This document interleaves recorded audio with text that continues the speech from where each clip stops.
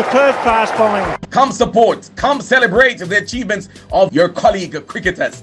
Two former champions, Manchester and St. Thomas, as they battle for the coveted trophy at the Ultimate Sports Complex, Discovery Bay, St. Anne. This Thursday, April 25 at 1 p.m. Chips in, takes it. That is a blinder from Nathan Lyon. And again, it's another game changer. Also, come hear the patron, Professor Errol Miller, address this annual activity, and I'm sure you will not regret it. Once again, it's the JTA Errol Miller Cricket Competition 2024. You have to be there to get more. Game! It's all over!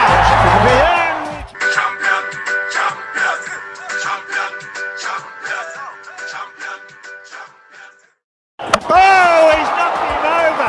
What a ripper, what a good piece of bowling. Yes, it's cricket, lovely cricket. It's the JTA Errol Miller Cricket Competition 2024. 151.1, a wicket maiden, superb fast bowling. Come support, come celebrate the achievements of your colleague cricketers. Two former champions, Manchester and St. Thomas, as they battle for the coveted trophy at the Ultimate Sports Complex, Discovery Bay, St. Anne. This Thursday, April 25 at 1 p.m. Chips in, takes it. That is a blinder from Nathan Lyon. And again, it's another game changer. Also, come hear the patron, Professor Errol Miller, address this annual activity, and I'm sure you will not regret it. Once again, it's the JTA Errol Miller Cricket Competition 2024. You have to be there to get more. Game! It's all over! The end! Champion, champion, champion, champion, champion, champion. Oh, he's knocked him over. What a ripper, what a good piece of bowling. Yes, it's cricket, lovely cricket. It's the JTA Errol Miller Cricket Competition 2024. 151.1, a wicket maiden, superb fast bowling. Come support, come celebrate the achievements of your colleague cricketers. Two former champions, Manchester and St. Thomas, as they battle for the coveted trophy at the Ultimate Sports Complex, Discovery Bay, St. Anne. This Thursday, April 25 at 1 p.m. Chips in, takes it. That is a blinder from Nathan Lyon. And again, it's another game changer. Also, come hear the patron, Professor Errol Miller, address this annual activity, and I'm sure you will not regret it. Once again, it's the JTA Errol Miller Cricket Competition 2024. You have to be there to get more. Game! It's all over! The end! Champion, champion, champion, champion, champion, champion. Oh, he's knocked him over. What a ripper, what a good piece of bowling. Yes, it's cricket, lovely cricket. It's the JTA Errol Miller Cricket Competition 2024. 150.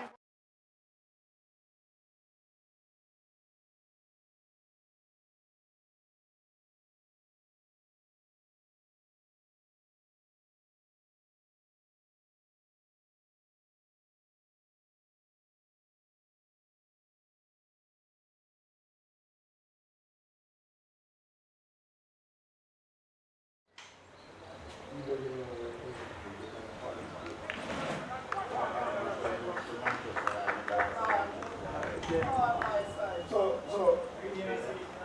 it's a manager. What happened with the wicket up by Excelsior? That 2-day wicket?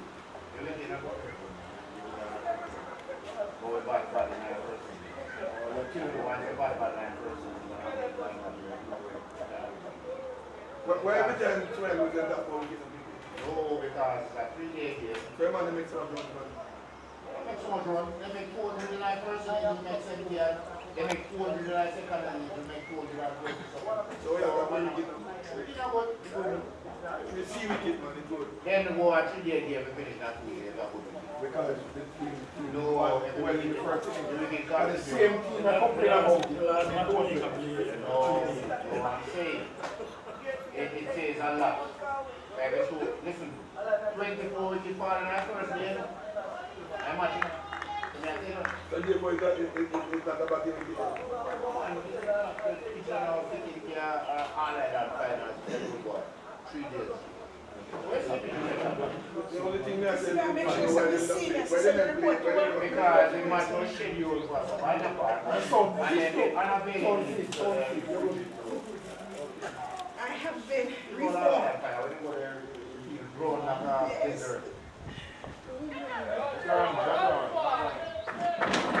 Hey, Chris, how can I quickly play my youth? A big old boy like you, man. Tell them what's going on.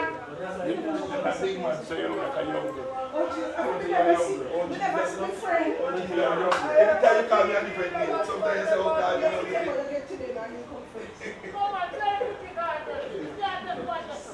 Hey, you can't do all of the day.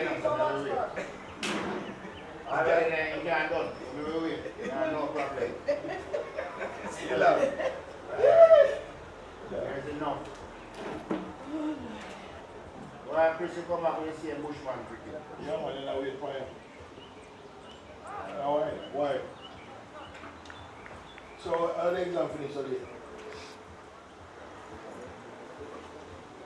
Because remember, say they come from the can of water and get down.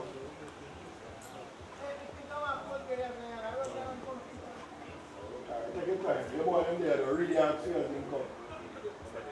And Joey in there. And Namaskar there.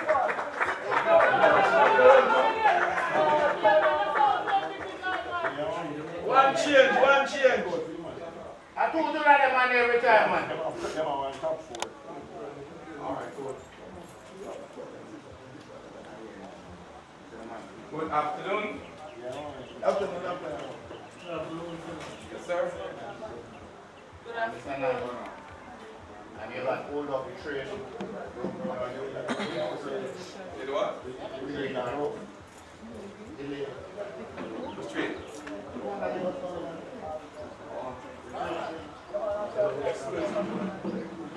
The Johnson.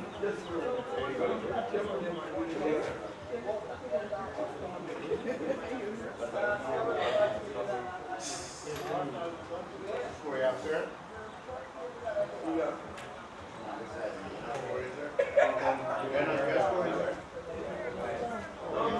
See, when the man, when you have this, you are getting.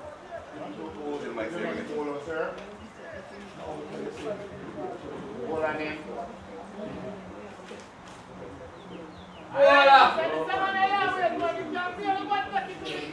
Hold on him. His contact.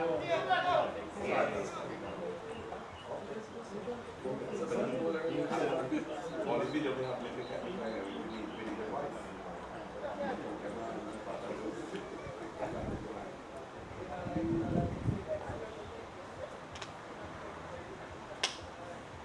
hook it up, Adi, hook it up.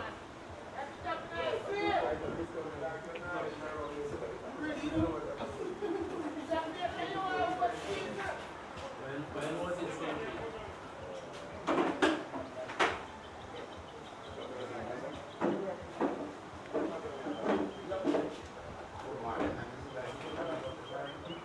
Oh, you're not going to run. Okay, so you never say me run and my man go for you. Look like it's 5. No. When was it? No. Just getting up. Good afternoon. Yes, when I came and I said good afternoon. I didn't know that But you- that one. I was busy scoring. I realized. You realize, man.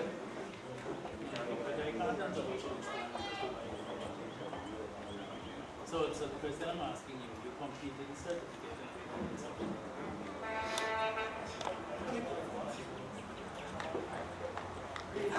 Really, who you have a think can So how did you send it in? Perkins is down there. We're in that Perkins just now.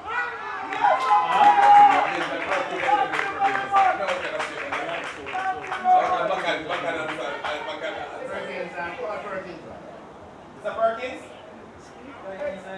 Mr. Perkins? Mr. Perkins? Andrew, they want you up here, please, sir. Well done, man. Mr. Perkins. Andrew, get up. Perkins, lead it upstairs. By the order of the commission.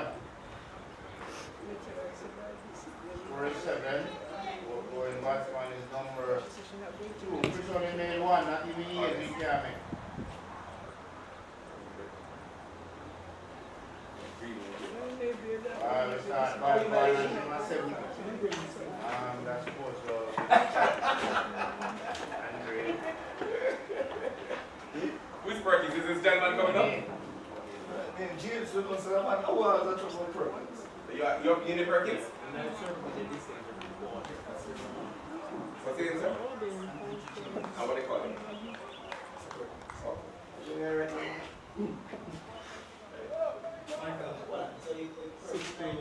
No, that is not the Turn person on. that That's we it, nobody. If you see the person coming in, you say him Andrew. Yeah. No matter what Perkins. So we can start the conversation. Where will you prefer? Let me ask you things here. Can't stand, man. I'm sitting in it. You're right, this up? Yeah, man. Right, this is good for that? Alright. Who's the ball again? Give me the on. What's the score? 1-4. We say good afternoon. Good afternoon to all those who are listening. We are mindful of the fact that we are just coming on camera with you, but nonetheless, we are coming to you live from the Ultimate Sports Club over there in Discovery Bay in St. Anne, Jamaica.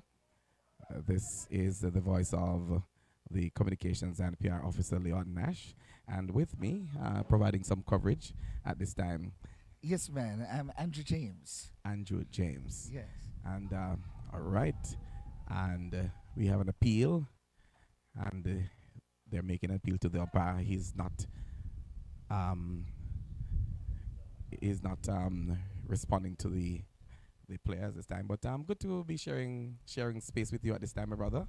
Thank you very much. It's really a privilege to be here, to be viewing the finals right here at the Ultimate Sports Complex here, Discovery Bay, and St. Thomas now looking for a run out and a comfortable single in the end for Manchester, and the score ticks on slowly at snail's pace. St. Thomas giving away a few extras, but managed to peg back the score a bit as Manchester has lost an early wicket. Dangerous opener there, fishing outside the line of off stump, giving a faint edge to the keeper, and he's back in the pavilion being a spectator. Now, an expensive drive outside the line of off stump, beaten, taken by the keeper, and there is no run. St. Thomas has a very strong team, the likes of some of their former champions, as well as Manchester has a strong lineup. They too are former champions, and so it's good to see former champions batting it out. Here it comes Dane. Up to it now, both to the batsman. And that's oh my goodness. And it's put down. A chance when put down. I believe the slips, it was too early in his celebration. And the momentum carried the ball out of his hand.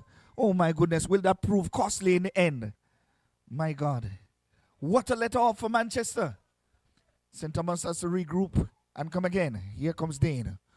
Express space, passes umpire, balls short outside the line of off stump, and the umpire signals wide. My God, that seems to be, I wonder if it's going to be a costly miss. What do you have to say about that, my brother? Well, the ball is round, the sun is hot. We will see what will happen. And don't forget to say the grass is green. That's right. Yes. My God, here comes Dane again. My God, short runner, passes the umpire now, and he pulls the bat, a short delivery, and he plays it to point, and a comfortable single in the end. And I believe that's the end of the over. A very exciting over, where you had the wicket of the opening batsman, and also a let off. Yes. Yes, man, a drop catch there. Man, experience Joey. My God. It is clear that when you are out on these kinds of activities involving these kinds of matches, that there's a lot of nerves at work. Yes, that is true. And I'm sure that they would have thought that they would have taken that one, but in the end, it fell, and they lost. My God, yes, and I think Manchester definitely will have to capitalize on such chance. You know, let us see if this batsman will carry on and score something big, of that let off. And Joey is back in action.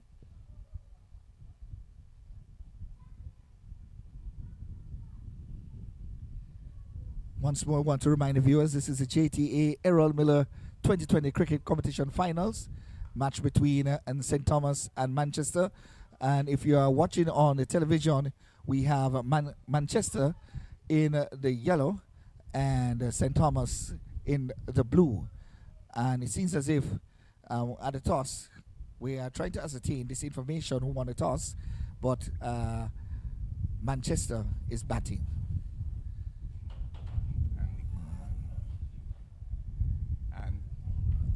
Okay, so it has been confirmed that Manchester won the toss and they have decided to bat. They seem to be doing pretty well.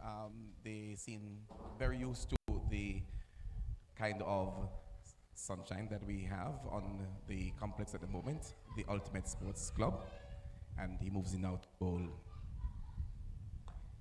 It's in the air and almost a run-out chance there. Oh my goodness, that batsman has more lives. More lives than a cat.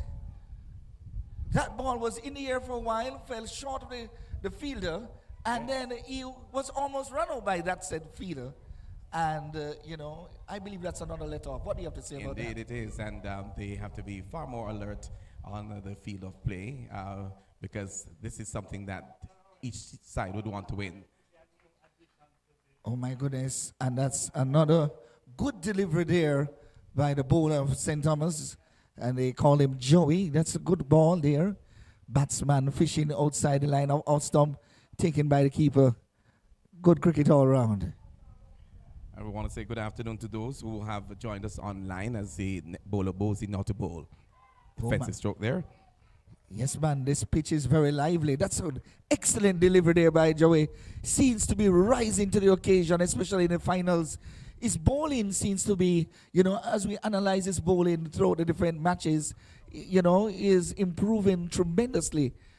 And I wonder if this delivery is going to bring us a wicket.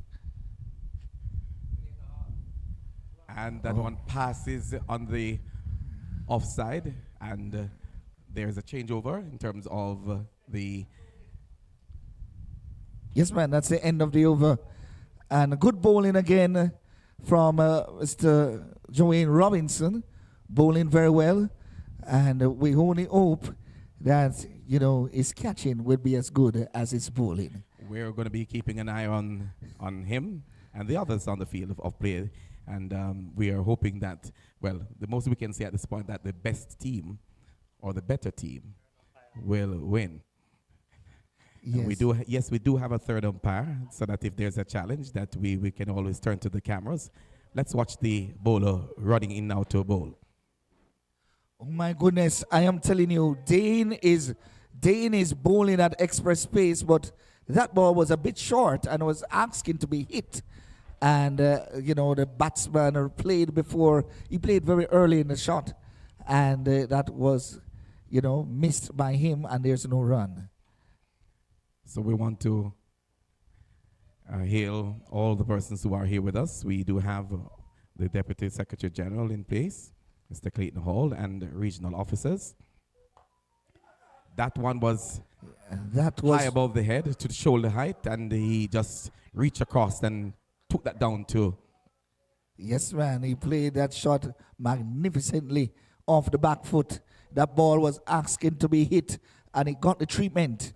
And it went for 4 runs. That's a great shot. As we look at the replay, yes, man. As we look at the replay, and he goes on the back foot, he roll the wrist effectively, and that ball was pulled with immense timing and power. 4 runs to Manchester. He is so poised to continue a long way seam, probably batting out the entire 20 overs. Well, that would be dangerous for St. Thomas. I think they need to get rid of him from early, because I believe this batsman has no intention to be playing defensive cricket. He's on the aggressive, he's in an aggressive mood right now, and they need to get him early. Here comes Dane, passes the umpire now, and bowls, and a good delivery. He drives on the offside, and there is a single straight towards, yes, is that mid-off? Basically just cooling that down for his other colleague to pick up. Throws it back to the bowler, who moves back to his position and prepares now to run in. Yes, man.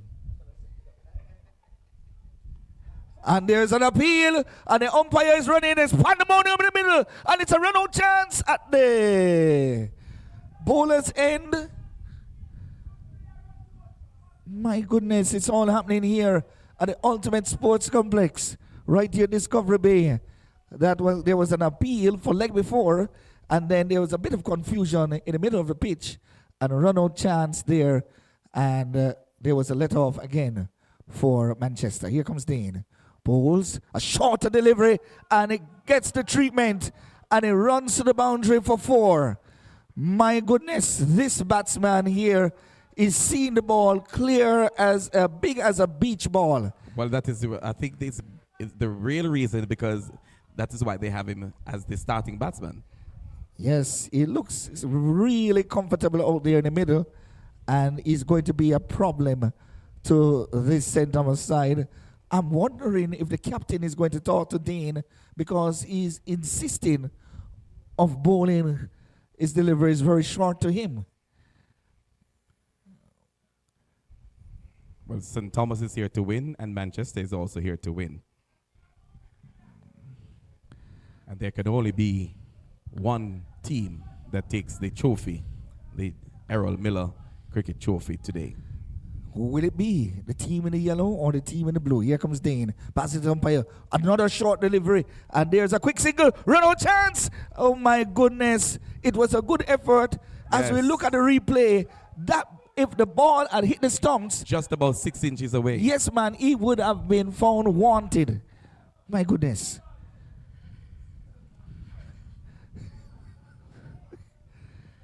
So we were welcoming those who are here. We do have the chairman of the National Sports Committee, Mr.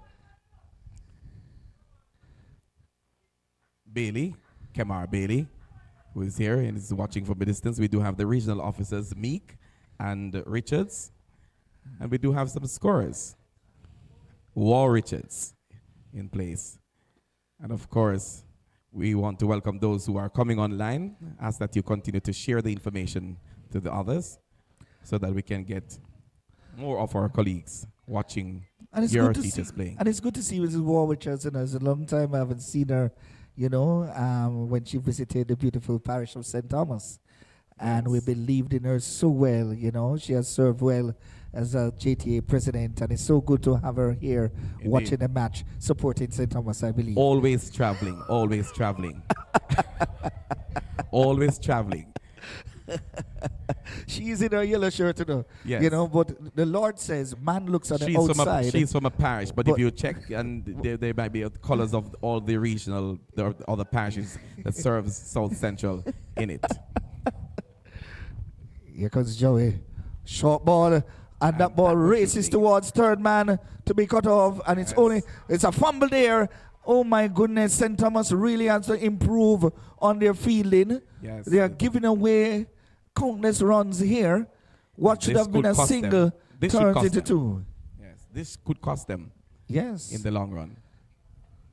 My goodness. Here is Joey now. Passes umpire, and he bowls. A short batsman goes on the back foot, punches it towards point, and there is a single. This batsman seems to be, you know, he's well set. Yes. Not only that he has the aggressive strokes, but also he knows when to take the singles. He's not of a particular height, but he is managing very well. Indeed. And now the umpire looks at the pitch. And at the same time, we want to welcome online Laverne Johnson, who says she's enjoying the match so far. And she's doing a good job of extending the link to the parish of St. Catherine. Here is Joey Bowes on the onside. Batsman won't get a single this time, as the bowler was on to the ball in a flash.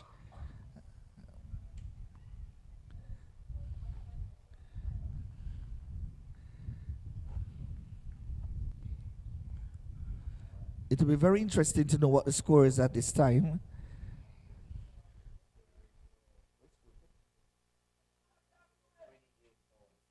It's now 28 for 1, and that's a good shot there at that time. They come for 1 and only 1, well fielded there, right there towards mid-off, sorry, and there's only 1 run.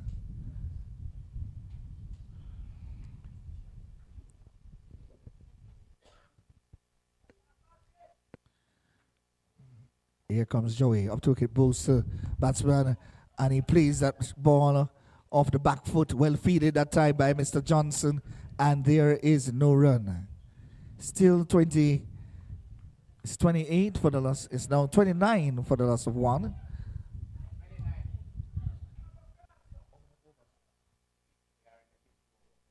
And so we're in the 5th over. Here comes Joey up to get a pose. Batsman again on the back foot and plays that ball towards mid-off only for a single. Well fielded that time. That fielder looks like Mr. Quincy Jones. I'm not talking about the musical director, but the player from St. Thomas. And the score is now trickled on to 30 for the loss of 1, and that's the end of that over. And we just want to point out that the numbers of spectators is growing as we move into we are at 29. Is it 29 for 1? It's now 30 for 1. 30, all right. Yes.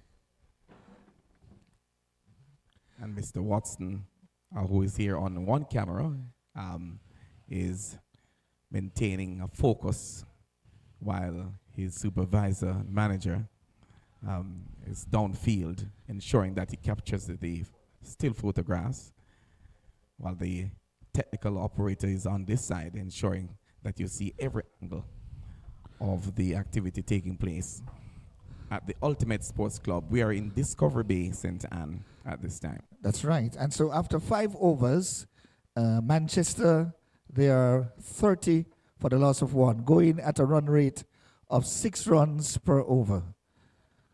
They would like to get that run rate up if they intend to beat St. Thomas. Here is Mr. Gray, the captain. Bowls, short delivery, and it's punched down the ground. It was in the air for a while. Thought the bowler would have been interested in it, and they only get a single.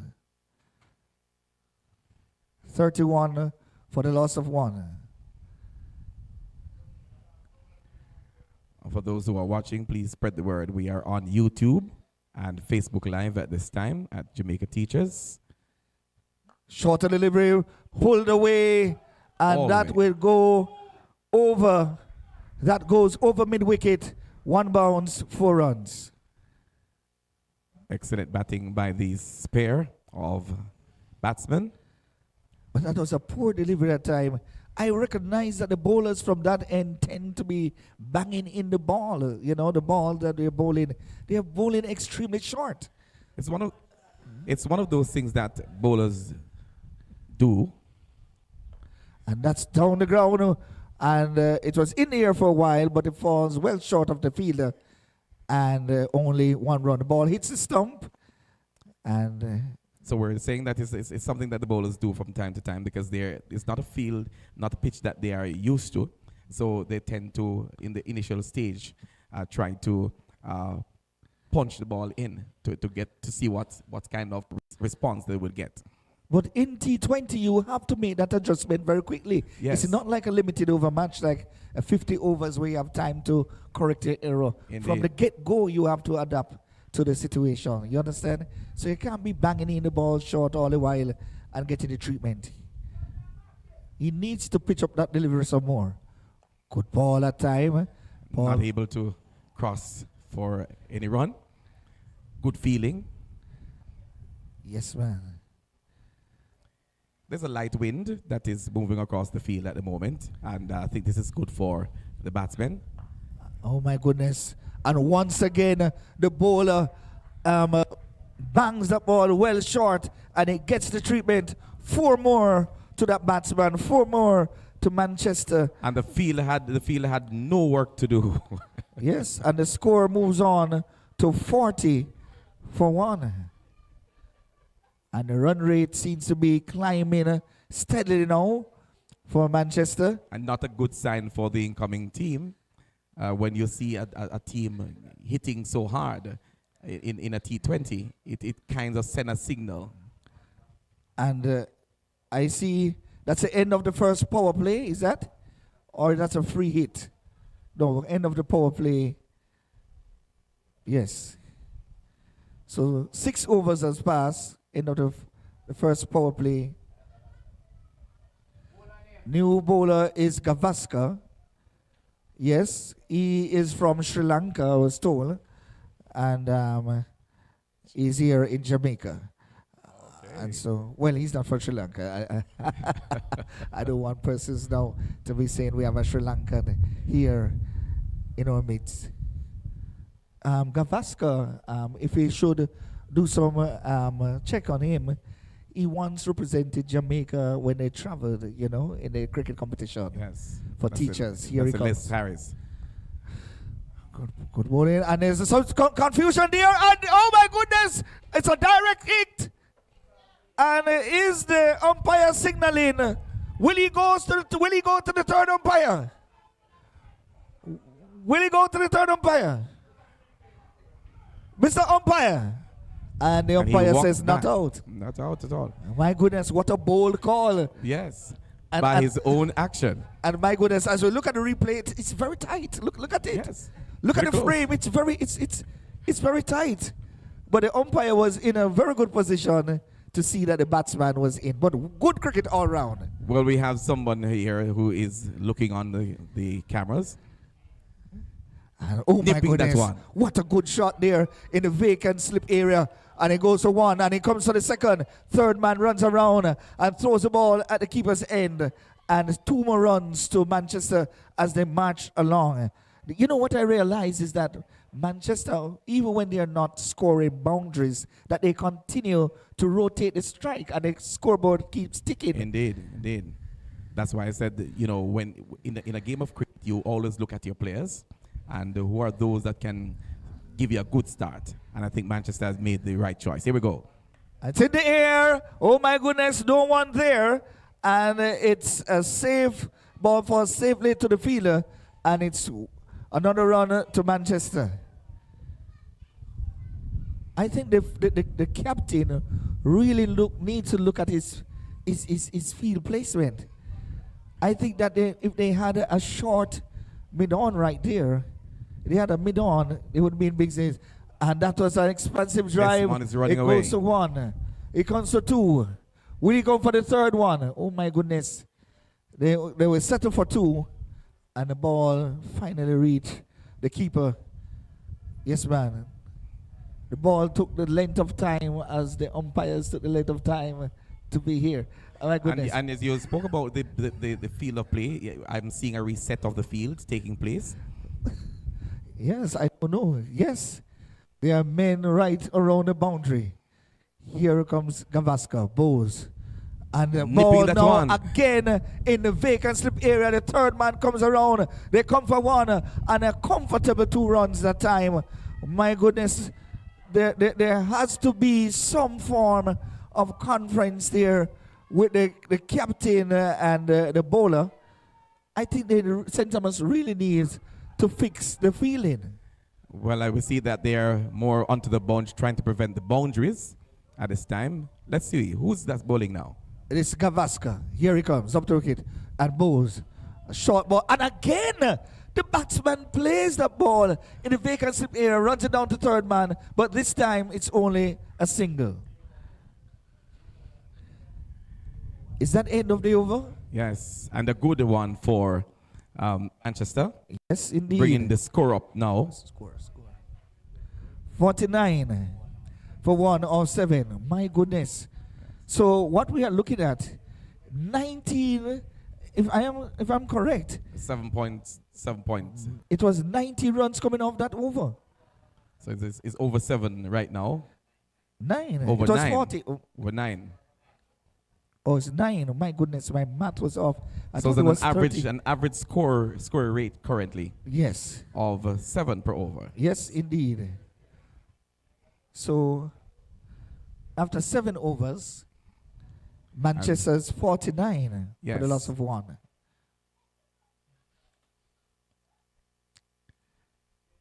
And as we reflect on this good day, today it's a sunny day. I'm going to invite, at the meantime, the chairman of the National Sports to stand by with us. Oh my goodness, ball firmly pushed down the ground. They come for 1. Will they take the second? And a good ball, a good run in between the wickets by the batsman. They keep on pushing the fielders. I don't know if the fielders are aware that they need to reduce these twos to ones. Yes. Every run counts. Indeed. And every run adds up. And every run puts a pressure on the other side. Yes, I'm telling you. Mr. Kemar Bailey.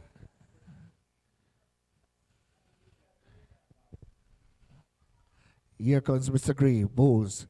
Good ball. Ball passes the keeper, and it will run away into the boundary for four. My goodness. And it seems to be, is that 4 byes or 4 runs? 4 runs. So it's confirmation that the ball comes off the bat.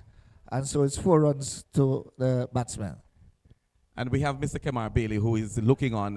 What's your impression of the game so far, Mr. Bailey? Well, it's a lovely day for cricket, and I like the fact that the two teams are playing well at the moment. St. Thomas, they are bowling very well, feeling very well, and Manchester, they are rotating the strike. So it's evenly poised at the moment, and as I said before, it's a lovely day for cricket. So, Mr. Bailey, what do you believe would be a challenging score on this sort of wicket, based on what you're observing? Anything over 150, between 150 to 170, I think that will take it home on the day. Well, I was here last week, and St. Thomas they posted 168 runs to St. James, and St. James was all out for 130 something runs. So indeed, I believe what you said. Anything over 150 is going to be challenging. Indeed. So who's your money on? Well, I'm here supporting both teams. You're here supporting both. That is a politician answer. Yes, man. You're doing very well, sir. Thank you very much, Mr. Kemar. Thank you, sir. Oh, my goodness, that ball. How did it miss the stumps? I'm wondering, how did that ball miss the stumps a while ago? As we look at the replay, my goodness, that ball, I don't know. If I believe it was St. Thomas batting, they would say that that's something coming from St. Thomas. Indeed. Here you go.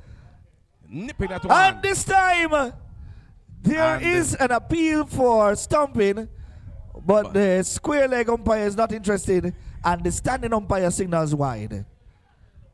So wide. And so right here, they are saying that the commentator is biased. I don't know where they get that from. Well, let's see if they will continue to say that. Now here comes Mr. Gray. Bowls, short ball, and a good shot there from the opener.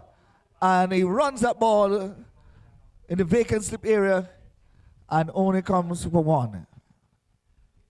And that's the end. Is that the end of the over? That over finished rather quickly. And the score now moves on to 59 for 1. We're going to say to all those who are watching online, especially on YouTube, asking that you continue to share the video and encourage all of our other colleagues to join us online at this time. It's past school would have been dismissed. So share, and at the same time, encourage others to subscribe to the Jamaica Teachers Association YouTube channel as we broadcast from the Ultimate Sports Club in Discovery Bay, St. Anne. It's the finals of the JTA Errol Miller 2020 cricket. With me is none other than Mr. James. That's right. And that's a magnificent shot. Will he catch it? And that's brilliantly caught on the boundary. Yes! What a magnificent catch. Oh my goodness. By Mr. Owen. That's Owen. I'm trying to remember his last name. Yes. Richard Owen. Yes. Richard Owen. That's a magnificent. And oh my goodness, the umpire signals no ball. That was anticlimactic. And they're saying that their fielders, is that no ball because of the field placement? They said 4 men should have been inside the circle. Oh my goodness. As we look at the replay, It was a tremendous shot. Yes, and a good take. Yes. But then at the end of it, oh my goodness, to be told, yes, that it was a no ball. Is it a no ball signal? Yes. It's just no ball. Okay. Oh my goodness. My goodness. You know, that's disheartening. It is disheartening. Yes. It's just as if you hear that the government said that they're giving you a raise, yes, and then when you go to the bank and see what you actually get, you feel deflated. You're got, oh my goodness. But the raise that you just got was minimal. I tell you. And there is a misfeeling out there.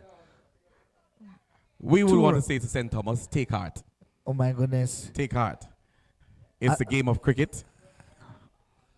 Oh my goodness. Decisions are taken, and we have to respect the decision of the umpires. They would have to just regroup and, they would have another refocus. choice. They would have another shot at it. Yes. Welcome all those of you who are on Facebook Live and those who are on YouTube at the moment. Please leave your comments as we go along. Here's Gavaskar Bowes, a shorter one. And that one is pulled through a vacant mid-wicket.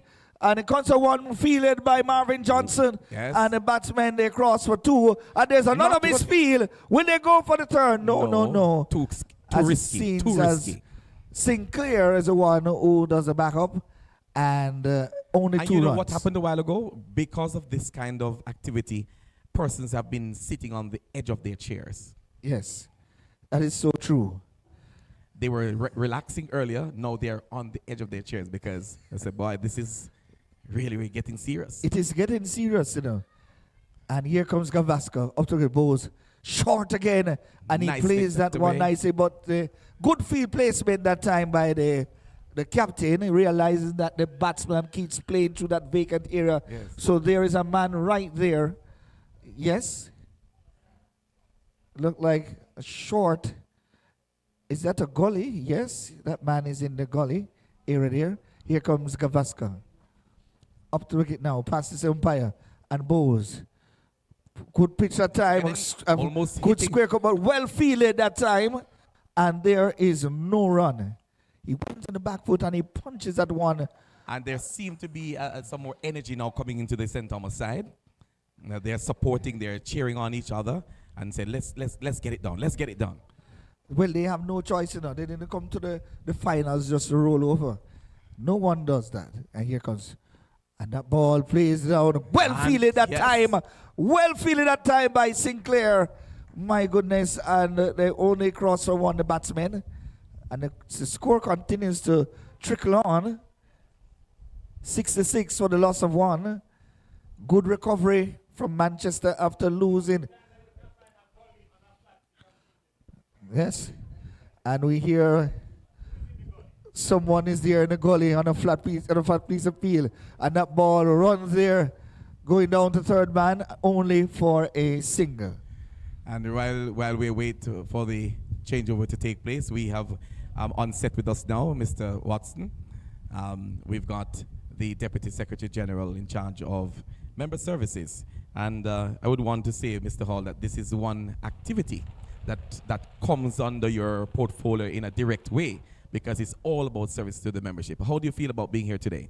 No, it really showcases the talent and skills of our teachers. We show that while they teach the technical aspects of sport, they are adept at doing the practical aspects of it.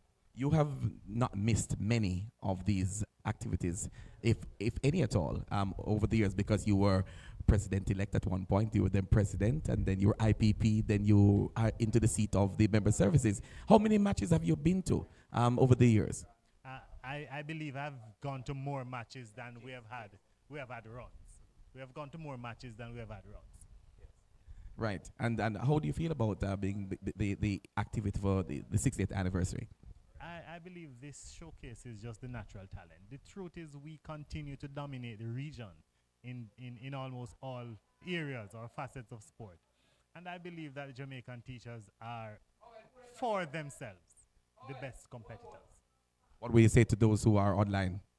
I would encourage them to cause this activity next year to be not an online activity. but to come out here to experience the salubrious climes of Ultimate Sports Club. And we will ask you to bring lunch for the rest of us. Thank you. Yes, Mr. Hall, I'm so happy you mentioned that. Do you think, first of all, we must commend JTA for such an initiative. Over the years, we realize that this competition has grown and it exposes talents within the Teachers Association, as many of the players, they are involved in senior cricket competition. What sort of incentive do you envision next year for the players who reach the finals?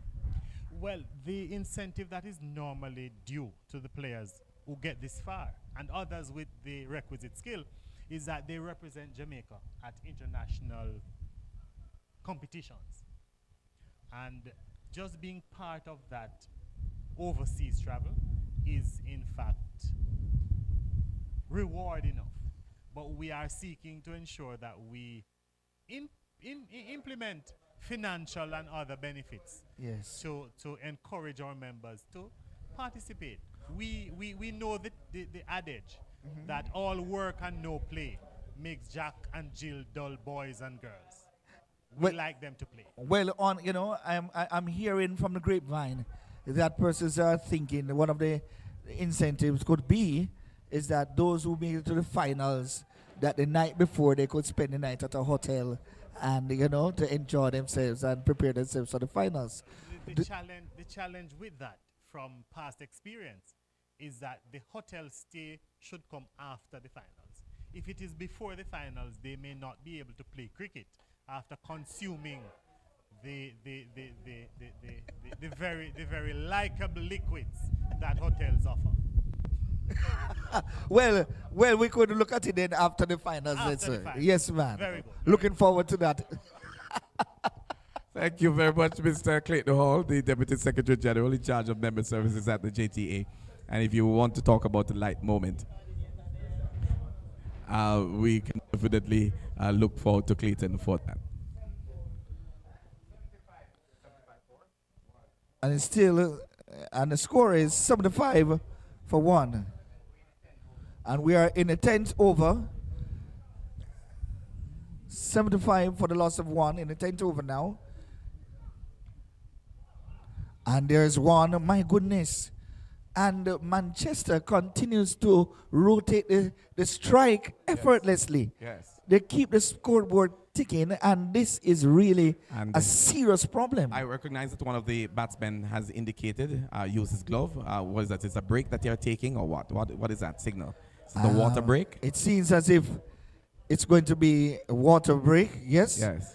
But I'm seeing persons with Gatorade. I don't know if it's a Gatorade break or a water break. The manager is here, so he could probably tell you. And so after 10 overs, yes, the score is Manchester 75, 76 for the loss of 1 wicket. So we're going to be calling now. We're going to call now on the cricket coordinator, Mr. Hewitt Johnston. Our cricket coordinator, Mr. Hewitt Johnson. We're going to call on him now to speak with us on camera as we come to you live from Ultimate Sports Club in Discovery Bay, St. Anne. Come this way, Mr. Johnson, right here. This is our broadcast point, so he's telling you that the eye of Jamaica is on that side. How are you doing? Good. All right. You could take his mic, and he's going to stand by to ask you a question or two in just a while. But talk to us a little bit about the JTA and what we have been doing over these years to bring people to these locations for these activities. Talk to us about what is this all about for the members. It's a form of relieving the tension for the teachers. Because teachers, as you know, in classrooms, it's a form of tension. But when they get the chance now to do any form of sports, yes. Remember we have the netball, we have football, and here we have the cricket. And these teachers look forward to playing, especially now for today that we have a St. Thomas, who we have not seen for some time in maybe the semifinals and now in the final. and Manchester, who is a regular in the finals. Yes. So it's come a releasing tension. You were chairman of the National Sports Committee of the JTA some years ago. Tell us about your time. Oh, for my time, well, I've been chairman for 8 years. I think 8.5 years. What the longest serving chairman in the JTA? Definitely. Yes. Which years were these? No, if you ask me that now, remember I'm retired, so I don't remember those things. All right. Yeah. But the first year was when we have the president, that president from St. Thomas. But anyway, yeah, man, it has always been good. Yes. Because we have had several classical players coming through. Players who play for Jamaica. I mentioned one, Keith Barrett. Yes. He was a national keeper. Very good batsman also. And others. And see, we have the young McCarthy there. Yes. He's a brilliant youth.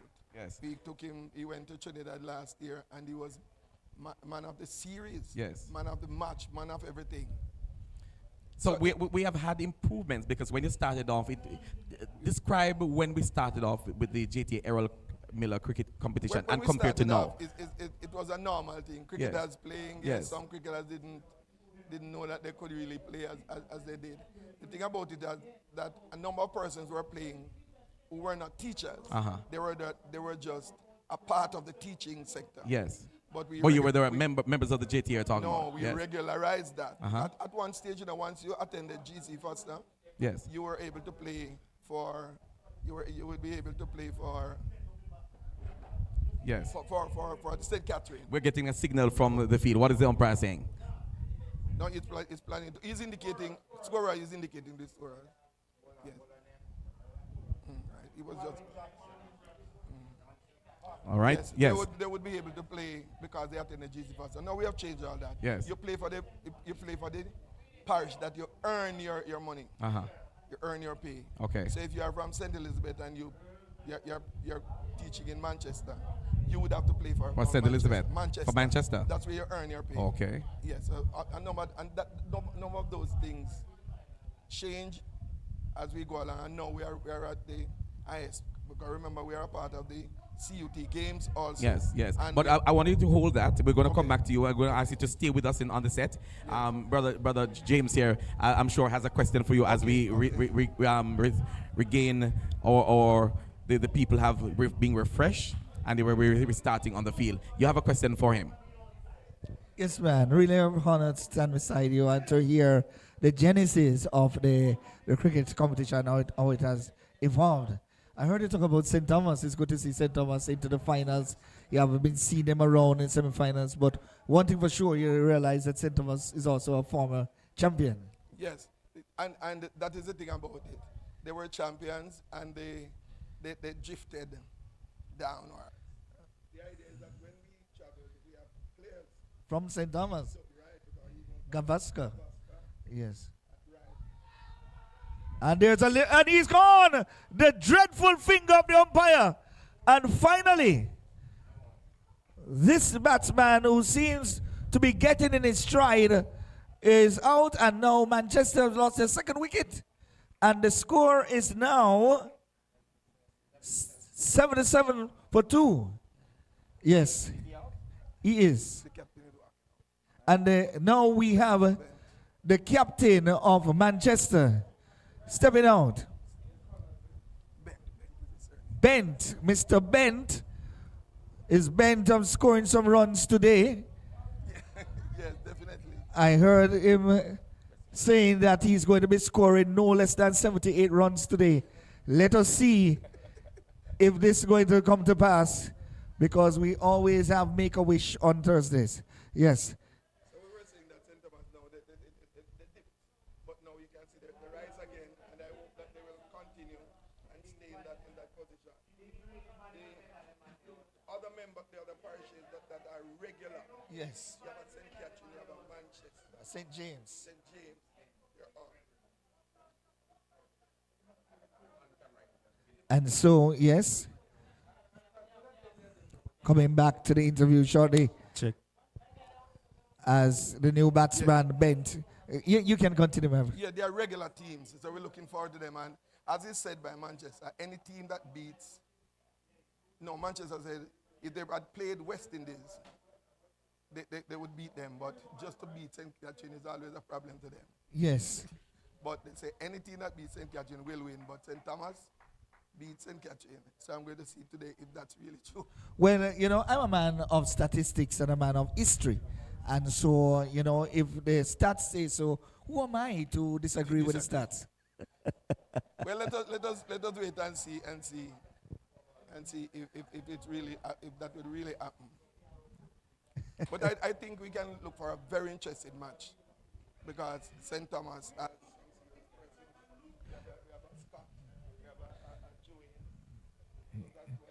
you have a Zidane, you have a Richard Owen. Yes, man. Yes, man.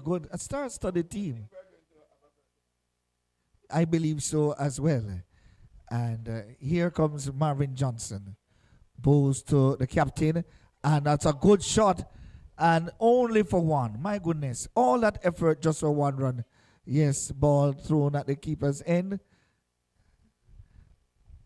I can say right throughout the competition, since I've been here, each time there is a drinks break or water break, it seems to me the drinks break takes away a wicket. Yes.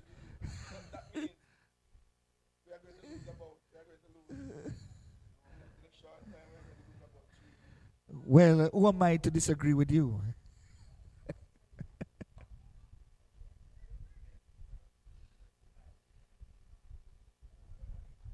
And another single there to Manchester. And the run rate seems to have slowed down with the loss of that wicket.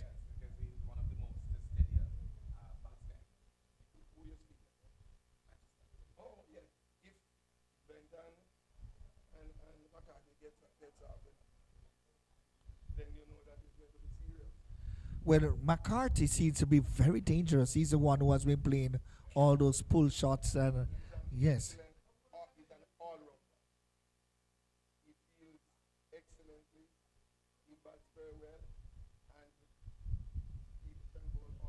Is he related to the McCarthy that I see play for Jamaica in a T20 competition?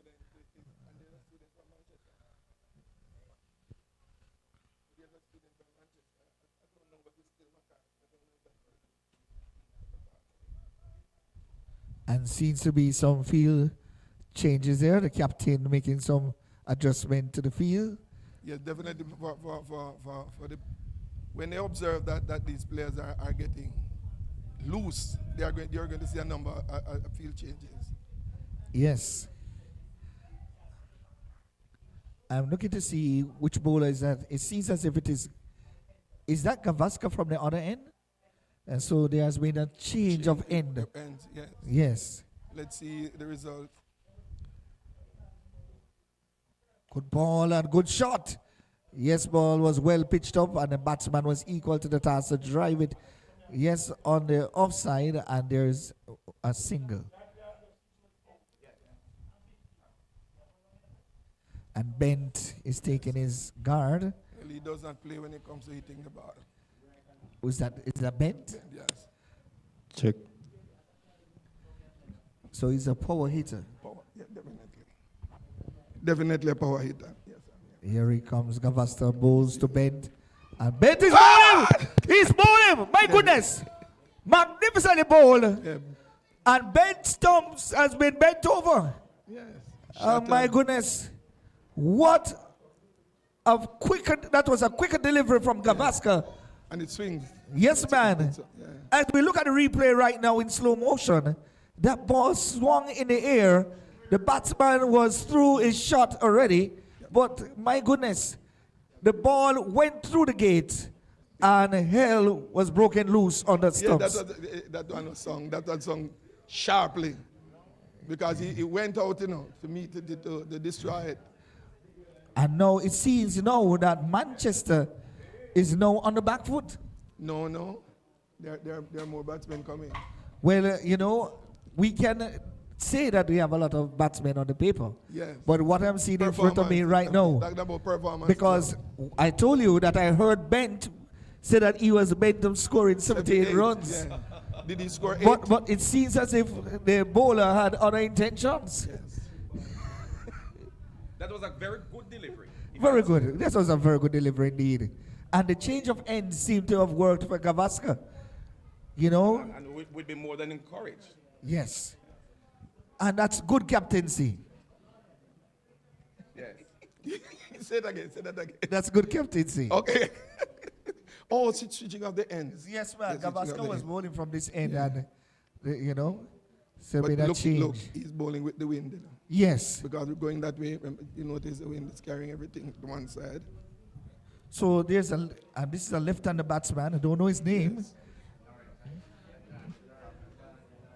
Who- Ajani Lawrence. Johnny Lawrence, new batsman, as he is looking around, take his guard, and he's waiting for the dangerous Gavaskar. Here he comes. Up to the post. Oh my goodness, that was a good delivery. Went to the back foot, and he comes across for a quick single. He's off the mark, and Manchester keeps marching on, and the score is now 84 for 3. And there's something that you may not have known. The right-hand bowler to left-hand batsman. Yes. So you can bowl it, the type of ball you normally use to bowl, you can continue to bowl. That depends on where the swing you want to swing. Yes. Or you change according to the batsman. Yeah. But there are two things that you did not know, that the batsman know. He did not play in the semi. Oh, and the bowler did not play in the semi. So Gavaskar did not play in the semi, and McCarthy did not play. What does that say about that? What does that say about persons who did not play at semi-finals? Does it No, the team. No, they are saying that the team. No, just new. That they're just coming on now. They're fresh. But they're fresh. But the thing about it is that the teams are good. So they didn't play with them, but they still reach the final. And doing well. And doing well. I think that both teams decided to bring their trump cards to this Right. match. And really so, because the bowler is showing it and the batsman is showing it. Yes, here comes Gavaskar pose. Shorter delivery, and that's slashed away, and it's only for a single. Went straight to backward point, and well fielded there by Sinclair. And the score moves on to 86 for the loss of 3. How many overs? And 12? it seems to be, we are in the 12th over. 12th over, yeah.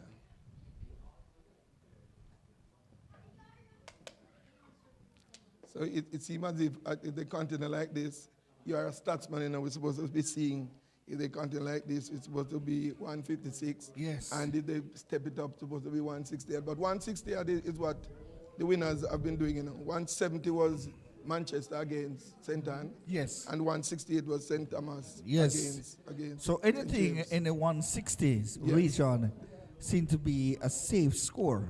Yeah. Not safe, you know. Not really safe. This is the final. Well, that is true. It says it seems to be a Seems to be a safe safe score. score. But nothing seems to be safe when you have a powerful lineup like Because that. they are St. Thomas used bats. to Yes. 160 and to 170, both teams. Well, that so is true. let's see who will be the victor. Yes, indeed. So it is Marvin Johnson again. Seems to be in his, is it his third over now? His second over.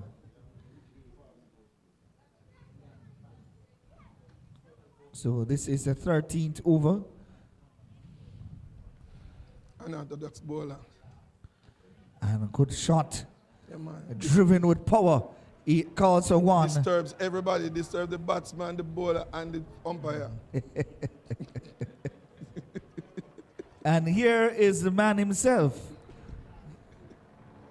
We are greeted with the president Do you know his surname? of Do you know his JTA. surname? His surname is Yes. Great John. I know. And the man, Mr. bless Leighton him. Johnson here with us in our midst. And he you'd, says he's a cricketer also, you know. well, I can see the evidence. He's ready for the presentation.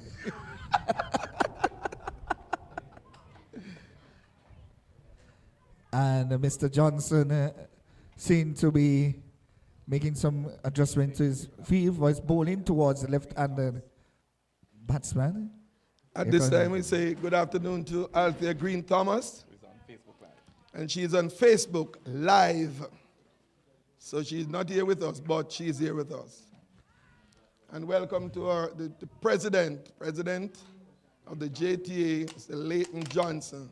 His surname is really the excellent name because significant is a Johnson. Here comes. And there's going to be a run-out chance here, but the batsman was very quick on his feet. And the ball was high. Yes, man. Return. The return was high, so it gave the batsman a chance to reach in time, because it would have taken more effort from the keeper, more time from to gather that ball. And come down, yes. Yes. But getting a return in line with the stump would be easier. That's right. 89 for the loss of 3. In the 13th over, here's Marvin Johnson. Bows. And good shot off the back foot there by that player. Only, yes, McCarthy. Yes, man, he's striking the ball. He's middling, you know. Yeah. And he's doing he's doing it easily. Very easy. He has, you can see the pedigree on him that he is a seasoned player. Exactly so. 13th. And that ball goes down the leg side, and it's a wide signal by the umpire. And Manchester will take them any way they come. It's now 91 for the loss of 3.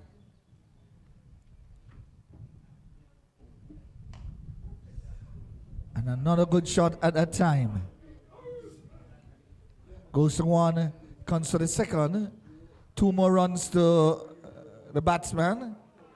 2 more runs to Manchester. And it's now 90. Is that 93? 93 for the loss of 3.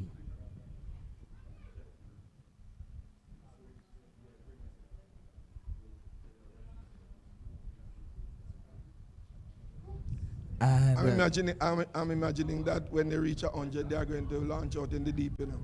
Well, they have no choice, though. No choice because the overs are, yeah. Once you have wickets in hand, yes. 3 wickets are gone, right? Yes. So they have 7 wickets in hand. 7 wickets in hand. It would be great to I like to see when they launch out, you know. Yes. Yes. And that is why T20 is so exciting, you know. Right, and that is why everybody is putting off other things for T20. Yes. You get a result and you can do as you like sometimes. Why is it called T20? Because there's no T. You mean no, it's a 20. 20 has a T. Yeah. So this man, he was looking for a T. Talking about the sharing of tea. Oh, the sharing of tea. Oh, tea. No, but that's a tea time. Okay. But it's because of the British link. Yes. Original British people, they have their tea. So when they say tea time, we drink drinks. Yes, man, they know that, man. We're just running a joke. I know. And that's a... Yeah, man, you see the British introduced this. Who did that a while ago? And that's 4 runs there. And a good shot at a time from McCarthy. Seems to be in great form.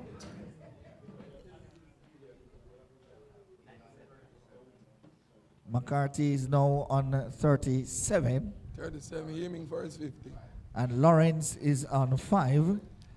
Then the score is... So when they reach 15. 97 for the loss of 3. Manchester now would seek to press on in the run rate. There seems to be a brief discussion outside there. But they say they need to press on their advantage. They need to press on. That's runs on the board, you know. Yes. Whatever is there is runs on the board. But St. Thomas will, they will fancy their chances that in one of the matches they chased down 129 runs in 11.2 overs. Yes. And that was when Dwayne and Scott destroyed that they were going to. Yes. Good shot. No need to move for that one. That will all go. Along the ground. Square. That was a square drive. My goodness. And the 100 is up for Manchester. And the score is 101 for the loss of 3. And they are now in the 14th over. Yes. And now he's on 43 now. And McCarthy races to 41. 41. It seems as if he was the one who should have been making the speech that what Bent made. Okay, I mean the 78. Now here is Gavaskar. Bowls to McCarthy. And what a magnificent. And runs down to third man, fielded. And Richard Owen fields that one ball. And the batsman crossed for 2 runs. And McCarthy now moves on to 43. You notice how fast McCarthy is running between the wickets? Yes, man. When he was up here, the other batsman was halfway down. Yes. He's running between the wickets. Excellent by both batsmen. Here is Gavaskar. Pose. And a shorter one on the onside. And they would only cross for 1. Well fielded there by Sinclair.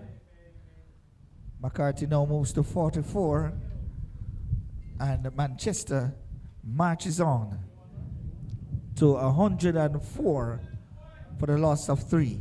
Did we have any 6? Did anybody hit a 6? No, I don't know if there's any yam in Manchester. Okay. No. But several Yes. boundaries. Yes, they only drink porridge. Here comes up to it, and there's no run. Manchester is swamp with yam in the mind. You're talking about it, But Manchester. it seems as if these batsmen. Oh, the yam lick. Yes.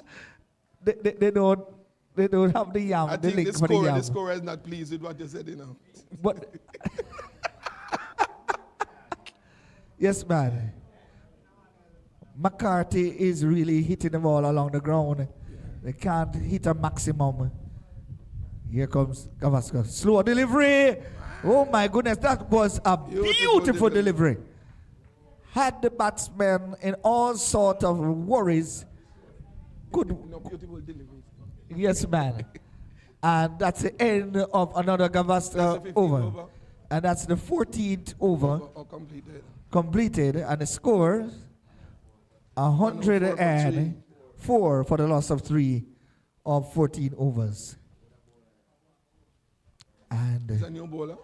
And now this bowler, if we look at his track record, this bowler is likened on this as Sunil Narayan. His name is Sinclair, but he has the same abilities. Is it as S in the Sunil name? Narayan. Is it S in the name? You're really. He has been bowling well, Okay. Oh, he bowled before? Okay. In previous matches, a very good bowler. Let's see what the new bowler has in store. Jiver.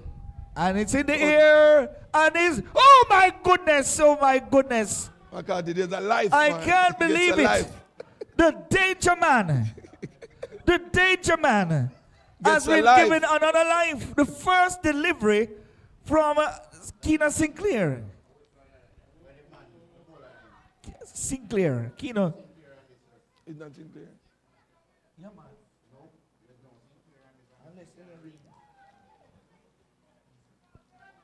Ask.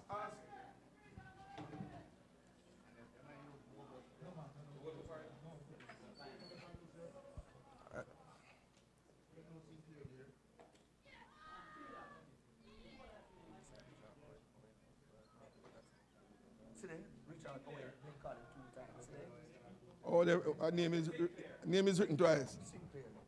Richard Sinclair. Umpire declared So, 11. I tell you, what a let off that time, I tell you. It was a good delivery, I tell you. So, in other words, we could call McCarthy a cat. Yes, man. 2 lives are gone already. My goodness, I only hope that he doesn't have 9. For St. Thomas' sake.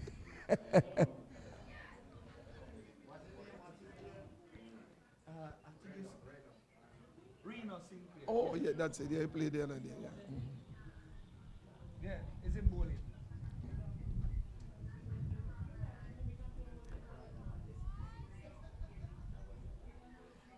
And now, here is Sinclair. Bowls faster one. Beautiful. And well played. And it beats the fielder. And it will go. Will it go into the boundary? No, it saves that one. And they come back for the third. Is that the third run? Yes. Yeah. You know that is something on the field, You know this when he went like this, the ball turned. Yes, the ball changed direction. Yes. Oh my goodness.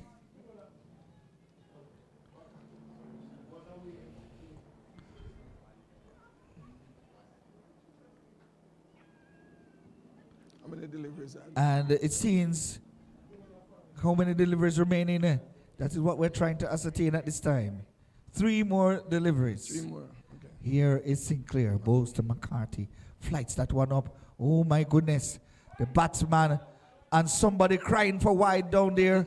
I don't know why they are crying for wide while they should be crying for peace. I know. Here is Sinclair. You can't get no peace, so you want it equal, right? And the flights at one. Oh my goodness, and a reverse sweep by McCarthy, and that ball races into. Will it reach a boundary? Yes, it reaches a boundary. Yes. And is that? And that's 49. For McCarthy. 49 for McCarthy. And there was a premature clapping down there. And in the same breath, we give a shout out to Rena Williams, Tina Williams, Team St. Thomas. She's online and cheering. Yes, she's always cheering for us online, the St. Thomas team, I know that they would prefer that she was here. Good shot that time. And now Sinclair will raise his bat. Well done. 50. Well played. But we can't say it was a chanceless 50, as you know, even this over. And guess what? Everybody deserves a chance or 2. Well, not in this context. That is why we order it, you know. There's none in the book, but we arrange something. My goodness. Good over there by Sinclair, but my goodness, in the end. So you're saying now they're having water, so a wicket may go. Not the regular water break. I don't know. Whenever there's a water break, yes, it seems to be there is a flow. The last in water wickets. break, you know, that 2 wickets is the last. Yes. We're not calling it on there, you know. But who am I to Let's stop see that if it call? works. All right. Who am I to stop that from happening? But before Mr. Johnson, Thank you. Yes. Before Mr. Johnson goes, out of all of these activities that we're having, Mr. Johnson, is it leading to something else? Yes, definitely, because every other year, yes, there's a number of persons travel the best of Jamaica. For example, this year we were supposed to have the athletes, 40 top athletes in their different age groups. What's going on with that? I'm not sure. And next year now we'll be having. It's out called, yeah. After the water. After the water break. No, after the water break. Now this is serious. Yes. And next year now they are supposed to be traveling as cricketers. And that was called, well, we would have to look at the replay. Where's he? And while we were speaking earlier about in terms of the activities, and you did say before it happened that after every water break, yes, there is a break. And let's see what happens. And it happens. And it happens. So and therefore, what Manchester needs to do, don't take any more water. I don't know, but this is something that they need to look at very seriously, because we just lost another wicket. Yes. And that is something that needs to be looked at. You probably need to go to the third umpire or the replay rather, and check to see what's going on. And see what is happening. Yeah. What's happening? Anyway, it was great. It was good for McCarthy to make it a 50. And while we have the changeover, you're quickly telling us about the. Oh yes, so next year it's possible that the cricketers, because their traveling year would be next year. Yes. And you know we are defending champion, defending champion. Right, Jamaica. Yes. Definitely. Through the JTA. Through the JTA. Of course. Thank you very much, Mr. Johnson, You're for your most time welcome. at the mic. And of course, as the cricket coordinator, you will be back. I will. Of course. Thank you so much. That was Mr. Hewitt Johnson, I almost said chairman, but he is the coordinator for the JTA cricket competition. And he gave us some very, very important information. Yeah, man, and he's doing a fantastic job, you know. Yes, man. And again, what a good shot that time. Where that ball goes. And it is be the first 6 of the match. It's the first 6 of the match. Yes. Yes, man. He went on his knees. Yes. As Sandra Brooks said, she found the answer down on her knees. This young man. I think he might have been playing that song on his way down this evening. Yes. This afternoon. He realized, I think that young man should be given a bottle of water. Indeed.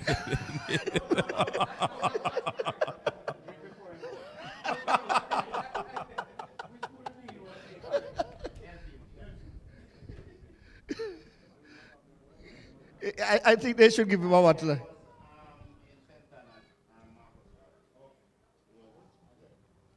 And it seems to be a conference here at the wicket. And the batsmen realize. Yes. Just to take a little bit a look on the score again. Where are we with the score?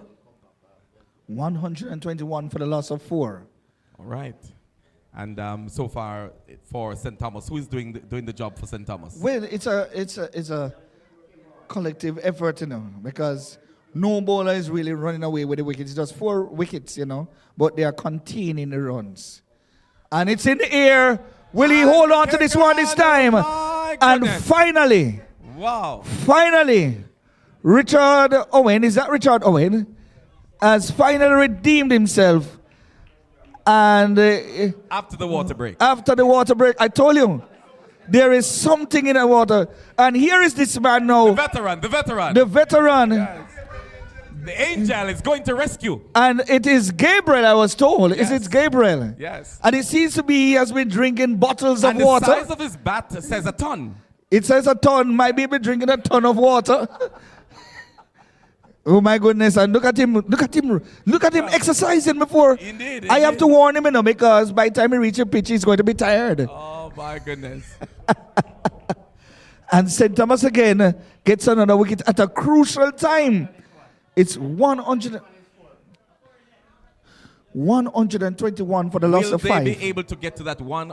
A foregone speaker said that they wanted to get to a certain rate. Yes, and it said that they wanted to be scoring at least 160. Is that in the making? Still possible, as you know that cricket is a game of glorious uncertainties. Is that possible without water? Well, no. That is possible, yes, without water. But it seems as if these Manchester players, they love water break. And this batsman his name is Gabriel. And it seems as if he's calling on the Lord now for strength. So, Andrew, we're going to be introducing John Allen. John Allen is going to be assisting you going forward from here now. John is a member is out of Manchester, Jamaica, and someone who has worked with the Social Development Commission over these years, providing commentary at activities like these. So he's going to join us on set at this time. Come in, Mr. John. And how are you doing, sir? Well, not bad, Mr. Nash. Yes. Good to have you. Yes, sir. What do you know about the game of cricket that I don't know? Well, I know just about everything, I know just about everything. I've been playing cricket from 10 years of age. Mm-hmm. So And you're here to provide us with some commentary to those persons who are online, on YouTube and Facebook. Go ahead and say good afternoon to our folks. Yes, good afternoon, ladies and gentlemen.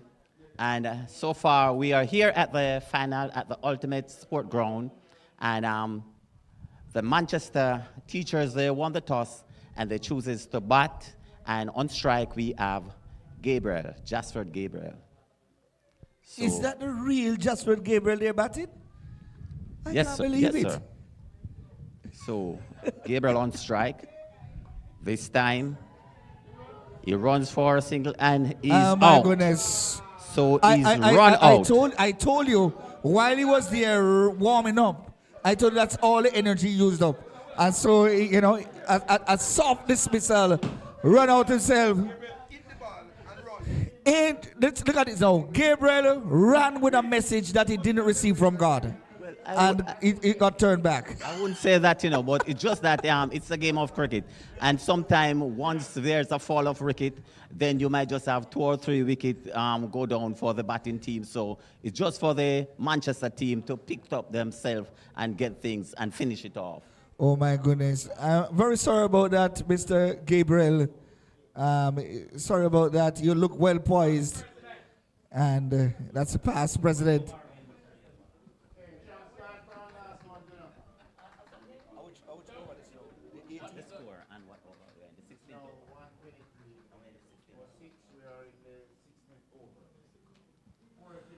So 123 for 6.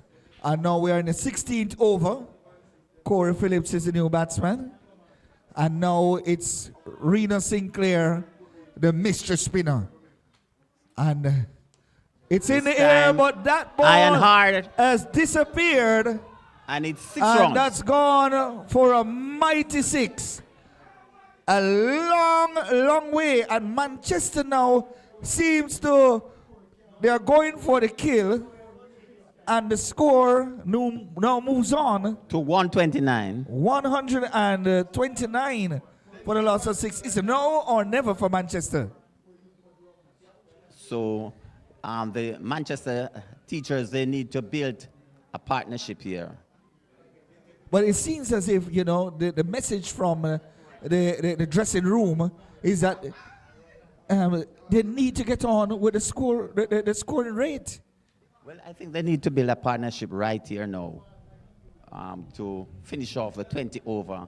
And if they build a target of 160, then that would be a good score to defend. Well, let us see if 160 is still on the cards. Here is Rena Sinclair. Pose. It's in the air, and that ball disappears. And it's another 6. Another 6. Oh my goodness, it's raining 6s here. It is raining 6s. Oh my goodness. So the score now moves to 135. 135.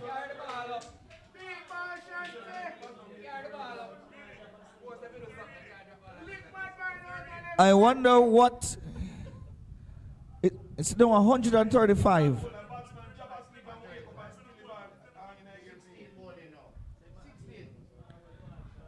After this, so Sinclair again to bowl to the left-handed bat.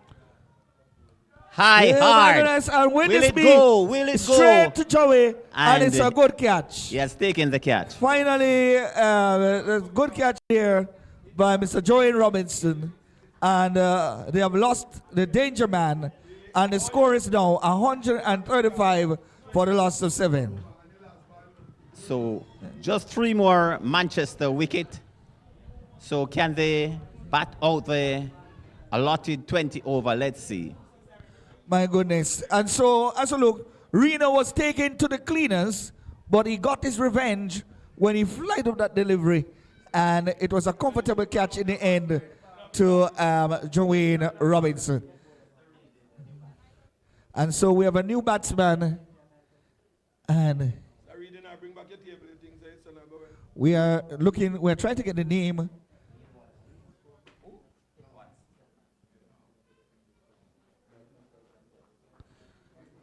They are presently searching for his birth certificate. And it's Donovan Watson to the crease. Seems as if he has drunk a lot of water before he came home. The Manchester teachers, they need a partnership. So the 8-wicket partnership will do something for the Manchester teachers. Well, if they're looking partnership, you know, they can always join the JTA Credit Union. So it's Phillips and Watson. A good shot down the ground, and it should be only a single. Yes, it is. Well fielded that time by Dane. So the score moves on to 136. 136 for the loss of 7. And it's a new batsman. The way he takes his guard. So this batsman is not yet off his mark. It's Corey Phillips. He reminds me of that commercial back then on TVG in the early days, this batsman, when they say, my life is like a drawing book. Yes, here is Sinclair to him at this time. Let's see what Sinclair have to offer. It's in the air. Oh my goodness. And oh my goodness, well fielded that time by Sinclair. Very lucky single there for Corey Phillips. Pushes the score to 137. Good cricket all around. Well fielded by the bowler. Batsman is off the mark. Earlier on, we would have seen Sinclair been hit away for a few sixes. He has gotten a wicket and now keeping the thing. And it's in the score air. tight. Will This this be time- another catch? Oh my And a jump goodness! So another drop catch there Oh, Sinclair's by the bowling. fielder at long off. So the score moves on to 138. And that's the 17th over completed. The score is 138. 138 for the loss of 7. 7 wickets. It should have been 8 wickets a while ago, but that's how cricket is. They say catches win matches. So if you put down the catches, then you will have to pay for it. Let's see. And Sinclair should be ruined at this time. He would have had about 3 wickets. Definitely. 137, 138. So 138 for 7 of 17 overs. 3 overs remaining. We are now into the 18th over.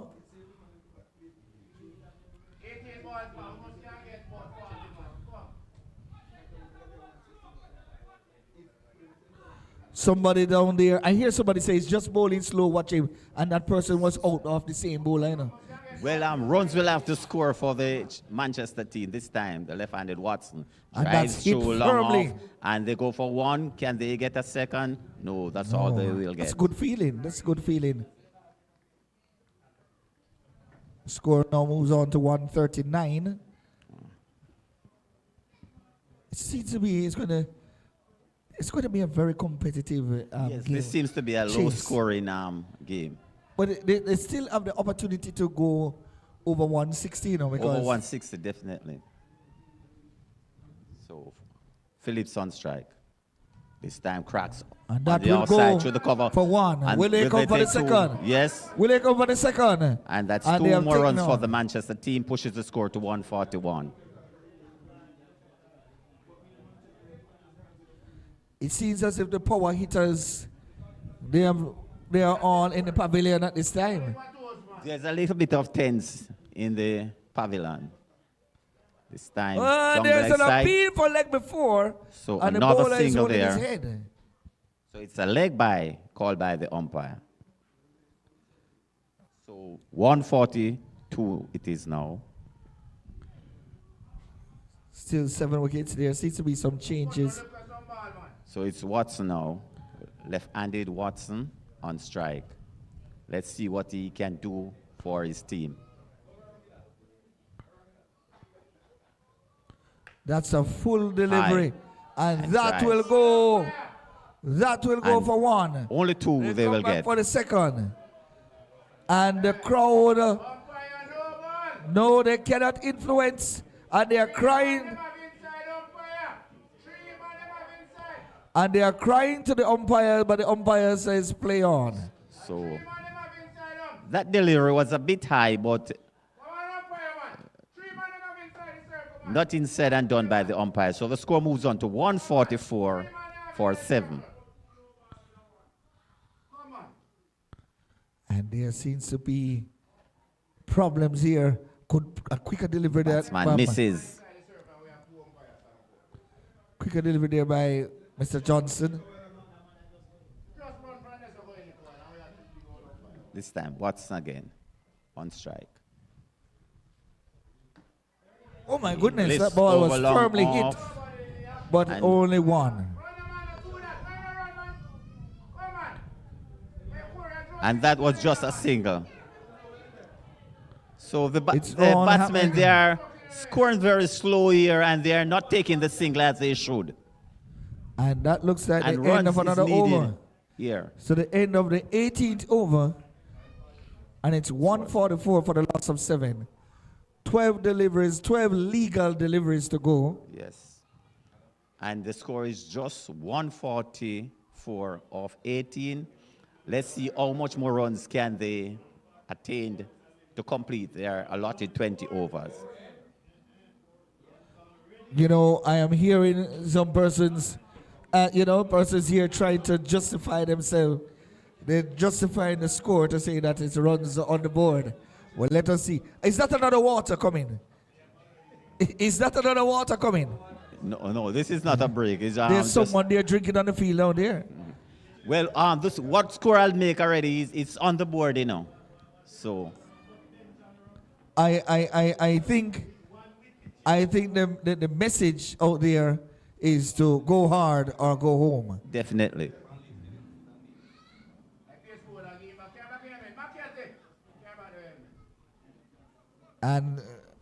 And Joanne Robinson is coming for the kill. He has been the pick of the bowlers. Yes. For 7. So 2 overs to go. And Joanne Robinson will be the one to bowl the penultimate over. So the opening bowler has returned to bowl his last over.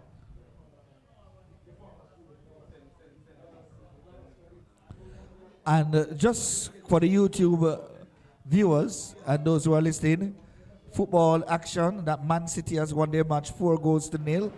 They have defeated Brighton.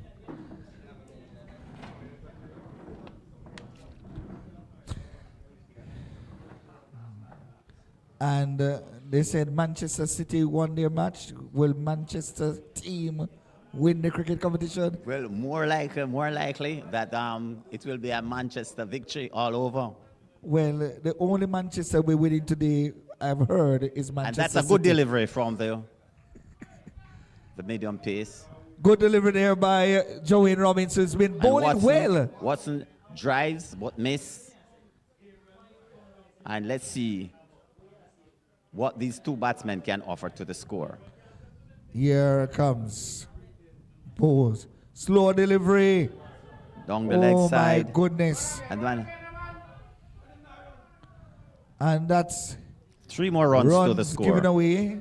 It's a wide and the batsman crossed for 2. So that's 3. 3 runs, 3 valuable runs. Pushes the score to 147.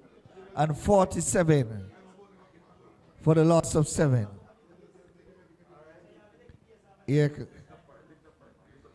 Oh my goodness, and it's slapped down the ground, but only for 1. They're coming back for the stone. They decide not to go and challenge Dane's arm. That was a good return. So the score moves on to 148. 148, and it seems as if Manchester, they are in touching distance. Let's see what Corey Phillips can do. And now, here's Joanne Robinson to Corey. Bowes. And, oh my goodness. And there's an appeal for run out. And the batsmen seem to be safely home. And the score is now 149. 49. With a loss of 7 wickets. 149. So with a couple more delivery in this over, so the 160 should be on the board. Well, let us not count our chickens before they hatch. This batsman seems to be worried. I'm looking at him and he looks nervous. His heart rate has been increasing steadily as Joanne. No. The umpire fixes the bails. Here is Joanne Robinson. Passes Robinson to Bowes. This time.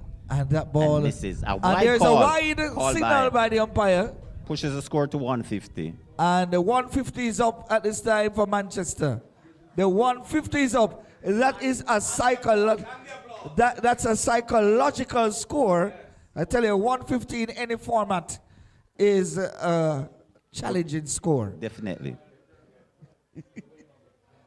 Oh my goodness. That's a dot delivery, not good for the batting team. And that's still 150. And how many deliveries to go? 2 more deliveries, 2 legal deliveries to go in this over. So overall, 8 more legal deliveries to be bowled. It's in the air, and that's all it is. It's in the air. And they're coming back for the second, and they've done it comfortably. So 152. 152 for the loss of 7. And this is the last ball in the 19th over. In the 18th over. 19th. No, after this, it's going to be 19 over. For 7. And that ball has been slapped to the onside. They have crossed for 1. And that's the end of the over. And the score after 19 overs, 153 yeah. for the loss of 7 wickets. Can Manchester cross it? Can Manchester reach the 160-run target? What do you have to say about that? I think they should make the 160 because these two batsmen will have to go hard, and they have 6 more legal deliveries to make any amount of runs, even 20, 30, 36. And the captain himself will bowl the final over. Do you think that's a wise decision? Yes, I think he's the captain. He has to lead from the front. So for those of you just joining us, just want to remind you that you're coming to you live on YouTube and Facebook. It's the JTA Errol Miller 2020 Cricket Competition 2024. And at the crease, we have the Manchester team batting. And on the field of play, we do have St. Thomas, who are the ones fielding at this time. You've got the score 152 for 153 for 7 of 19 overs. We're now moving into the 20th over. And the 160, as you said before, is something that Manchester seem to be looking for. I think they should be looking for 100, that's a dot, anything that's a over dot 160 ball. is good. That's a dot delivery. You know, the batsmen fail to capitalize on that opportunity to take a single. So they could have had a single early on. Let's see. Oh my goodness, and that's another dot delivery. Mr. Gray is feeling it at this time. So oh my Watson goodness. should have taken the run from that first chance that he had and give That's Phillips, 2 dot Corey deliveries. Phillips the strike. So let's see now. Oh my goodness, and it's in the air. Good drive at that time. They come for 1 and only 1. Only 1 they will get. Pushes So the score to 150. 154 yes. for the loss of 7.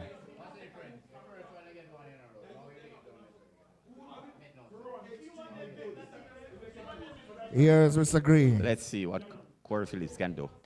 And that ball, good try, good attempt. They're taking 1. Will they come for the second?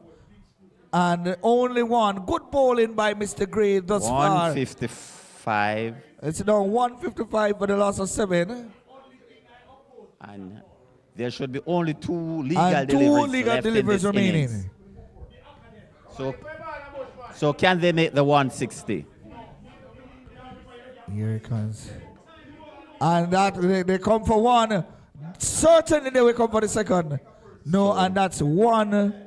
So 156 for 7. with a legal delivery to be And bowled. now it's the final delivery. Can Manchester reach the 160 mark? They are in strike. Here comes Bowes. And he goes for it, and that ball is in the air, and they're only, oh my goodness. So yes, and they have and reached midfield the by mark. the fielder at mid-wicket, deep mid-wicket, and that's the 160 score now flat. 160 in the allotted 20 over. And there's a commentary that is taking place to our right. It's about mathematics, not too sure how it applies to, what we are talking about on this side. And what is their opinion so far? I don't think it's an opinion that we can share on mic at the moment. Oh my goodness. Well, so far, the Manchester team, they won the toss and they chooses to bat, and they have made 160 in their allotted 20 over. And the St. Thomas team will now reply, needed 161. Let's see what they can do. I can tell you that, you know, well played at Manchester. And St. Thomas, they have done well. I believe that this is an evenly poised match. And I believe that St. Thomas would have ruled the opportunities that they had to get rid of the danger men when they dropped some catches at crucial points in the matches? Definitely, because they could have restricted the Manchester team for under 150 if they had taken their catches. But but St. Thomas, based on their pedigree, they certainly have the firepower to easily get across the 160 mark. Well, I don't disagree with you, Nora. With Mr. Jasmine Gabriel. Mr. Gabriel, you have been a member of the Manchester team. You have been past president, but you've maintained your dominance in the field of in the game of cricket. How has it been for you over the years? Well, we look forward to this competition every year. It's a time of fun, but also a very competitive sport. As you would have noticed from the trophy, St. Catherine has been dominated over the last 5 years. We would have won prior to that in 2010, and we believe that it's our time to win again. So this is something we look forward to. A lot of fun and keep us in shape as well. Yes. Yeah. But you went out to kind of assist Manchester to push the score on a little bit. What is the game plan? So we had the discussions here. I'm one of the players that should go and try and get runs quickly for the team because our batting is deep. Yes. And so the instructions to me were quite clear. Just go there and try to get the ball away. Unfortunately, with the pace still delivers.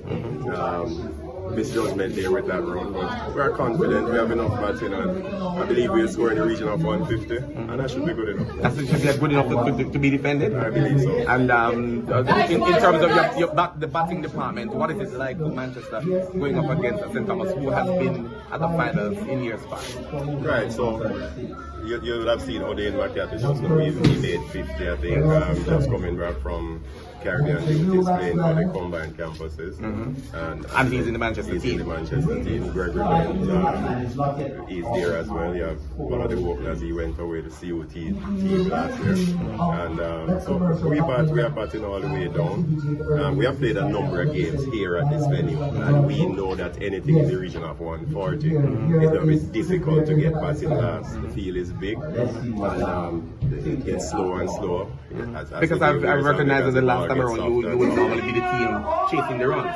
Yes. And so the nature of the cricket ball as well, once the sheet goes off, it gets more difficult to go across the field and to clear the boundaries. So it's going to be a good game. I'm not so sure in terms of the St. Thomas batting, but I believe anything in the 150 region we should be good to lift the type like that. What are you saying to those who are watching from Manchester in particular? Come on over and get a bus and still come. A lot of cricket is still left to be played. Are you going to help us with the celebration because Manchester is going to be champions?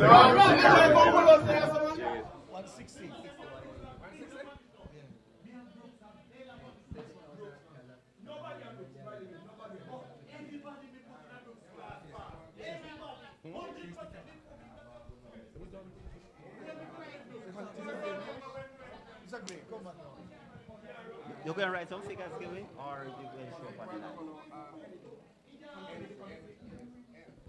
All right, so here we are now. We're going to be continuing the conversation with the St. Thomas captain. Right? So come back into the frame, sir, so we can continue. You're going to take my microphone and you'll stay right here. Okay. I wanted to turn around and face the camera here. Mr. Vincent Gray, again, what do you think about the team's performance? Well, as I thought that we performed quite well early on. Then in the middle, we kind of lapsed a bit. But towards the end, I think that we came back into the game. In the end, it's a reasonable score, but with the strength of my batting, I think that we can get that score. You made mention of lapses. You had a few drop chances there in the middle. You think that the scores, that the match would have been what do you think of a more reasonable chase for you, a more reasonable score for you if those chances were taken? Well, we can't know for sure, but what we know in cricket, you should always capitalize on your chances.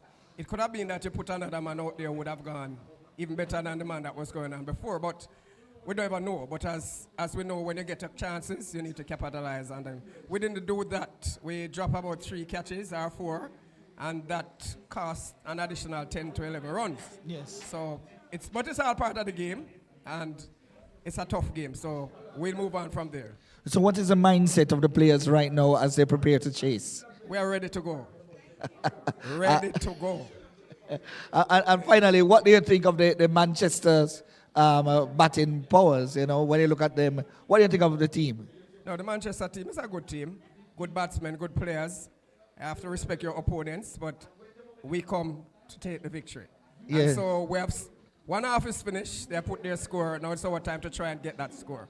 So let's see what happens. I've seen you have done the impossible. I saw you turn back an angel. I saw an angel coming out there, and you run out the angel, Mr. Gabriel Jasford. My old friend, but not so sure what he saw, why he ran with the ball in the fielder's hand. But probably, as I said, he was doing too many exercises coming on, and he probably thought he was fast, like you seen. But unfortunately, it was not. But it's all in good spirit. He's a person who really loves the game, and I'm happy to see that he's still out there playing. Yes, man. So all the best, Mr. Gray, as you prepare to chase down Manchester's 160 run. All right, thank you. All right, blessings. So that was Mr. Vincent Gray, captain of the St. Thomas team.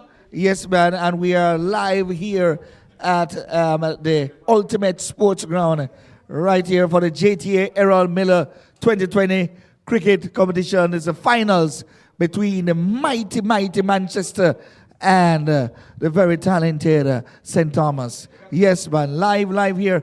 And I believe, yes, so we have a summary of the performances here. So we have Manchester scoring 160 for 7. And we have O'Dane McCarthy making exactly 50 runs. We have Brian Broomfield scoring 39. And Johnny Lawrence scoring 23. Yes. And so with the bowling, the pick of the bowlers, we have for St. Thomas, Marvin Johnson taking 3 for 25 or 4 overs, and 1 wicket apiece for Sinclair, Scott, and Malachi. Yes, man. Yes, your thoughts on the run chase? Well, looking at the run chase, I think from ball 1, the St. Thomas team, they will have to go at the target from the first over or the first delivery. Yes. And, and there's an importance of building partnerships. Yes, they will need partnership also.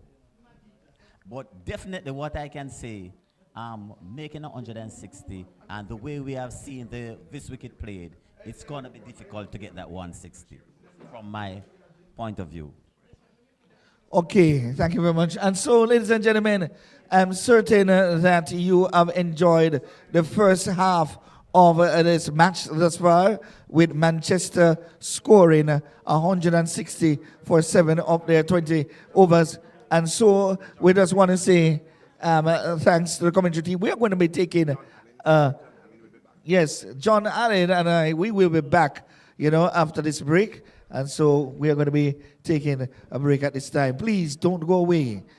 Don't go away. We are still online with you, and we're going to be asking you to focus your eyes on your screens now as we continue to bring you some interviews that have been done online. So we go over now to hearing from... You went out on the field of play today at the 60th anniversary JTA Errol Miller cricket competition, and you went out there to really push ahead for Manchester. Without me assuming or summarizing, tell me what was your game plan? Alright, so firstly, we wanted to get a very good start from the 2 openers, but because we lost that wicket from early, I just went out there to build a partnership with Mr. Sheldon that I went and see. And we did a fairly good job. Our game plan was to just get the boundary, and if we're not getting a boundary, we rotate the strike as much as possible and just listen to the dot balls, and that is why we scored so fastly in the power play. How many games have you been playing for I played all of the season last year when I went to St. Catherine and lost. Went finals with St. Catherine last year and lost, unfortunately. But this is my second game for the season because I went away to play the regional 4-day tournament. I wanted to tell me about this 4-day tournament. How did you get into it and what was it like? Alright, so I've been a player for CCC for about 3 years now. So when I started to teach, I went back to do some small business management course. So I automatically made myself eligible to play for CCC again. So when they heard that I was still studying, they called me and stuff, because I'm always in training. So they called me and I went over there and represented well. Okay, very good. We're good to have you here, and all the best. And your 50 is well taken and well recognized. Thank you very much. All the best.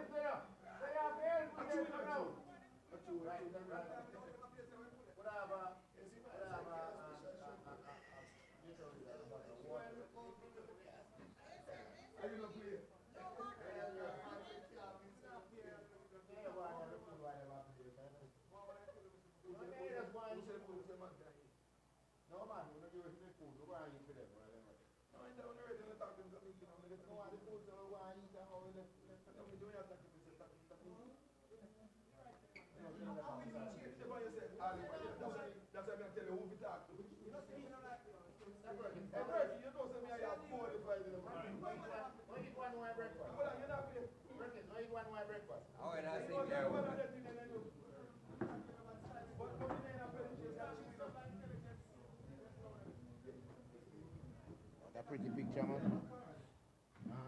Who's the batsman? Oh, you know, that's McCarthy bowling. Owen what? Owen Richard. Richard Owen.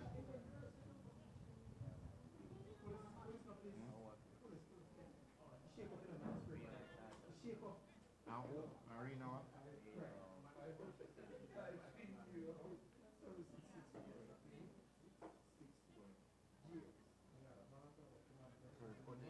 Bowler. I know they're not boys.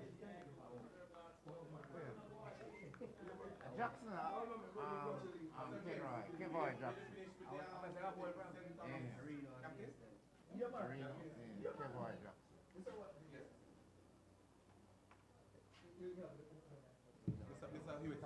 Jackson at that boy?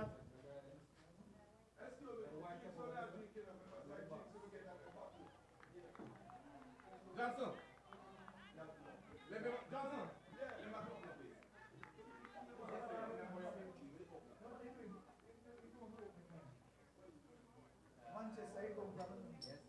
Good start that, Jackson.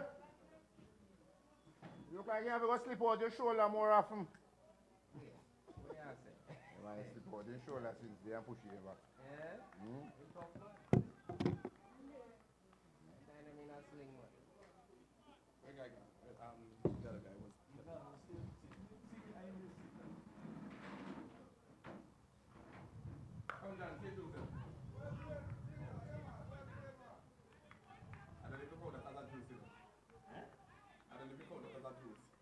Pull earlier, right? Yes. You don't pull it, eh? Okay, that's not.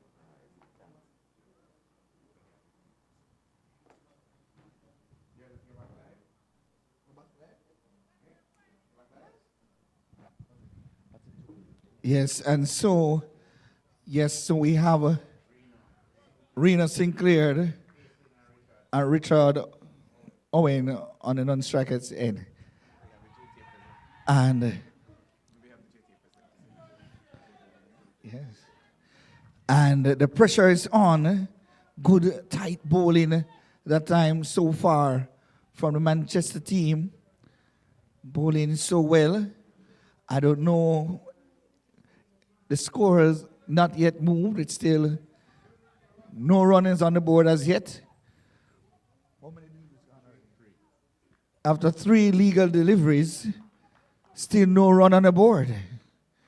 Good bowling.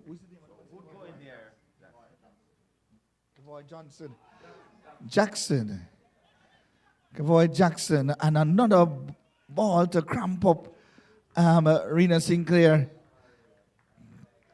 And so the Manchester team, they are upbeat. They are there coming together. Seem to be well drilled.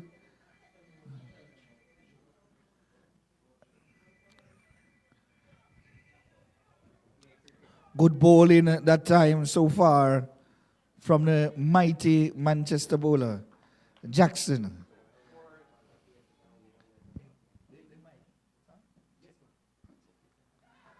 Oh my goodness, and an expansive slash and a catch has been taken and Sinclair has departed with no run on the board. So the St. Thomas team, as they have lost their first wicket without troubling the scoreboard.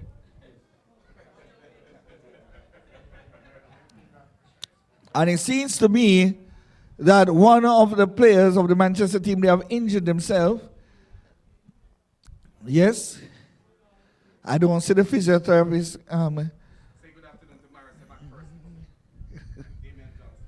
And so good afternoon to Damian Johnson and Marisa McPherson online there. Yes, and we say good evening to Reno Sinclair, who is making his way back to the pavilion. And all he has to do for the rest of the game is watch.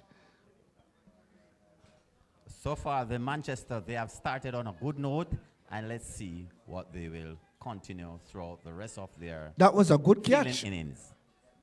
That was a good catch. It shows that the Manchester team, they are well oiled, they are well drilled. They are taking the field The new batsman is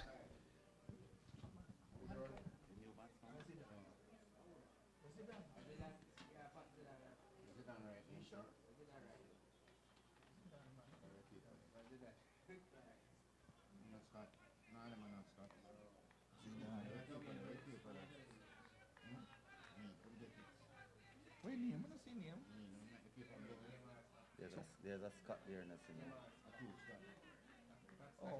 Scott in here. Kamar. Yes.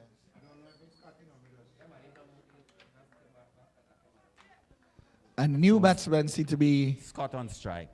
Jackson this time goes down the leg side. Kamar Scott. A wide call by umpire. And St. Thomas is off the mark with a wide.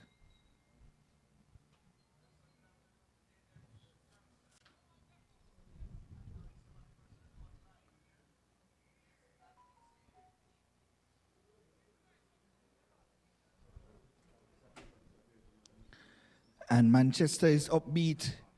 My goodness, St. Thomas. Jackson, just a wide from is over, and he has picked up the wicket of Sinclair. And a dangerous Kamar Scott is at the wicket. We know what can happen if he gets going. This time. And that's Scott the end of a magnificent shows over. That he has some confidence to be at the crease. End of a magnificent over. That's the end of the first over. And the St. Thomas team, who is replying to 161 for their target, they have lost a wicket and just one run on the board.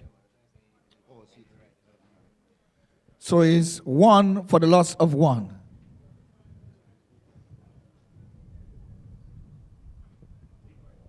So that's 1 for the loss of 1. And no run of the batters yet for St. Thomas. Only run comes off a wide. And seems to be serious firepower out there from Manchester.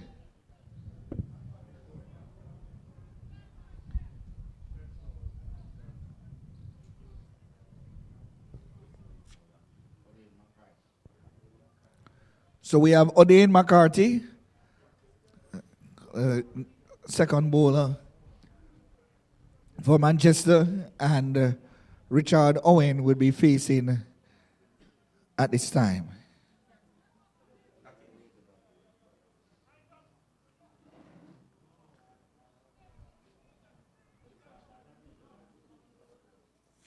McCarthy has done well with the bat, and let's see what he can do with the ball.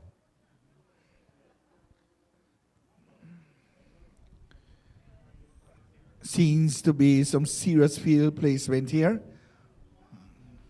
Still, Bent is bent on getting his field placement right.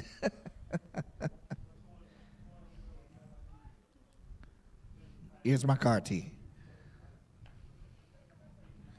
And he starts very well with ball 1. Disciplined bowling being exhibited here by the Manchester team. And Owen again places as 2-dot deliveries. The pressure is mounting. The pressure is mounting on St. Thomas.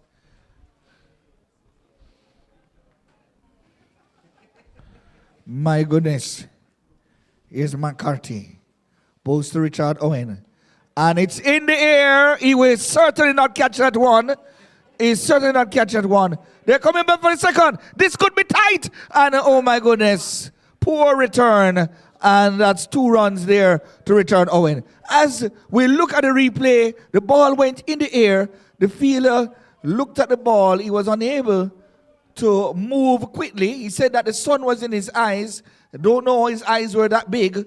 And the St. Thomas batsman crossed for 2. Here's McCarthy. And that ball is driven down the ground and it will go. It is certainly moving as engine is in that ball. That ball races to the boundary for 4. What are your comments, Mr. Commentator? So it pushes the score to 7 runs. So St. Thomas, they are replying, seems to be replying strongly now. And they are 7 runs in the second over. It seems as if the shackles are now being broken. Mr. Owen decides that, look, I am not going down without a fight. And McCarthy, no. And he runs that ball and he takes a comfortable single. Yes, that fielder there that is fielding the ball, it seems as if he's on a retirement plan. He's moving very slow towards the ball. Yes, man. They need to take time. The paramedics need to stand by. Well, I'm not too sure, but I will not comment on that. Just want to let you know that we do have the Professor Errol Miller, who is on the compound in our presence. At this time, we want to welcome him on the compound, and in a little bit from now, we will be talking with him about his patronage of this activity. Thank you very much. And that was firmly struck by Kamara Scott. He's off the mark. And that was a good match. Sorry, a good over, for St. Thomas. Yes, they have picked up and 8 runs from this over. So the score is now 9 runs after the end of the second over.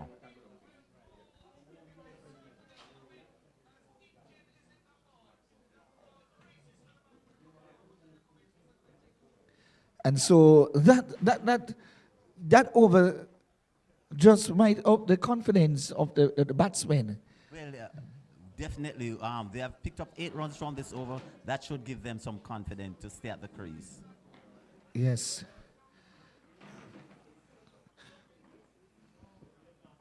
Will they continue with the first bowler? He bowled an excellent over. Yes. Why not? I think somebody needs to give him a bottle of water. So, yes. They need to give that bowler a bottle of water.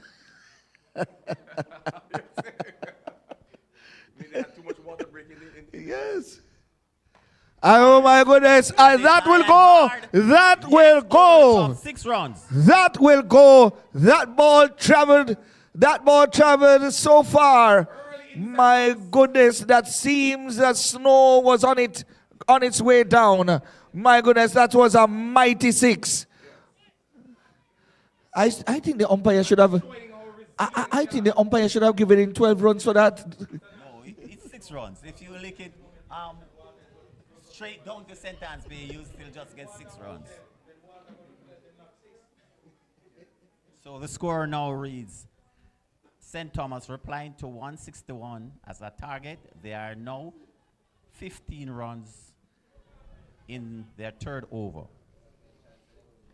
Yes, they have lost the early wicket. And Kamara Scott is on the offense. And what a, my goodness, that was another wide. There by umpire. And what we're seeing here is that St. Thomas is giving the early indication of an intention. Definitely. Definitely. There seems to be going on the attack now.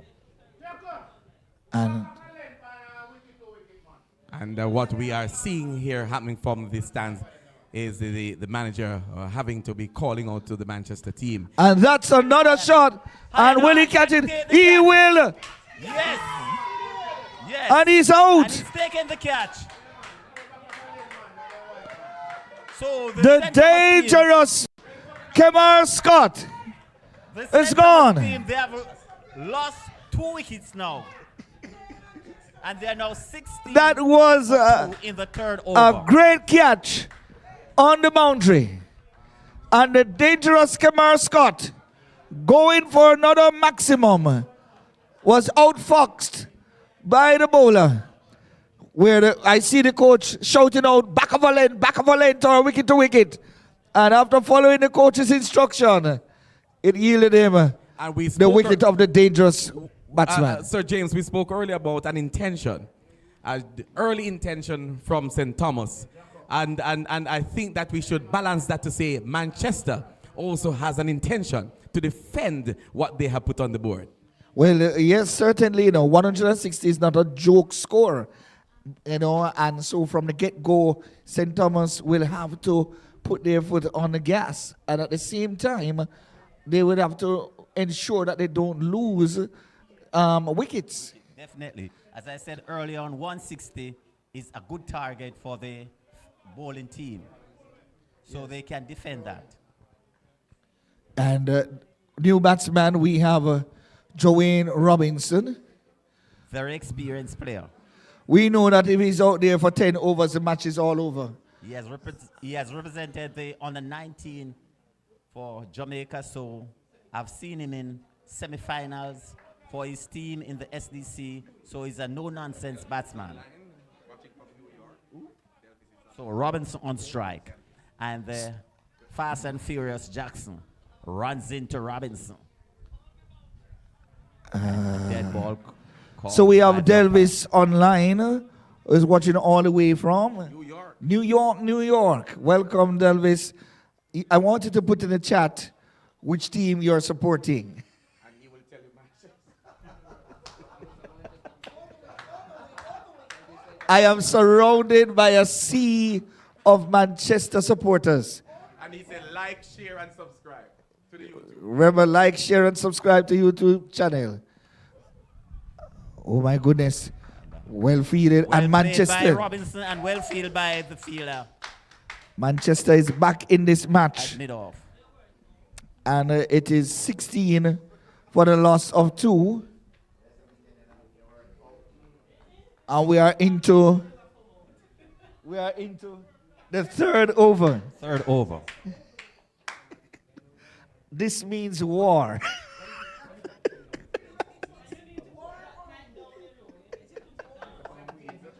And that's a good shot there by Mr. Robinson. He's off the mark. And so the score now reads 17 for the loss of 2. I think St. Thomas just needs a partnership with these two players. They need to take any risk at this time because they have enough firepower to take them across the line. And it's early days. So good going there by Jackson. He has picked up both wickets so far. After being taken to the cleaners, he's back.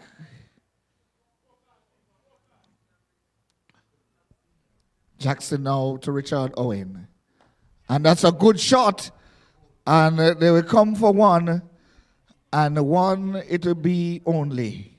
And what I see happening on the field right now, James, is that the Manchester team making sure that they are doing the movements along on the field. Yes, they are doing that very well. As I can recall in their innings, they have taken a lot of, they have run a lot of twos, And I think that is what St. Thomas needs to do. If they are not hitting the boundaries, they need to capitalize on the running and in between the wickets, and also constantly rotating the strike. Yes, so on strike, indeed. Robinson. All right, we watch now as this player runs up. Oh, that was a good delivery. And they just ball inside. Almost a shy at the stump. And the batsman reached home safely.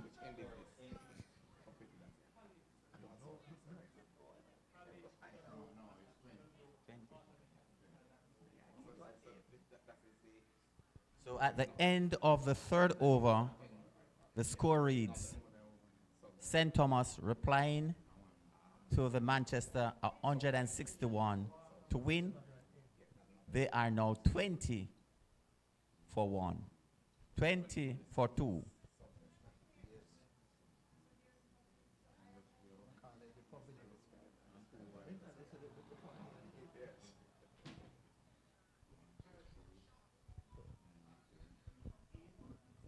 And so the score is 19 for the loss of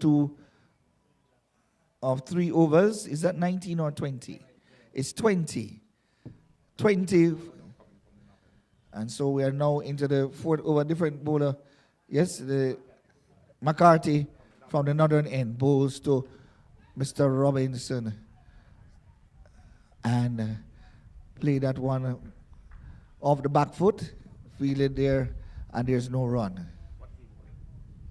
He's bowling his little off breaks, and that's a good shot there on the onside, and it bisected both fielders, and it races into the boundary for 4. Is there for him to bat through the innings. So the score now moves to 25. Manchester needing to defend their score. Here comes Manchester again. And that's a good shot down the ground by Richard Owen.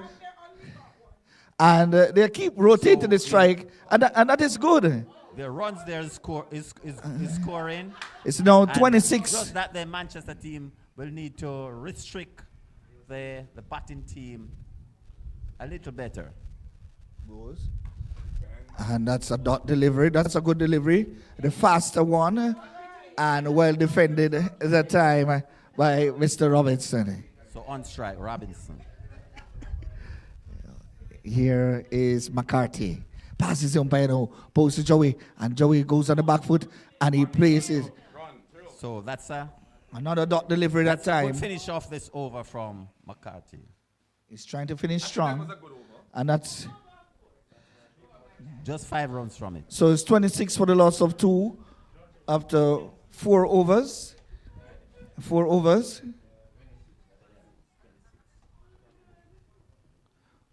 Going at roughly 5 runs per over. They need to get that scoring rate above 8 if they are going to succeed in this run chase.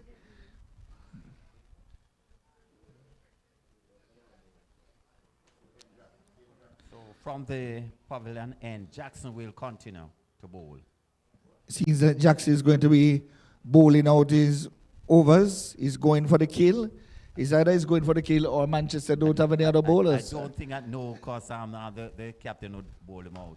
And that's a good shot there by Richard Owen. They come for 1 and they come for the 2nd. But the ball reaches the boundary and it is 4 good runs. What an excellent shot that was. What do you think about that? That's a good shot right through the gap into the fence of 4. Yes, man. And the score now moves on to 30 for the loss of 2. And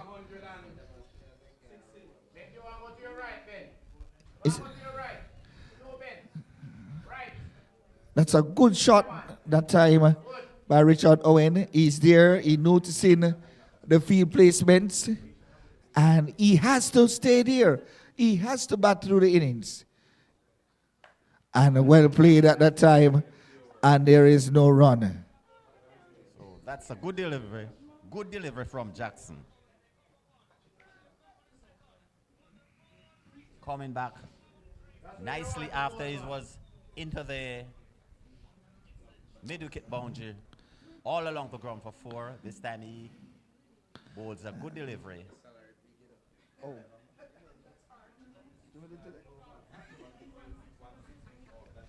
And here is Jackson. Bowls. Short. It's in the air. He slashes at that one. And there's no haste for the fielder to chase that one because he has given up the ghost. That ball races into the boundary for 4. Another boundary to St. Thomas.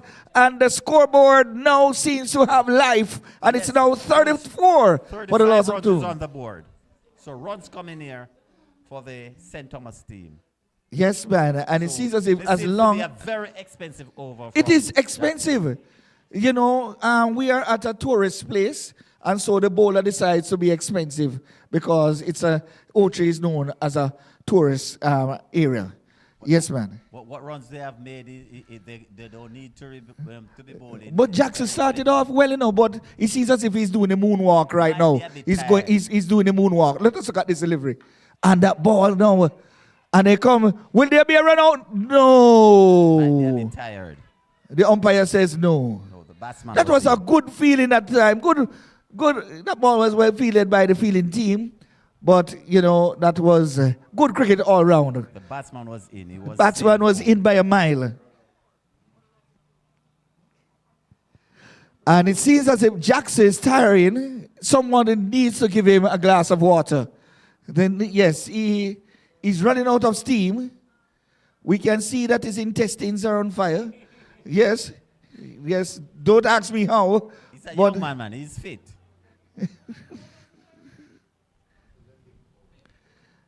So we are in the 5th over. Jackson, 35 this time. It's in the air. Beats the infield. And there's a single that time to Joanne Robinson. And now the score is 37. 37 for the loss of 2.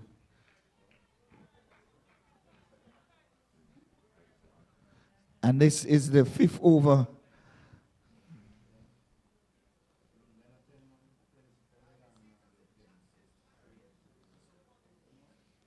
Here is Jackson. Posed to Richard Owen. And he flicks that one. And he passes the keeper. And it runs, yes, there's only one run there. It is not a run or leg by. It's a leg by.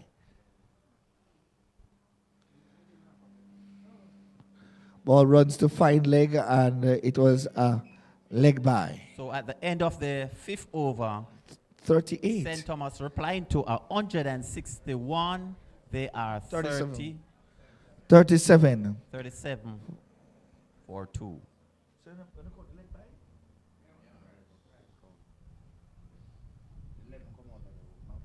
So 11 runs from that over. It's an indication that Jackson is tired. Is beginning to tire. Well, I don't think the captain will be continuing with him from this end. He will be giving him a break to finish with another over some time to come. Soon, man, soon. Here comes McCarthy. And there's a big appeal.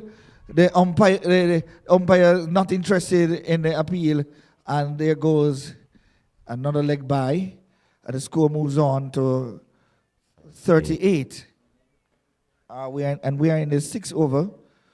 And St. Thomas comfortably moving, going more than 6 runs and over at this point.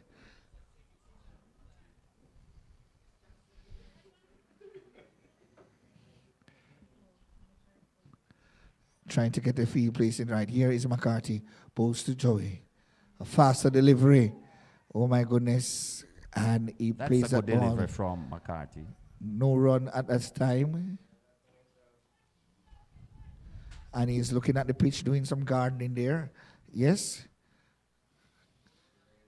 We know that Mr. Robinson is a powerful hitter, but he knows how big this occasion is, and he has to be there towards the end. Let's see.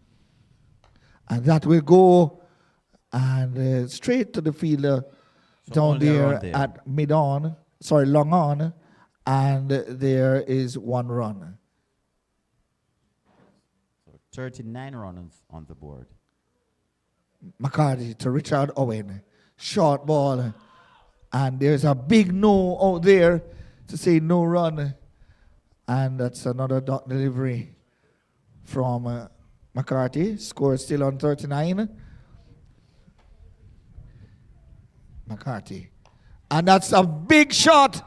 Will it go? It's in the breeze. And that fielder seems to be on a retirement plan as well. And he tries to catch that ball, but the ball just seemed to be beyond his reach. Possibly he could not see the ball clearly because of the sun shining. And so it's 40 for the loss of 2 wickets.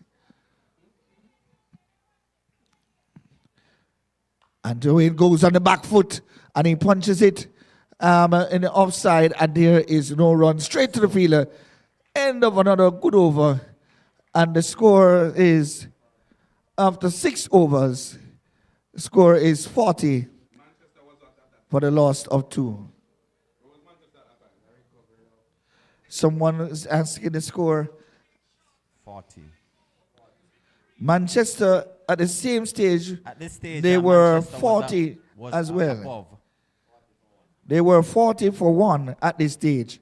So the match is evenly poised at this stage, only that Manchester would have had the advantage. While the St. Thomas lost 2. Yes. And that's the end of the power play.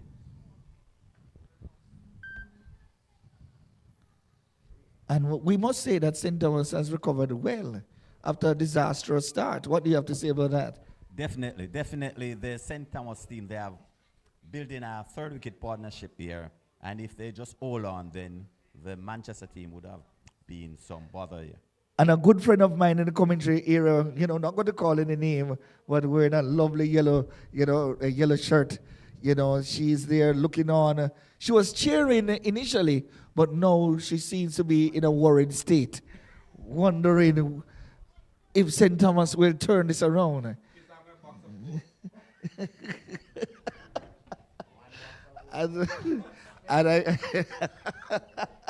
Somebody said the reason why she looks like that, she's having a box of goat. So the new bowler is Watson. And 6 overs. So this is the start of the 7th over. It's Watson. To Richard Owen. And that's driven down the ground firmly. And this will certainly go for 4. Yes, what a welcome to Watson. That was a sweet drive by Richard Owen.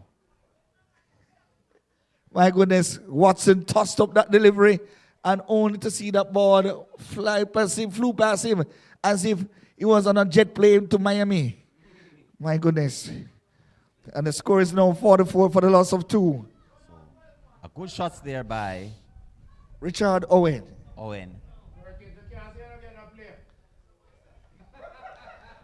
And it seems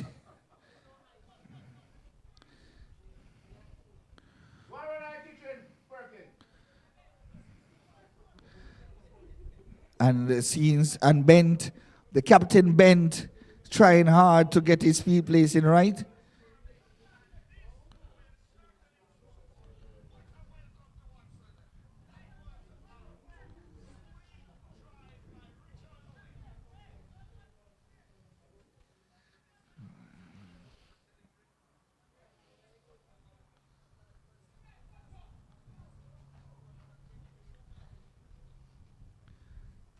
And here is Watson with his second delivery. Bowes. And a better delivery, a better response from Watson. A dot ball. Any dot delivery is good.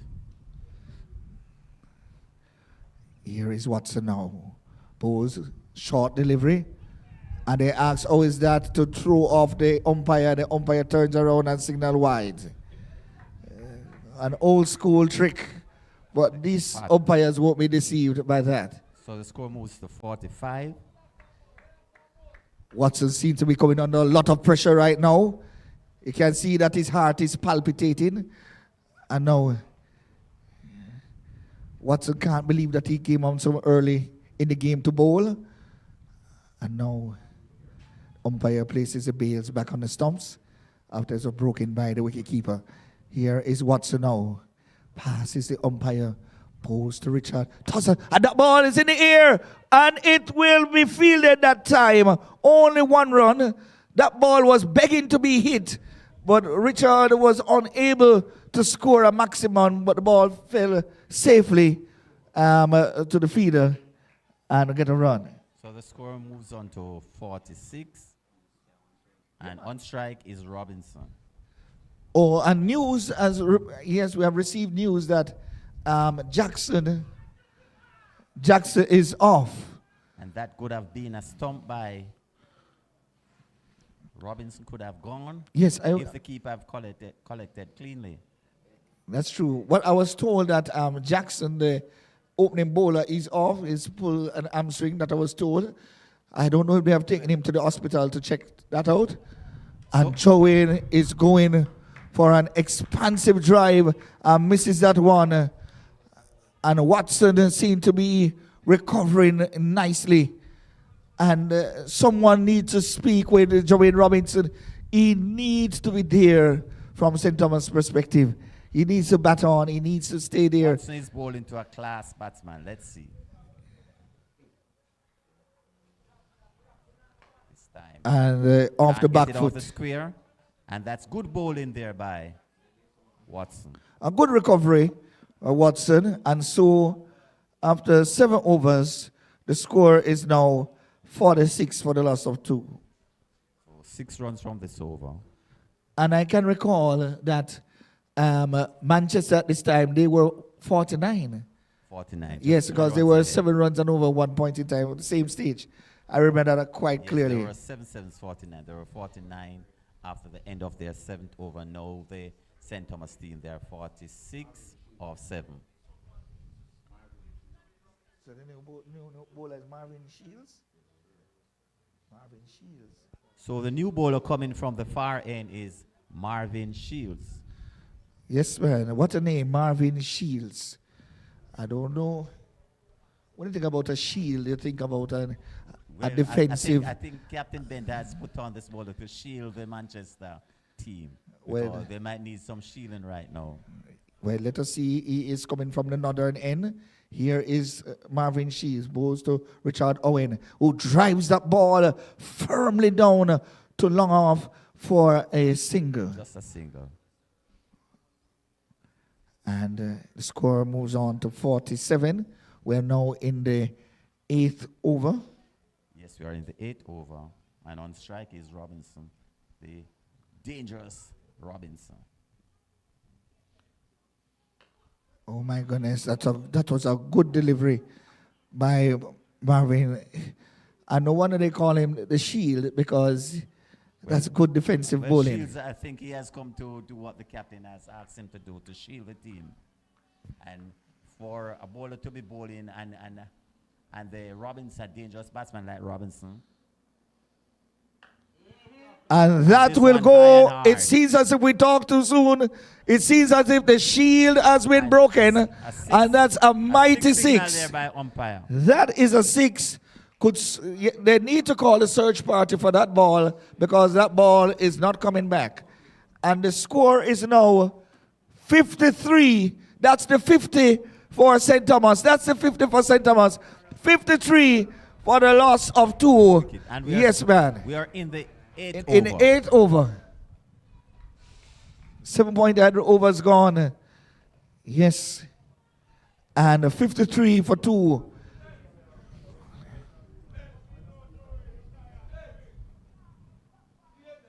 I think what the Manchester team would like to do now at this moment is to... It seems as if Shield has been rattled. Here he comes. And that will go again. And the ball is up and down. And that's another boundary. My goodness. And all of a sudden, the momentum is with St. Thomas. Yes, Robinson is going there. 57 for the loss of 2. 57 for the loss of 2. The over is not yet completed. And it seems as if there's a big discussion going on the field with the Manchester team. They were confident at one point, and now they're shouting at each other. Even the scorer is shouting at them. My goodness. And now, here is Shield. My goodness, look at this ball. And that will go again. And it's up and down. They come for 1. They will now come for the second. They walk the second. My goodness, they should have run 3 for that. But they are satisfied with the 2. Yes, man. And there seems to be... This seems to be a very good over for the St. Thomas team.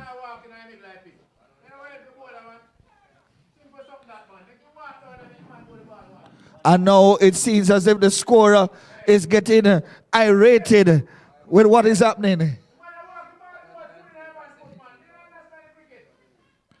59 for 2. And that will go. That is a French cut. And they go for 1. And will they come for the second? Yes, they will huff and puff for the second. It's all happening here. The shield has been broken. My goodness, its score is now It's now 61 for the loss of 2. Is that over? Finish. Is it over? And Shield has breathed a sigh of relief. Say, thank God, my over is over. My over is over. Yes, this is a it's very 61 huge over for the for St. 2. Thomas team. And that's the 8th over completed. And so St. Thomas needs 100 runs from 72 deliveries.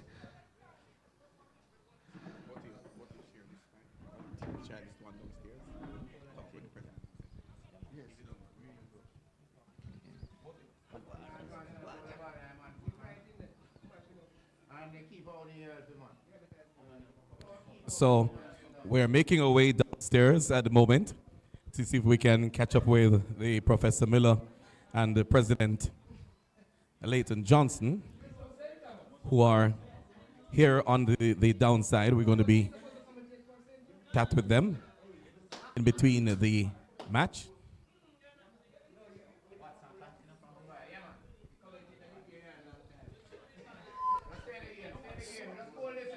So 15 runs from the last over, and that's a beautiful over for the batting team. So it's Watson. This time high. Can he take the catch? Yes, and he does. And he does. So the St. Thomas team, they have lost their 3rd wicket. So it's 63 for 3, and we are in the 9th over. Yes, so indeed. The yes, partnership has break. Yes. The partnership has break, and this is what there is a break. The Manchester team would have liked. There is a break, and we're going to take that break. We're going to take that break But down on the field. Thank you so much, gentlemen, up in the pavilion. We got the JTA president with us, Mr. Leighton Johnson, and he's from this end as Mr. Watson and the team focus in our direction while we watch the other teammate going out, the other batsman going out on the field of play. Just talking it through to get Mr. Watson to pay attention to me on this side. All right, so and get the president in. So, Mr. President, you've been here. How has it been for you stepping a little bit more, right, into the shot? Right, how has it been for you so far? This has been a really exciting match. The teams are playing at their best. This is really, really interesting and good cricket. We really have good cricket here this afternoon. Right, and it's happening within this JTA 60th time, and we're going to be asking Georgia Wall Richards too. She's got some questions for you, and she's going to be joining us into the commentary at this time. Georgia, come on into the shot, all right, and as I speak to the president and we watch what is happening on the field of play. This is happening in your 60th year. You're the president. How does it make you feel? It's always a good feeling to have positive things happening during this period. JTA is 60. It's a major accomplishment, a major achievement, and this is indicative of what we stand for. Positive things. The teachers of our nation are displaying the highest level of sportsmanship as they battle it out for the Errol Miller trophy. This is really, really good competition. We're proud of the JTA. Wonderful, and we're joined by the regional officer for South Central, taking in the parishes of Manchester, St. Elizabeth, and Clarendon. Madam Georgia War Richards, you've got a question you've been burning a long time to ask the president. Mr. President, I have not had the opportunity of publicly saying to you, thank you for being the awesome president that JTA has on its 60th anniversary. What an awesome time to be president of the most noble organization, the Jamaica Teachers Association. And here we are this afternoon rather, and we are witnessing the staging of the Errol Miller T20 cricket competition. We've seen in recent times where many of our teachers have been falling ill and ultimately dying from lifestyle diseases. What do you think is the benefit of such a competition to the health and the well-being of your members? Certainly, it gives our members the opportunity to be active. Cricket is a sport that requires you to be agile, it requires you to be alert, It requires you to be fit. It's an opportunity for you to exercise. Many of our teachers, you know, in many instances, enjoy perhaps a sedentary lifestyle. They are in their classes, they are unable to move about as they should. This competition, in my estimation, provides for them a health benefit. They can come, they get involved, they increase their exercise, and at the end, you know, they become more fit for the classroom, and this is what we want at this time.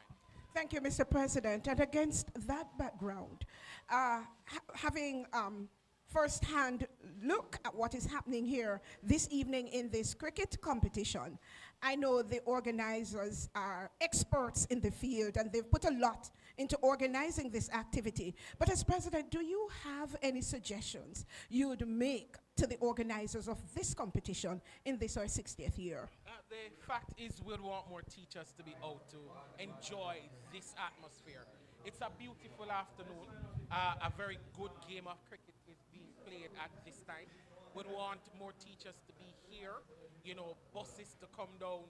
So we want to promote this some more. We want this to become a grand event.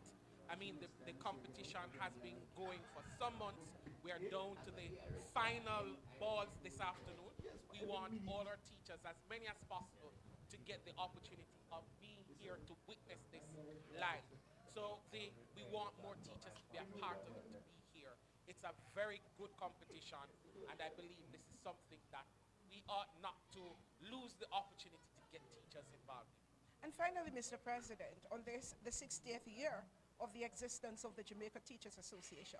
And we have many of these players who've long been playing cricket, some of whom when I saw them this afternoon, I was shocked that they have not retired from the game of cricket. In terms of an incentive, do you think the association will ever get to the point where the association will think about incentives for the persons who play this match on an annual basis? And of course, the association always looks out for the well-being and the welfare of its members. So whatever the association can do to ensure that our members are better off, I'm certain the association is for that. It's a game of fun. It's a game that brings teachers together. It's a game that brings teams together. And that is really what we really want as an association.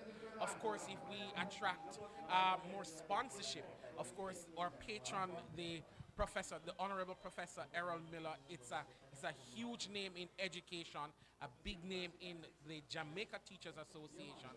I'm certain corporate sponsors would want to be associated with something of this nature. So as long as we have the sponsorship, as long as we have the support to make this grandeur, then I'm certain this is something that the Jamaica Teachers Association could consider. I thank you very much, Mr. President. It is indeed a very wonderful sunny evening here at Ultimate. Let us continue to enjoy the game ball by ball. Yeah, long live the JTA, Jamaica Teachers Association, 60th year. This is a really good look this afternoon. Thank you much. Thank you very much, Mrs. Georgia Wall Richards, the regional officer for the South Central region, and Mr. President Leighton Johnson. We're going to be handing the commentary back to those upstairs, and we'll come back down to speak with Professor Errol Miller in just a while. This is the JTA and the JTA Errol Miller T20 cricket competition. It's happening from the Ultimate Sports Club in Discovery Bay, St. Anne. Back to the upstairs to our commentators, who are Mr. James and Mr. Allen. Over to you.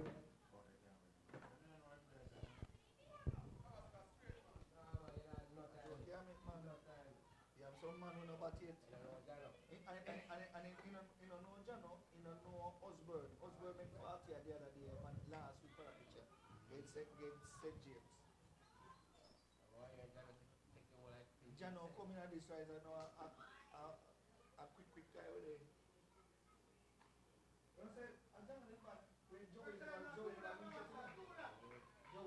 So there runs a begging.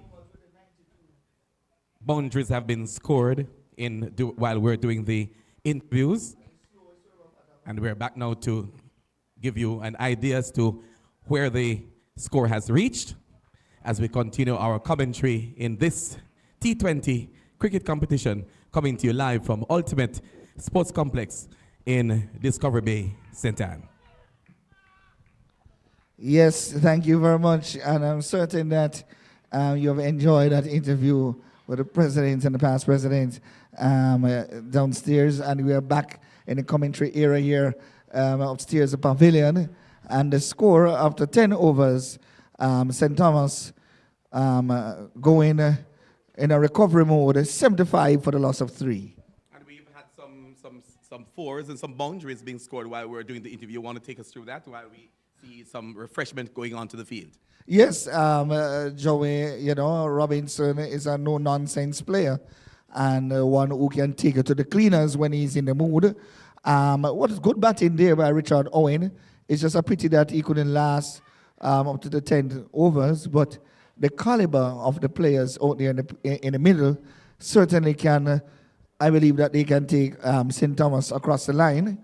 And Jackson from Manchester, the strike bowler there, has been injured, and so that should be a concern to the Manchester camp.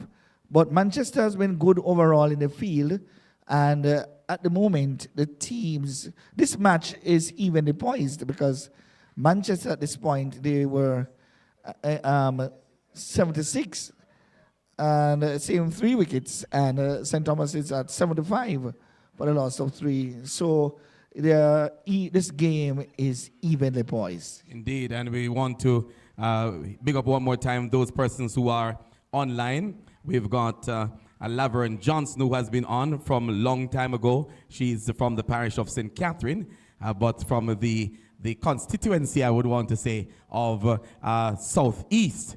St. Catherine falls in the Southeast region of the JTA, and she has been online from very, very early. Itina Williams out of St. Thomas is online, and I think she is the parish president. Yes, she is a parish president. Right, indeed. Yes. And she has been out there cheering online from we started off, and we want to big her up at this time as well. Damian Johnson says, good afternoon.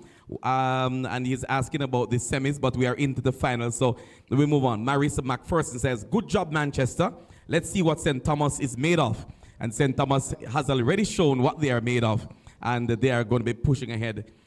We also have Delvis Nash. My brother is over there in New York. He says, please like and share, people. And Laverne Johnson says, sorry, I wasn't there to support. And we've got also Danita Grant. What is Danita saying, Sir James? Where is Danita right Danita's here? right here. Oh, she said, good evening, Team St. Thomas all the way. That's a sensible person. And Delvis says, well, I am from Manchester originally, but I live just outside of St. Thomas. That's a good move. That's a wonderful move. That's an upward movement.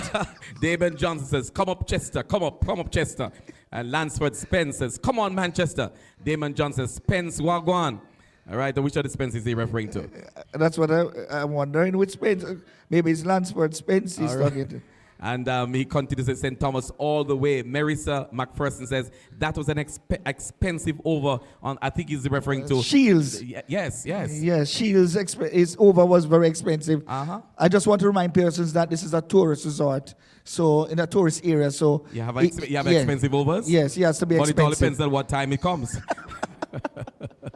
All right, indeed. And so they're having a good time online. Damon is asking, he says, ask Mr. Miller if the teachers could get hotel day passes for the semifinals. I think they mean for the finals. Well, I've been lobbying for that, especially for the finals.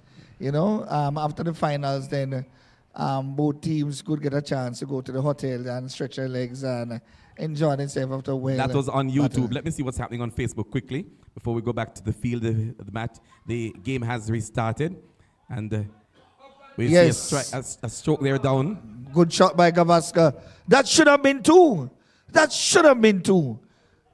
And there needs to be a bit more urgency. Well, I see where Lorraine Basco on Facebook Live is giving you the thumbs up, saying, yes, there needs to be some more urgency. Yes, that's an easy 2, even. And that will go, that will travel. Somebody's vehicle, someone's vehicle's in trouble. And that ball races into the car park for 6. Traveling high then low. Yes, man, at great velocity. Yes, indeed. It's all happening here at the Ultimate Sports Club Discovery Bay St. Anne. The sky is pretty blue.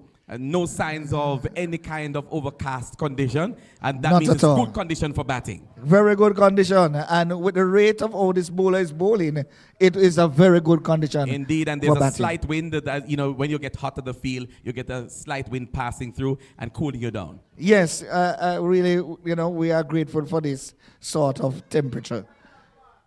And we go back now to the wicket. The bowler is coming from the pavilion end. In now, bowls. A defensive play, and there is no run. That's watching it. The score is still 82 for the loss of 3. And I hear somebody crying out in the pavilion. That's how you must bowl. And they come for a quick single, and they will get it comfortably. And this seems to be a ding-dong battle between these two sides. Yes, man. And, you know, Manchester coming into this match clearly the favorites. You know, they have been doing this for quite some time. But St. Thomas, you know, they're saying, you know, we didn't travel all the way from so far just to... In the east. Yes, just to come here to participate. And this are talking and about that ball, the east. it's in the air, and he will certainly not catch it. And that's one. Very good attempt. Very good attempt by this fielder. Oh, my goodness. And that will go down as another opportunity. He didn't pick up that ball at all, and But he the fell good thing short. about it is that he was able to at least reduce the number of runs that would have been added. Yes, you know, but you know, to hit the ball in this area of the field, you are hitting against the breeze. Yes. It's very difficult Yes. to clear this boundary. Yes. It's over here is to me is the largest part of the field, and so it's more difficult, especially hitting in a breeze. So the score rate moves on. Yes, it is now 84 for the loss of 3 of 11 overs. Almost halfway there. Well, past halfway. Yes, and so at the moment, going at 8.8 runs per over. 8.6, sorry. My bad. And there continues to be a conversation taking place on YouTube between Laverne. It's 8. And yes. Damian Johnson. And the entire team on Facebook Live and YouTube. The bowler takes up his position from the northern end. Makes a little walk and then make a little run. Bowls. Defense. Yes. I noticed that most of the bowlers from that end are tending to bang in the ball short and quickly, you know, because it's easier to hit boundary on that side. And that will go. Talking about boundary. That will go. Races into the fence with great velocity. And that is 4 runs. And all the player could do is to go over to over the boundary and retrieve the ball. That's all he could do. I hear. We've got more persons who have come on to the ultimate. I think their word is spreading. Comes in bowls. And that will go past the bowler. And This persons think that was a chance. Yes. A cotton ball chance. But my goodness, that was a very difficult chance.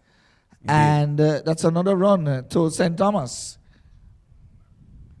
This is teachers cricket at its best. JTA, Errol Miller, T20 cricket competition, Discovery Bay St. Anne, Ultimate Sports Club. The bowler is in his position, walks up now, makes the bowling.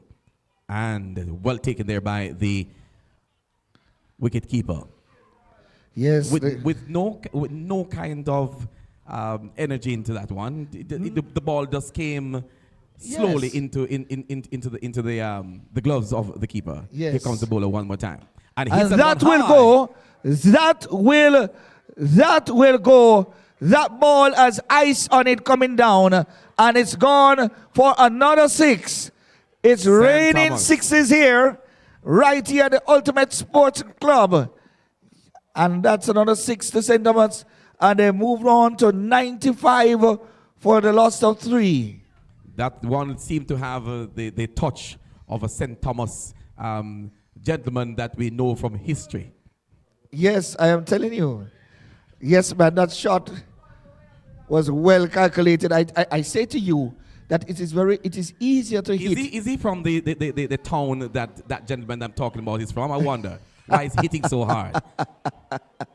Well, you know, I told him not to drink any water at the water break, you know. I hear yes, you. so it's worked out quite fine for them.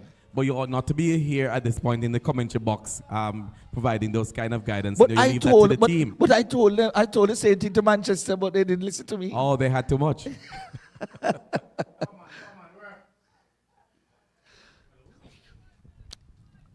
This seems to be another dot delivery. Joey just allowed that ball to be taken by the keeper. And the end of the over, 95. At the end of the 12th over, St. Thomas replying to 161. They are 95 for 3. Very, this match is evenly poised.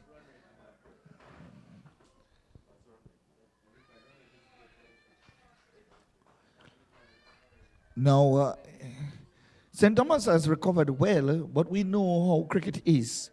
And so these batsmen who seem to be well set, they must be thinking that they will have to bat out the rest of the overs. They cannot leave this responsibility to any new batsman. Well, definitely. These two batsmen, the fourth wicket partnership is crucial. If they can continue like this, then they will easily make that 161 required. Yes. There is an appeal, but it's a dot ball. Who's the bowler? Watson? Yes, Watson. Bowling from the Pavilion end. He's been bowling good since he have. And that will go. That will go. Will he catch this one? No. Oh my. And he got for 6. That was a good work. That was a brilliant work. A brilliant effort. He parried the ball. And then when he came back, he lost his balance. And the ball went for 6. That was a very good attempt. I tell you, if he had taken that catch, that would have been the Errol Miller catch of the match. I think he did, and he gave it up and then tried to recoup. Yes, man, but that's 6 valuable runs to St. Thomas, and that's 100 up for them as well. That's 100 up. Run out chance, and the ball is in, and they made it safely. And that's 100 up for St. Thomas, and now they moved on to 102 for the loss of 3. Very unfortunate there, Watson. Not to have the wicket. So, 58 runs required. How many overs is that? How many balls? 58 runs. Can't be 59.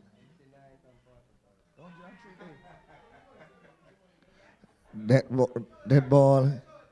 So still 58 from 44 delivery. That's a 59. Why score? In the meantime, we want to say good evening to Joan Blackwood Simpson, the president of Manchester, as the bowler now come from the pavilion and bowls. And that one is struck down to a bowler, to a fielder there, and restricting runs added to the St. Thomas side.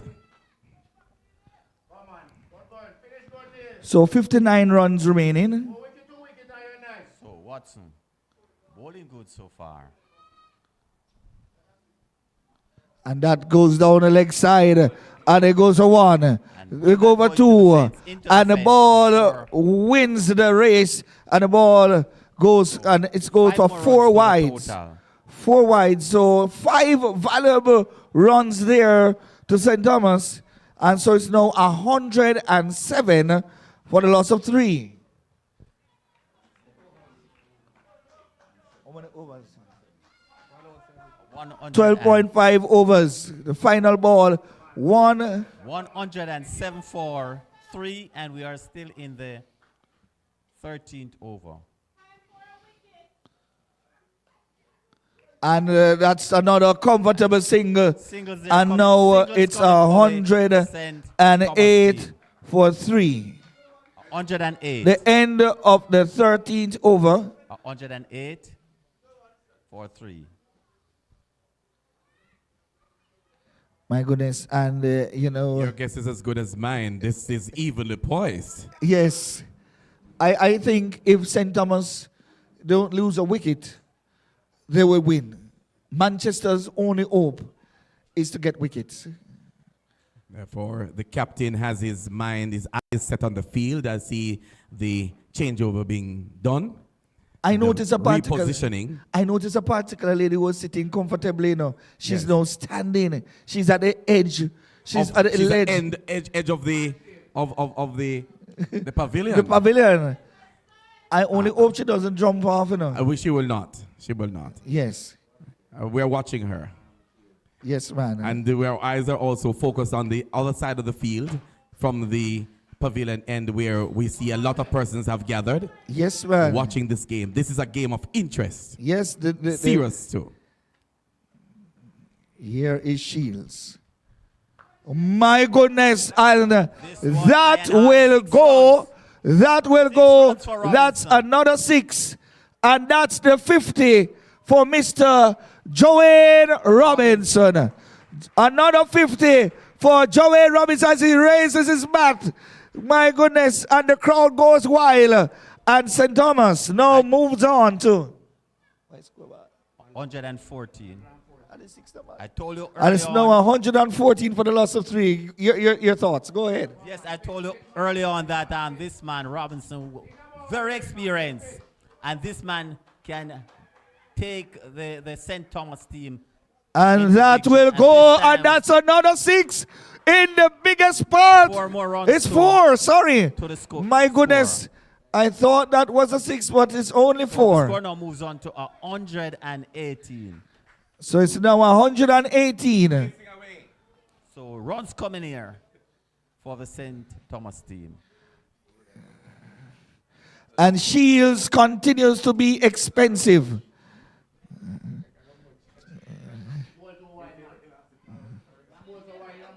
So Robinson. And Robinson. Joanne Robinson has to stay there. He's refocusing. Somebody's talking to Shields, reminding him of his heritage, reminding him of his purpose, reminding him what is at stake here. And the more they speak to Shields, the more he becomes confused. Here he comes now, Mr. Shields. So the St. Thomas team seems to be taking away this game. And that another fancy shot. Where is it gone? And it's another 4. And I told you the instructions that they are giving to Shield, it seems to be confusing him. What is that? I don't know. I heard bowl wicket to wicket. I heard just try and finish it over. I heard my God, man. It's a lot of instructions going on out there. And so the score is 122 for the loss of 3. And now panic sets in. Oh my goodness, the keeper comes up to the stump. That was a good ball by Shields. And that's a single to Joanne Robinson. That one traveling very low. Yes, he had very to. close to the stumps as well. Yes, that was a good delivery. That's the best delivery from Shields. And I think he gets the He might be confidence. encouraged by that one. The wicket keeper is up to the stumps now. And But he hits that's it another hard. drive. And that will go. That will go. Will it go for 6? That is 6 glorious runs. My goodness. And it seems to me the St. Thomas batsmen are in a hurry. Yes. To head back to the east. Yes, I heard one. I heard one. Earlier on that they have an appointment. They have an appointment and they want to get on with the proceedings. We're recognizing that the umpire is running over to the side. He needs a new ball. The umpire is crying for ball. There's Mr. And the young man said, "Here are my balls. Which one do you want?" And new ones have been presented. And no, it's not a new ball, but the umpire was there running for ball. He said, I need a ball. And here's someone said, here are my balls. Please take one. Yes. Out of the box. Out of the box. Yes, Okay. out of the box. Yes. Well, my friends who are online are having a good time. They are enjoying what is happening from Ultimate Sports Complex in the Discovery Bay St. Anne. It's the JTA Errol Miller cricket competition, the T20. Well, it's a good thing on a St. Thomas perspective that when Kamara Scott carried that water out there, that they refused to drink the water. No. Well, there seemed to be something about drinking water. We'll talk to the provider of the water today and see what's going on. Here comes the bowler.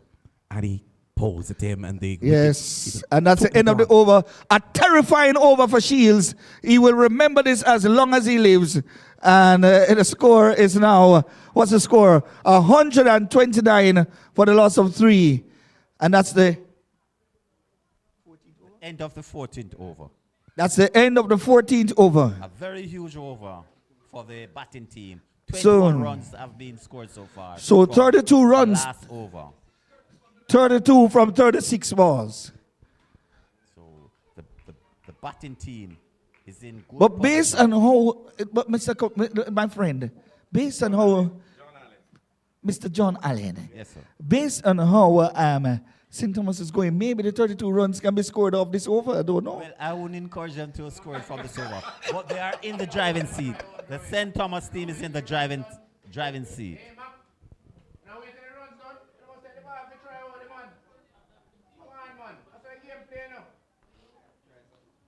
The St. Thomas team is in the driving seat all the way.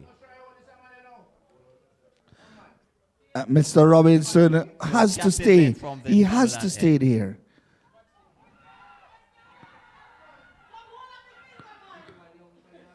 And they are crying to the umpire.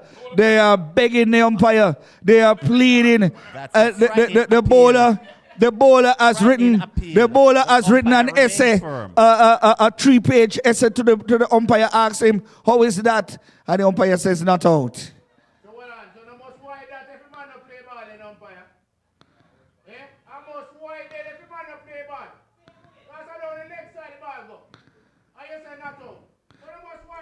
Well, I don't know. The umpire will give the wide now.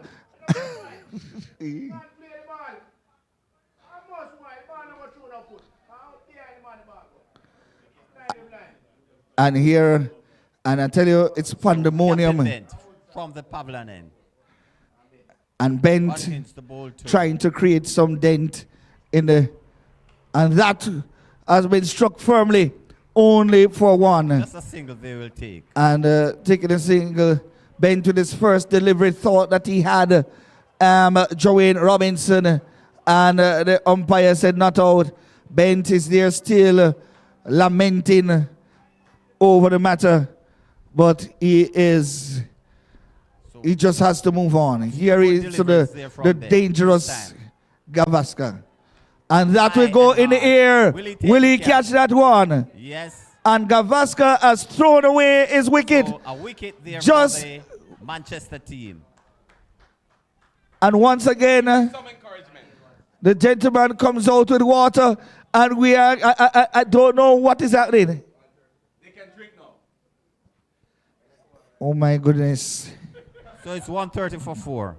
I have said it, and Joanne Robinson said he is thirsty, so he needs to drink. And the new batsman is the captain himself, leading from the front. And it does seem that there is some kind of lull on the field, and they just take a little bit of time to recover. They need 31 runs from 33 balls. The St. Thomas batsmen walking back to their positions seem to be quite comfortable that this is likely and this is makeable. And what a date has been from Ultimate in the 2024 staging of the JTA Errol Miller 2020 cricket competition. I want to let you know that Professor Errol Miller, our patron for this activity, is here, and we'll be hearing from him a little bit later on from now. as we speak with him about his engagement in this activity over the years until today.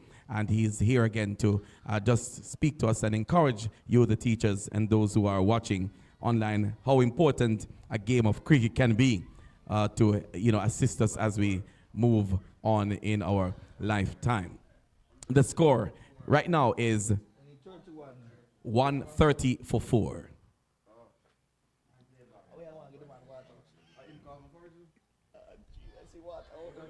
And there's still some kind of water talk taking place.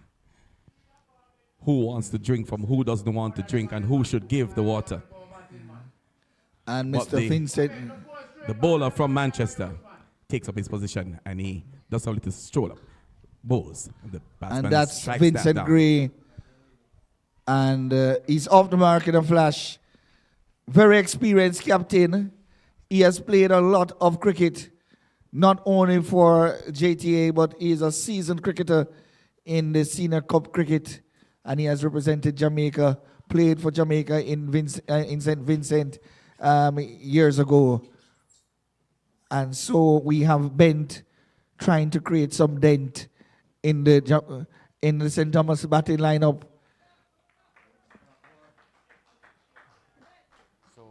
So far, Captain Bent, bowling from the pavilion end. He's bowling very good indeed. So far, just a run and a wicket from this over. So 2 more legal deliveries. And here he comes.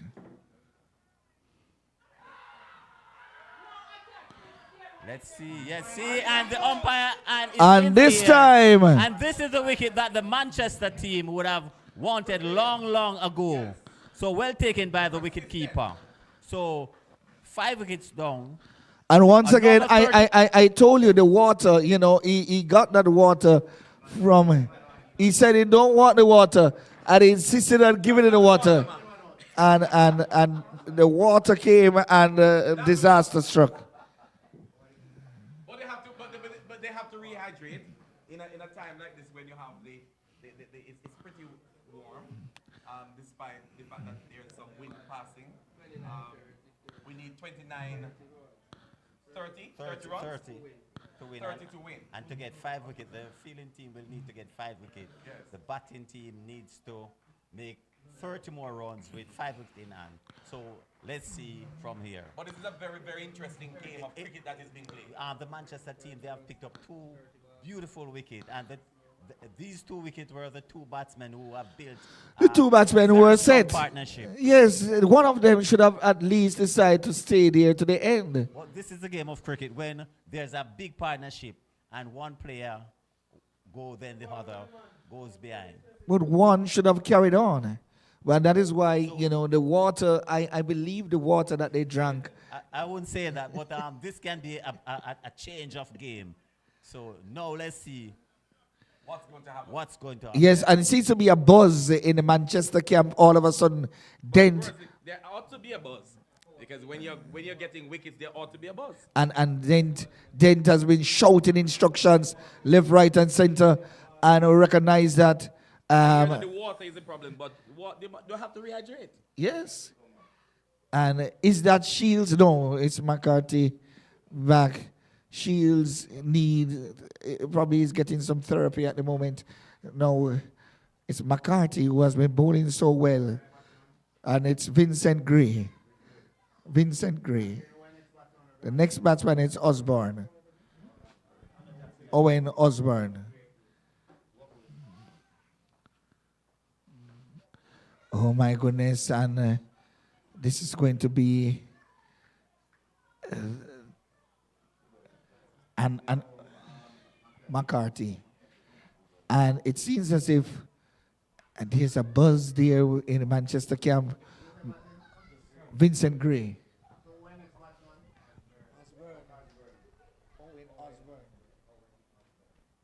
So this time high and hard. In the air, will he take the catch? And the captain has dropped that. Oh my goodness. The captain bent was bent on catching that one. For the Manchester team. That's a drop catch. Easily. Yes. Should be easily taken. Here is the mighty Owen. And they will come for one. And that's all they will get. And the score moves on. It's now... It's now 133 for 5. And that will go. And that will go. And it will go for 4. And the captain Thomas team is leading from the front. It's now 137. After that near miss. After that life that was given to him by his opposite number. Yes, McCarthy. So 137 for 5.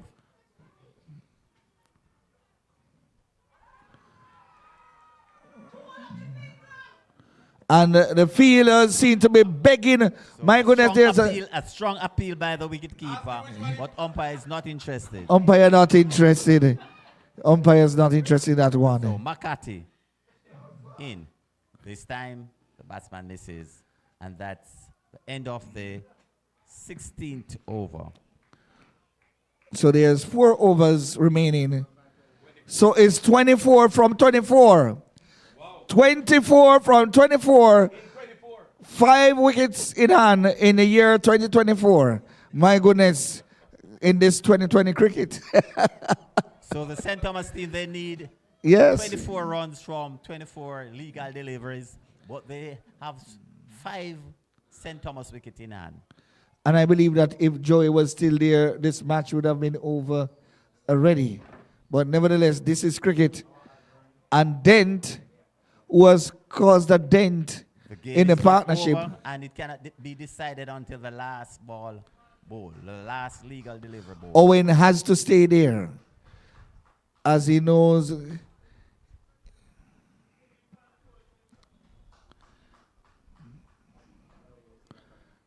The umpire must be concerned with the lighting now, and the over rate here is bent, and that goes down the leg side, and there is a single. So it's 23. It's a wide. So 2 runs there. So it's 22 from 24 deliveries now. 23 from 24 deliveries. 22. Can you get the wide and the run? So 2 runs. Yeah, that's 2 runs, yes. 22 from 24. And that's another wide. That's 140. 140. 21 runs to get from 24.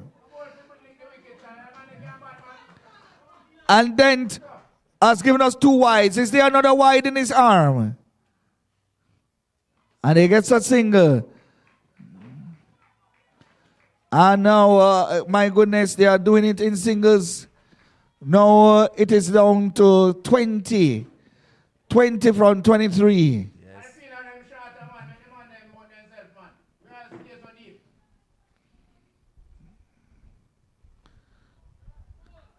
And that's a dot delivery.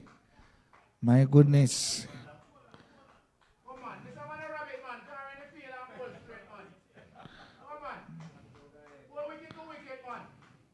The batting team have the hedge.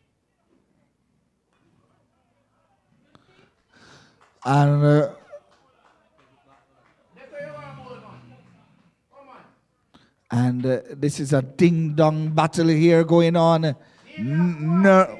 Nervous moment. Nervous moment right here. Moment here at the ultimate ground. And oh my goodness, another dot delivery. So tense moment there on the field. And the batsman can't get the ball off a square. They are trying to get the short single, but doesn't seem possible. So good bowling there by Captain Bent. this time. And Osborne's trying to stay there. Another dot delivery. My goodness, what is happening now? They are bringing in the field. Another delivery. They are bringing in the field. Are they? No, it seems as if they're remaining with persons on the boundaries. And somebody is begging a wicket over here. Someone is begging a wicket. Nervous moments here. So good over, good finish there. And that's a good over. And it is now 20 runs from 18 deliveries. 20 runs from 18 deliveries.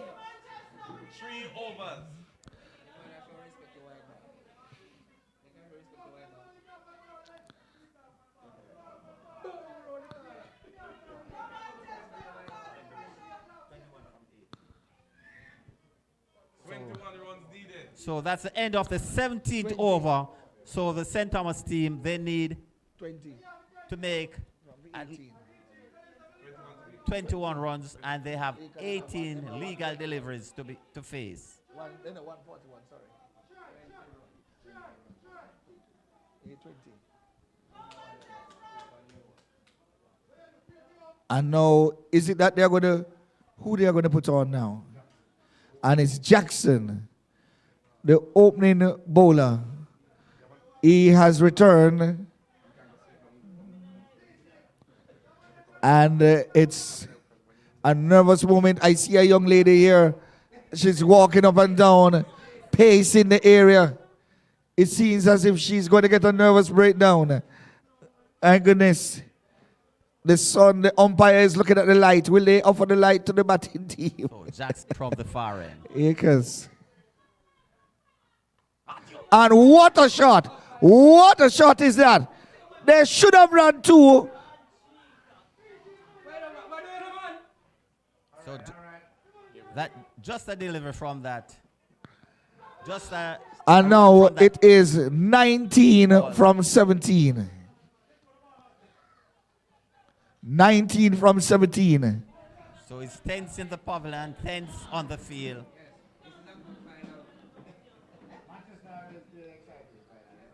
So let's see. Jackson, the opening bowler. And that goes. Oh my goodness. And they're taking on the arm. It's going to be tight, and it's 2 runs. And it's 2 byes. And now it's 144. Poor cricket on the field. 2 byes. 144 for the loss of 5. Jackson once more from the far end. Oh my goodness. And it has been comprehensively bowled. It has been fallen. Comprehensively bowled. Comprehensively bowled. Clean bowl. Jackson, the opening bowler, coming from the far end this time and rips the stump apart. So the St. Thomas team, they have lost their 6th wicket. And the pendulum has swung in the other direction. Am I right? No, well, I wouldn't say the game is in the other direction of the Manchester team. I would say the game is evenly poised right now. There are still wickets to be had and runs to be put on the board. Definitely so. And now the new batsman is Dane Scott. Here, and the sunshine going down, so it's difficult to bat. Will the umpire offer the light? Let's hope if Jackson can just get it straight and get another wicket, at least another wicket from this over. Yeah. Yes, Jackson coming from the far end. He's on target. Bowling good so far. 6 wicket. I've lost.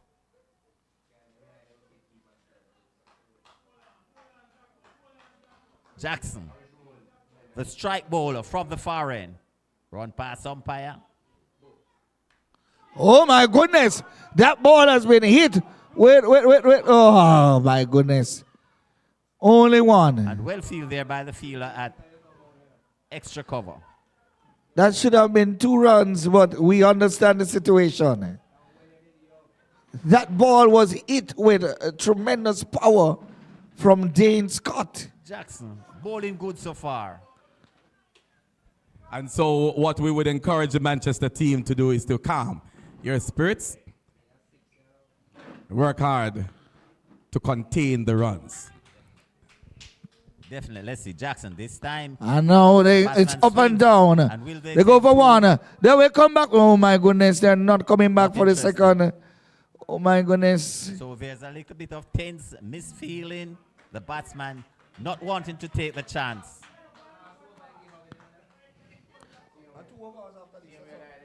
And what I see taking place at the lower end of the pavilion is that everybody seems to be on their feet now. Definitely. They are all drawing close to the boundary line. And it seems as if the bowler So this seems has to be a aggravated very exciting final. his hamstring.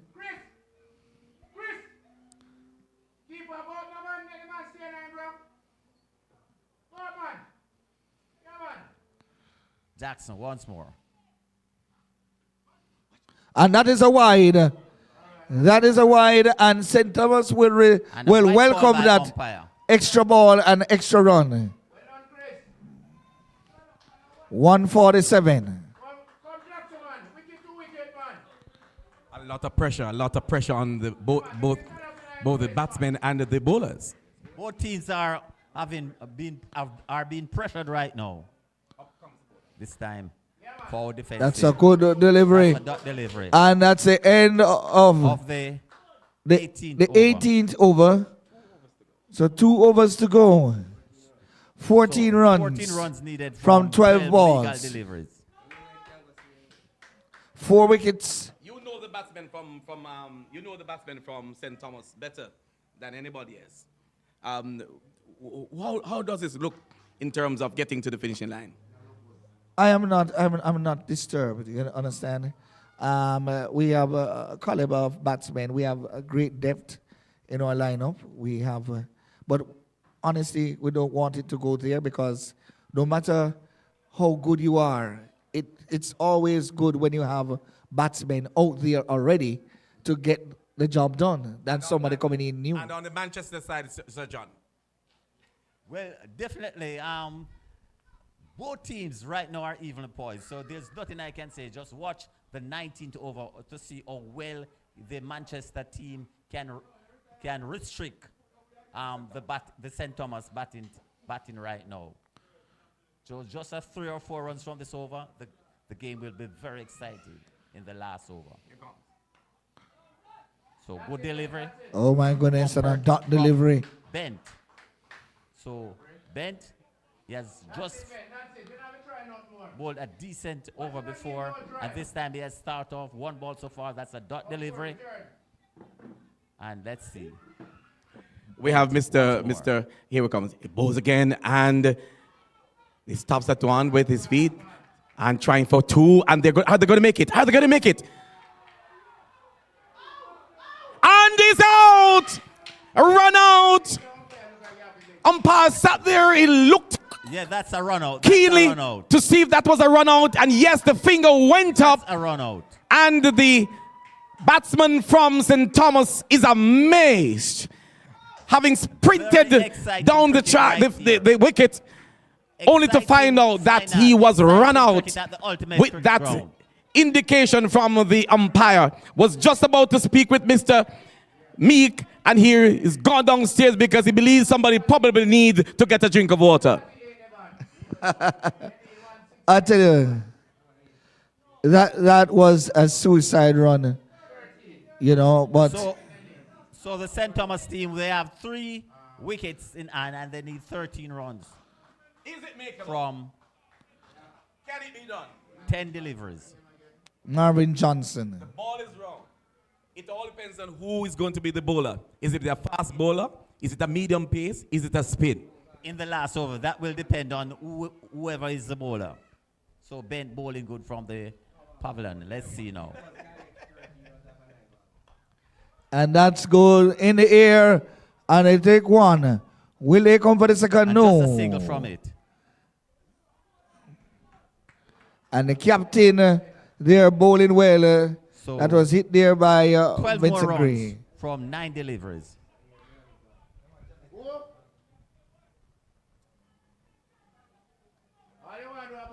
What I'm seeing now, everybody on their feet at the Ultimate Sports Club in Runaway Bay, in Discovery Bay, St. Anne. On their feet, the bowler now runs up. Yes, this time a delivery and the batsman goes for a single. And they have got it. And Mr. Johnson is So off they the will mark. take the single anyhow they get it. So I think it's 11 more runs needed.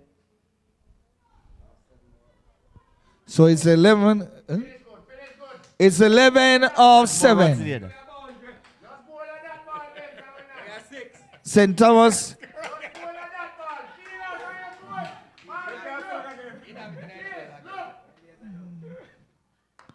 And that we go.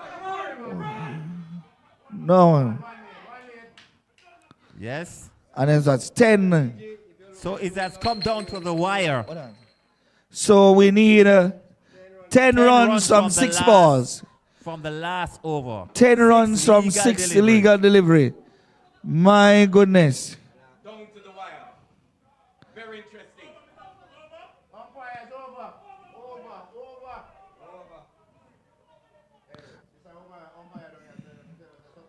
Instead of over, don't finish?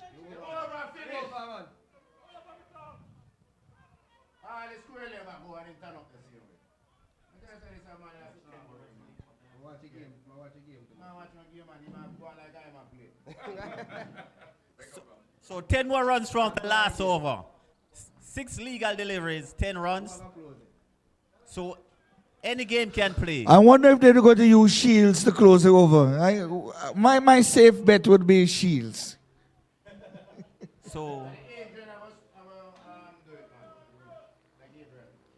And it is the angel himself who takes responsibility to finish, to bowl the final over.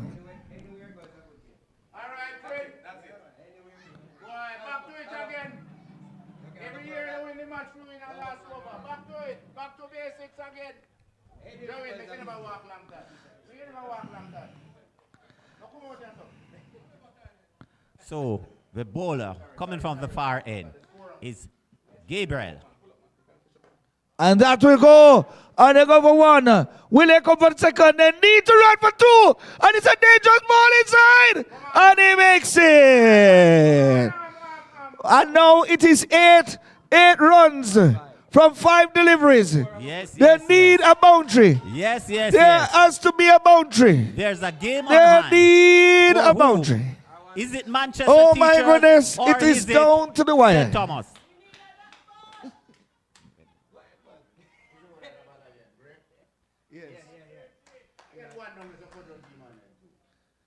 At the balls. And that will go. That will go. Will he catch it? Yes, yes, yes. A wicket down. Another wicket for the Manchester team. So still 8 more runs and 4 deliveries. Don't be surprised. Don't be surprised. Keep it going. No man, I am not distracted. Ferdinand, for who? It's Is just it that the I'm looking how Manchester dramatic Teachers or is it this the match is St. going to Thomas end. Teachers? The game has come down to the wire. Not a Oh my beautiful- goodness. Not a beautiful condition to be batting right now. Will the umpire offer the light? Will the umpire offer the line? 153 for 8, so near.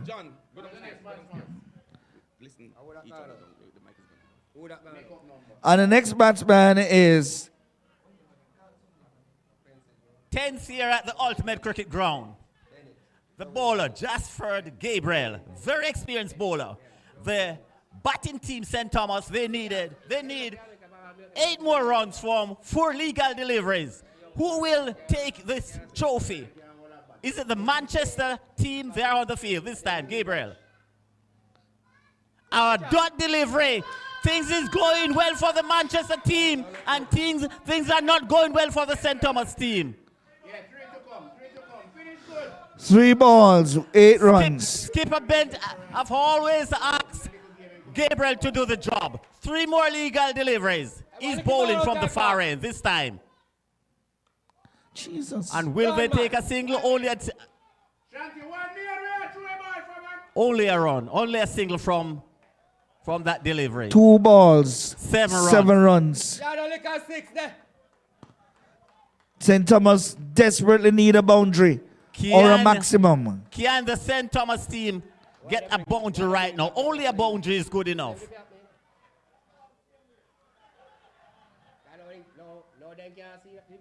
There's a little bit of adjustment here. Corey Phillips running back to the third man, boundary. Deep third man this time, Gabriel.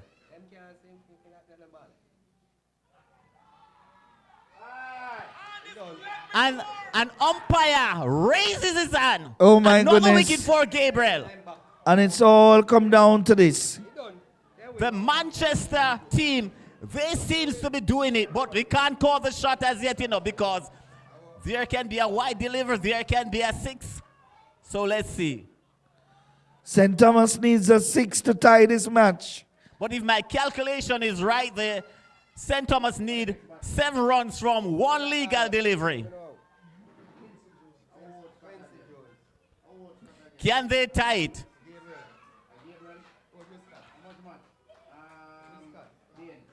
I don't think the Manchester team will be giving this away.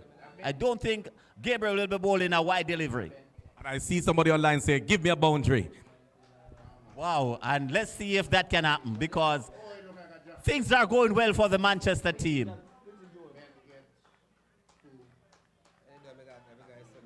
This is the last legal delivery to be bowled in the 24 final of the JTA Errol Miller cricket competition. So who will take the trophy? Let's see if after this delivery we can make a decision. A shot. And it's going into the fence. Can it go into the fence? Yes, but the game is over. The game is over.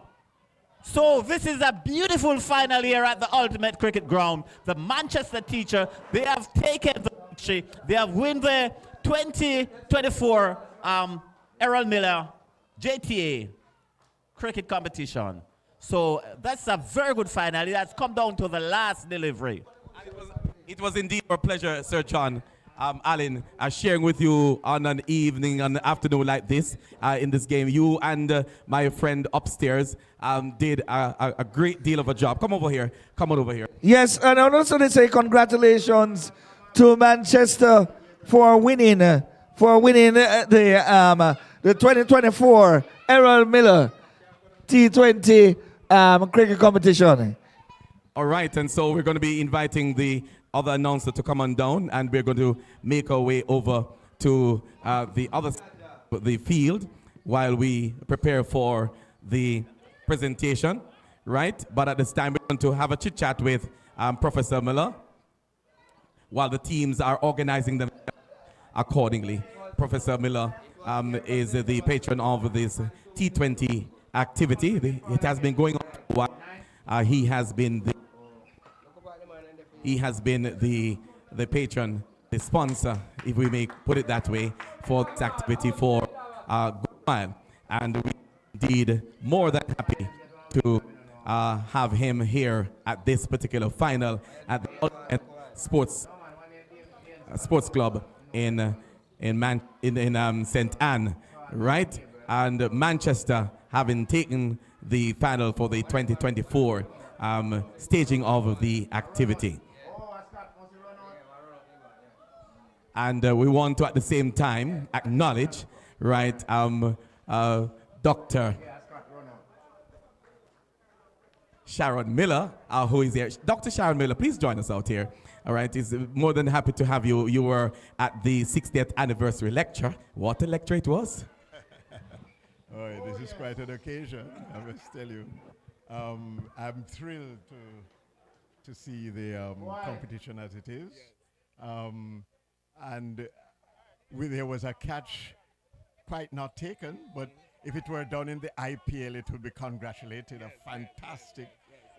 And in the end, it may be just fielding that decided the trophy. That's right. Oh, you know what? It was a run out from almost side on. You know, which was fantastic. But it's happy to have you. We're coming back to you, Prof. If with your permission, we just have a word with your wife? And you stay right here with us. Stay right here with us. Right. Doctor, how are you doing? Very well, thank you. Really great to be here and to share and participate in this exciting match. Yes. You're always giving support to your husband, which is expected. But to be here in St. Anne is indeed a very, very memorable occasion, I'm sure. Absolutely. Actually, I am a child of this St. Anne. Tell me about that. Well, I grew up in St. Anne's Bay, went to York Castle before moving into Kingston. So I am Discovery Bay, Runaway Bay. More definitely St. Anne's Bay is my stomping ground. Right, and so to be here this afternoon was indeed not a mountain mover for you. No, absolutely not. In fact, maybe around 3 years or so ago, my high school reunion we had a little bit of a get together right here at Ultimate Jerk Center. So this is familiar territory to me. So we want to say thanks to you for coming and giving support to this match, and I'm sure that you will be back to another one, God's willing. Absolutely, and what I would like to see is just definitely way more support from across the country for something exciting as this, and where teachers participate in this kind of activity. I think really it is very beneficial from all sides. So thank you again for having me. We do have women participating in cricket. This is the men session. Would you encourage us going into that direction? Oh, absolutely. I mean, this is a new phenomenon amongst young girls. It's another avenue, and so most definitely young women should participate in this, and young teachers too. There are just so many opportunities and benefits to be gleaned from that. Thank you, Dr. Miller.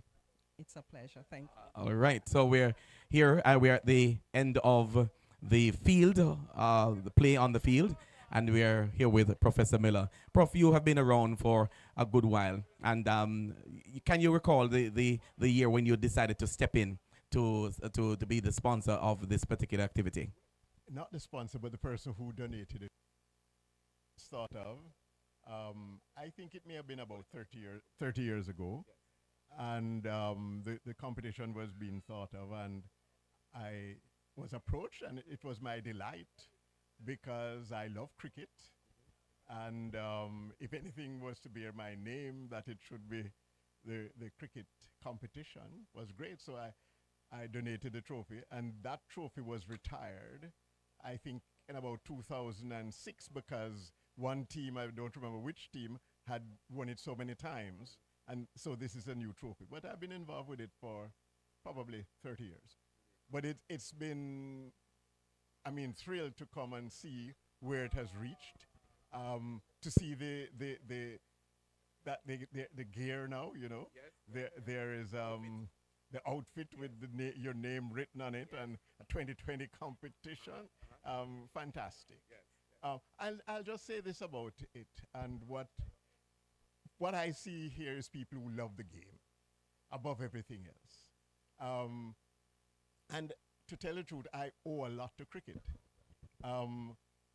It's through the game that I develop confidence in myself, you know, and then I coached it as well, you know, and I see Excelsior. I see Excelsior claiming winning the competitions this year. Yes. And in fact, I coached Excelsior when it won the Sunlight Cup. So it's good to be around. What's your word, Prof? In this our 60th year, what would you advise that you'd like to give to our teachers who are participating in activities like these? Well, first of all, I'd like to congratulate both teams for a really good game of cricket. Decided on the last ball. Could be more exciting. And then there was some really good fielding and catching. I think the game was decided by a run out. That was side on, a direct hit. That was side on. You can't ask for better than that. So great match, great spirit by people who love the game. I think most of the players at their own schools must be coaching as well. And I think that's where you meet students, when you engage with them outside of the classroom. You get to know them better. You get to know them as persons. So I want to congratulate all the players and all the organizers for what it is now, and to congratulate the president and the executive vice president and everybody who is involved putting this on. Great game. Great to see it. Good to be here. My pleasure to be delivering, to actually hand out the trophy in this 60th anniversary of the association. And as I said before, a game of high standards. And in the last, the icing on the cake is to see a past president bowling the last over and getting 2 wickets. I mean, you know, fantastic, fantastic. Thank you, Prof. We're going to be utilizing you in a short while in the activity of the presentation. So thank you so much, sir, for speaking with us at this time. We will give you a few more moments to address the audience in just a moment. Thank you very much. All right, so we are coming to you live from the Ultimate Sports Complex over here in Discovery Bay, St. Anne, and we are preparing now for the presentation that will be taking place right here on the grounds. We are waiting on the teams to organize themselves into their various parish teams so that we can have the presentation going. But we are grateful for all those who came and participated in the activity on this year 25th day, very important day in the month of April 2024. So we are looking forward to making the presentations to the team members, the players, and of course we want to say thanks to all those of you who came online to be part of the activity. We are not done. Laverne Johnson, and she says, nice to have Professor Miller in attendance. Marisa McPherson says, Sir Gabriel, Itina says, Sir Gabriel should have stayed. Itina, Mr. Gabriel, Itina is sending you a message saying that you should have stayed something. I'm not going to the last part, right? Because you seem to have been the one who caused the upset. They seem to have been on a good lane, in a good lane, heading in the direction of the east to take the trophy home.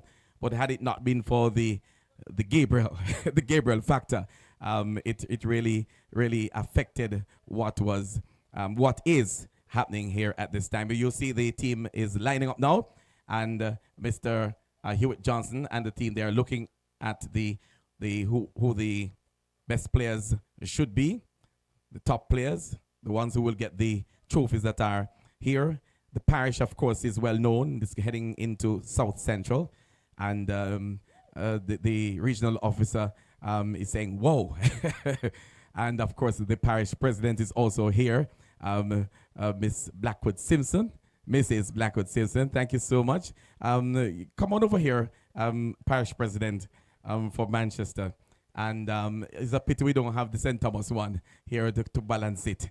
But she's online. Right, she's online. So how are you feeling? Because we are now at the point we're going to be doing the presentation. You have to turn around to the eye that is focusing on behalf of the country and the world. How you doing? I'm overwhelmed with joy. Overwhelmed with joy. That's it? Yes, it was really nail biting. I went over there and I was just over where? Right over there under the tree. You mean you went to the restaurant? Yes, I was praying. And Oh, you stretched for your arms over chicken and goat? no, over my team. And I was praying for them. And I was very calm. If you notice, I was very calm. And now you're still calmer. No, I'm happy. Thank you so much. It was good to have had you here. And I'm sure that your presence meant much to your team. I think so. Wonderful. Thank you so much. That was the parish president for Manchester. And Itina is online. And she's just saying, you know, yeah, that's life. That's life. Ladies and gentlemen, as we make our way now to the presentation, let's hear it from those of us who have a big voice in the audience for the teams that participated in this year's competition. A big round of applause or a big shout from the stands. Mr. Spence, come on over here, Mr. Spence, who is the liaison officer for this competition and for sports generally, right? You were very busy, sir. The eyes here, right? So you'll have to turn it back to the audience. But you have been working hard since morning, as a matter of fact, before this, to get to this point. Indeed, indeed. And what a final. Yes. What a final. Both teams would have done extremely well. And we know that 160 was a good score. And at one time, Mr. Johnson would have offered to bet his vehicle that St. Thomas would have won. I'm very happy that he didn't.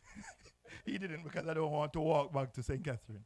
But it was a very good finals, and I think the team should be applauded. Thank you very much, Mr. Spence. And our cricket coordinator is somewhere around, Mr. Hewitt Johnson. We're going to be asking him now to come on over and tell us what's happening with the presentation in terms of those who will be walking away. I think we've got some medals. We've got some memorabilia to hand over. Over to you, Mr. Hewitt Johnson. Thank you very much, Mr. Nash. First and foremost, they put your hands together for the winners or for the finalists. That's first. And Mr. Ben, captain of the winning team, tell you what he told us. He told me, say once St. Catherine is not in the final, then his team must win. No, that's a fact, man. You can't say, man. Yeah, man. Because there's a jinx. I don't know what is happening whenever St. Catherine and Manchester go to the final. Good final. But anyway, it was classical. We started kind of shaky. But once it came to the semi-final, that is where all hell broke loose. Teams, we are proud of you, St. Thomas, because a long time now we haven't seen you. You're definitely coming at that stage. And you played your heart out. Your heart out. We were on edge out here. This minute, St. Thomas is going to win. The other minute, Manchester is going to win. And it keeps zigzagging until Manchester now decided. And the thing about it, there's a person on the team, Manchester team, which is called Gabriel Angel. And when that angel spread his wings, then many things can happen. Yeah, definitely. Every year it gets better and better and better. And that is what we want. Maybe next year, after we have our final, maybe most of you will be playing again for Jamaica and maybe playing in the Caribbean. Am I right or am I right? Right, you're right. Anyway, it was great. And I'm happy to know that we're a part of this. And Prof, this is the day that you had to be here. Yes, the special one. And you can just tell yourself that every other one will be like this or better. Prezi, you have experienced greatness. Thank you very much.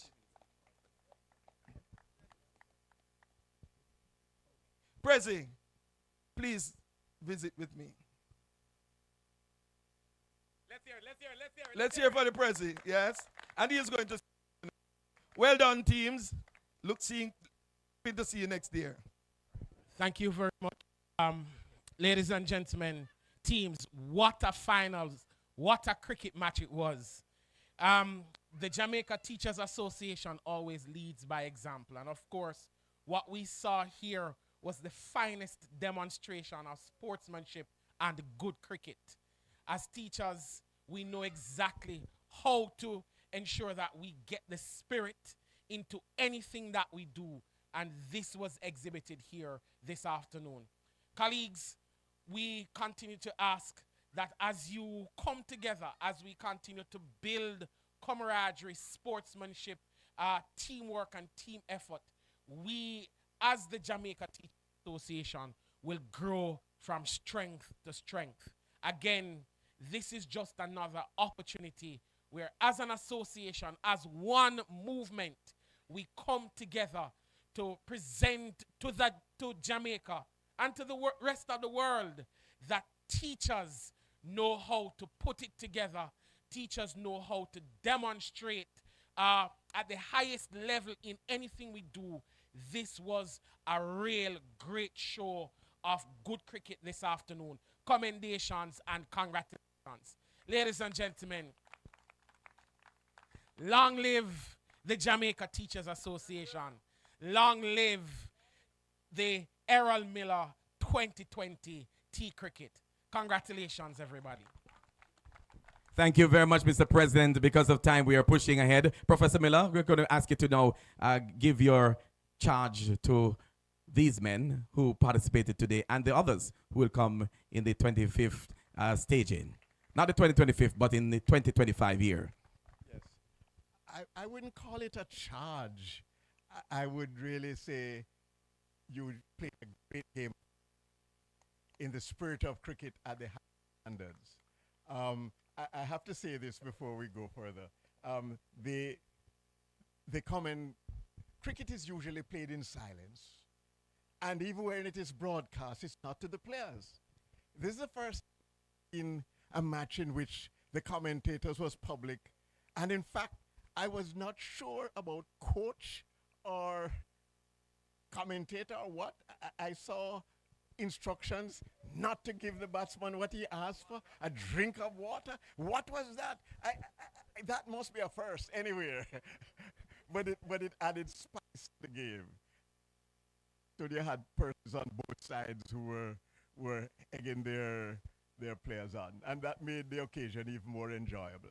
You know, one of the things we miss out, we're all big things, and not the things that bring us joy and pleasure. I saw people who love the game, in the game. I have to say this, that having been a teacher, and from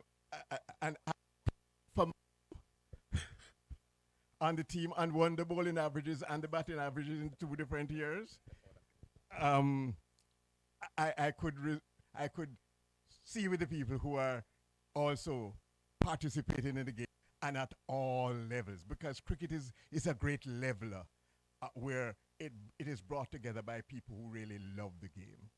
At this time, I want to make another point. It was raised, and I would say if the JTA is considering a female competition, we can talk about the trophy. I make a commitment to that, because we also have the game has changed that women are coming in. I'm sure JTA would not be one to be left behind in that. My general point to my colleagues and in this game,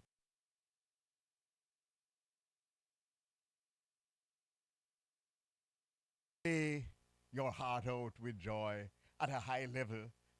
That catch that was missed on the boundary here, if it was in the IPL, they would have said great effort, fantastic, absolutely. And that run out from almost side on, a great moment. So we had some really great moments for persons who love the game. I couldn't allow this situation to pass to say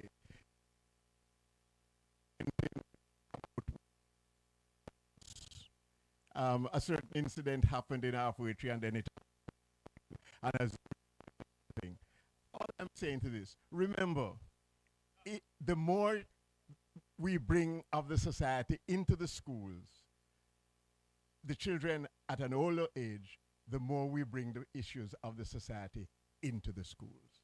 Not a bad thing, because it gives us a chance not only to attend to the students,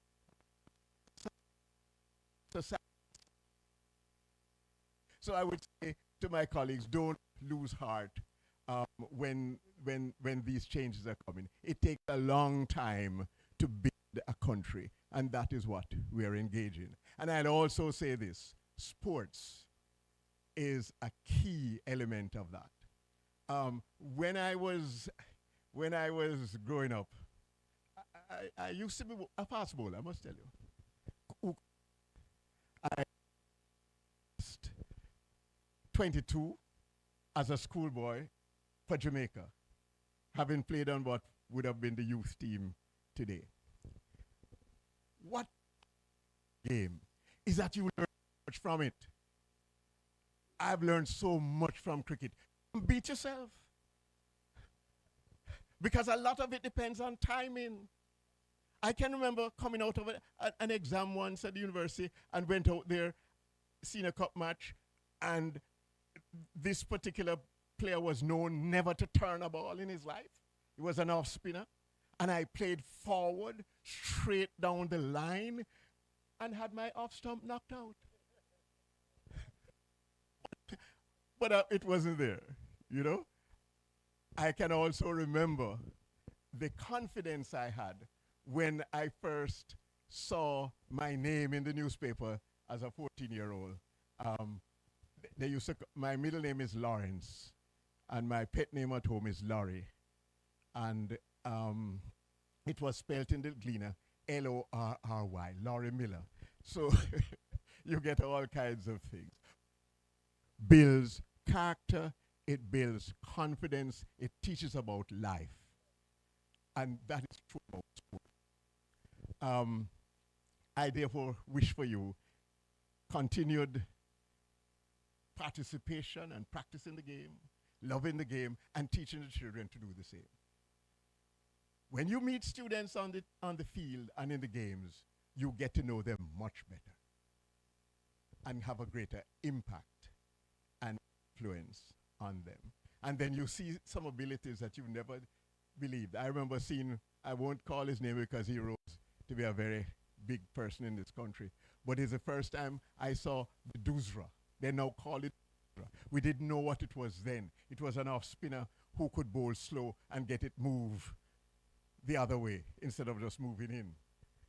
That youngster could do it, could never predict it, but could only tell him, don't overuse it, and set both a slip and a gully so that you could get it. So I congratulate you. I'm thrilled. I really would like one of the T-shirts. I'm begging for a T-shirt. You know, well, it seems since it's a final, I would have to say one of both. And I promise to give my wife one. I won't tell you which one. Okay, so it's fantastic, and it's a very nice moment and time. And it's my pleasure in this 60th year to begin out the trophy this evening. Thank you for having me. All right, come on, let's give it up for Professor Miller one more time. A big round of applause. And without any further ado, we're going to be inviting the president to step forward. And the team of St. Thomas line up accordingly so that we can have the... just hold on a second. All right. Just a moment. We just lost the energy from this end.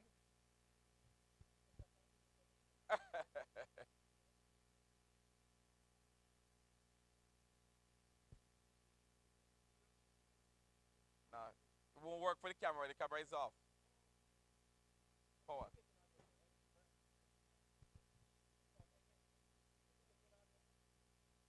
Should be. All right, so at this time, I'm going to be inviting the St. Thomas team to line up accordingly and come to receive your trophies, players' trophy from our president, Mr. Leighton Johnson. A big round of applause for the St. Thomas team.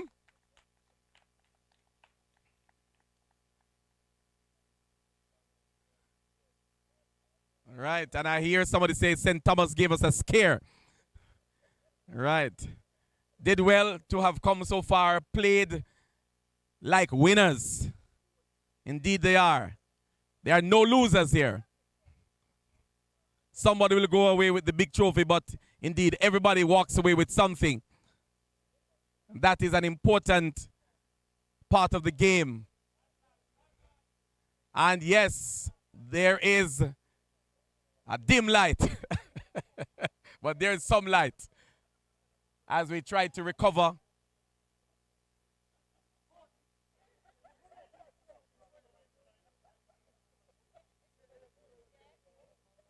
Presentation taking place. For those of you who can still see, we're still here at the Ultimate Sports Club. Went beyond the time. The presentation being made to St. Thomas, the JTA Errol Miller T20 Cricket Competition 2024. For those of you who are still online and hearing,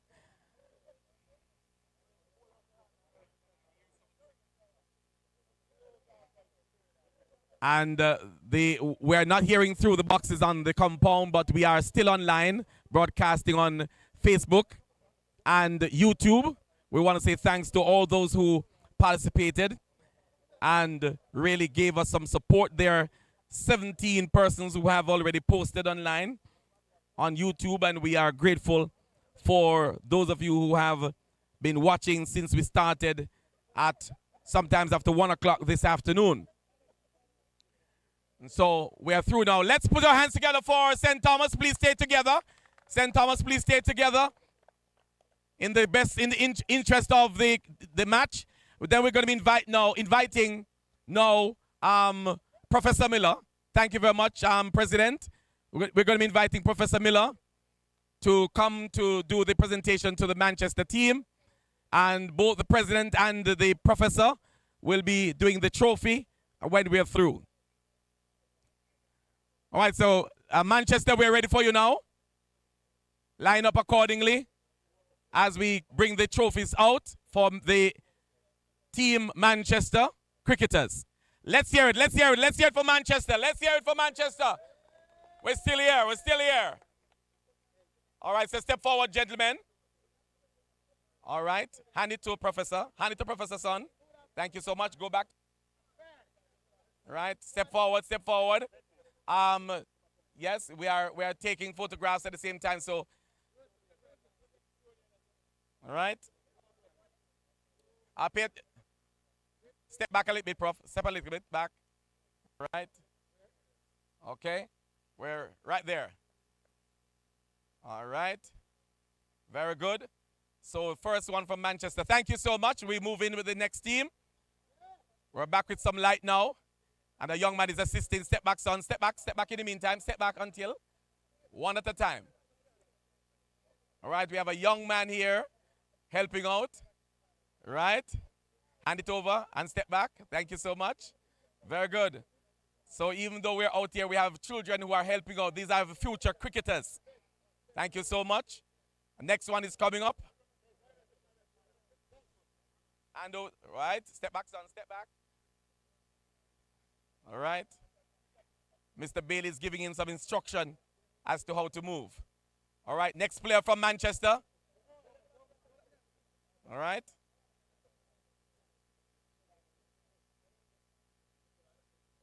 So here we are. All right. Thank you so much.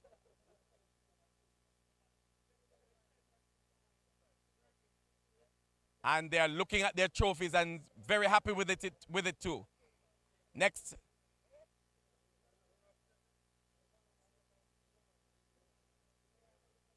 So the presentation here is taking place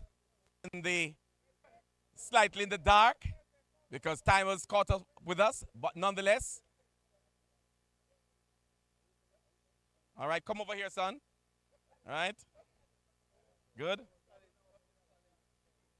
All right. So Manchester still collecting their trophies. The team Manchester in the JTA Errol Miller cricket competition. Turn it around. All right. Very good.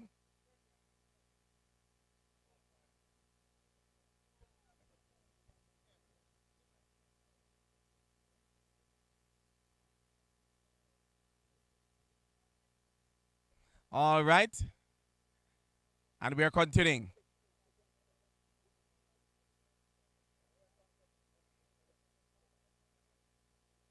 Here comes the Gabriel. A past president to a past president. Yes. And he said, thanks for the inspiration. Right. All right, here we go. And hold, come back here, sir. Come back here. Hold on, sir.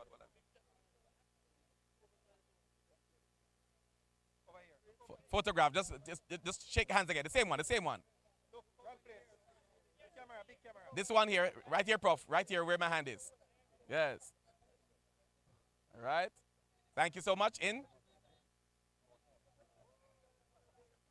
And we are making. All right. We wanted to keep your eyes into the light. Yes.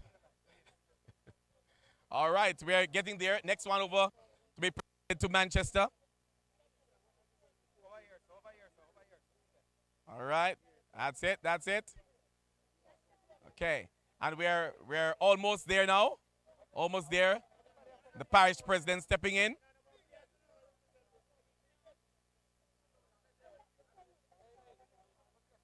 And thank you so much. Thank you. Prof, remain right here. All right.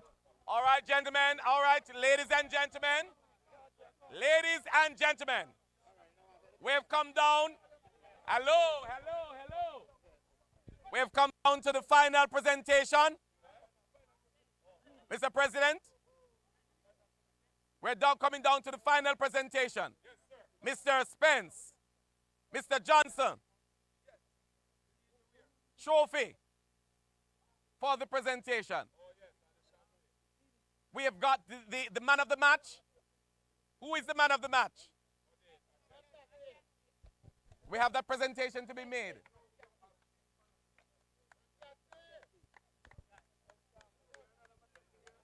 All right. So do we move to the main presentation? So we're going to be moving to the main presentation. President, come over here, please.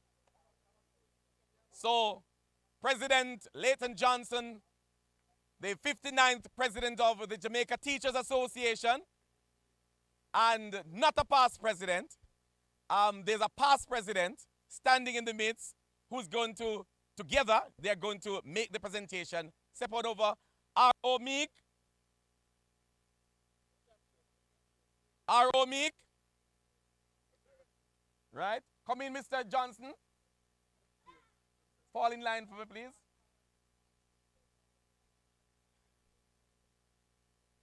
Sports chairman.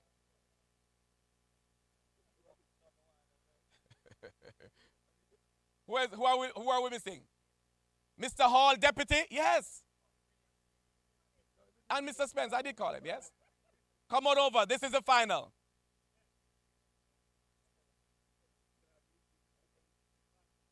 So we're going to be doing the presentation, but we just wanted to, hand it over now to Professor Miller and Leighton Johnson by the chairman of the sports committee. These are some of the men who made it happen. And the women, of course, who made it happen. 2024 has been a great year. Mr. Hall from the admin, Mr. Spence, Mrs. War Richards, Mr. Devon Meek from the sports committee, senior man Johnson, and of course the chairman, Mr. Kemar Bailey, working hard with the others who are in the audience here to make it happen. At this time, ladies and gentlemen, will the captain, team manager, you know who those persons would be, step forward and collect the trophy from the president.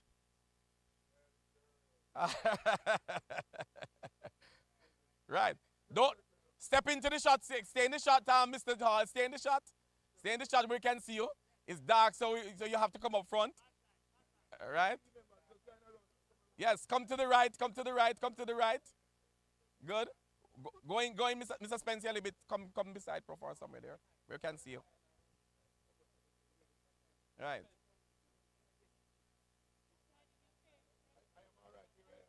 Lower your hands a little bit. Lower your hand. Lower your hand. Just lower your hand. Go down with your hands from the face, from the thing from your face. Good. All right. So you can either point as if you are acknowledging.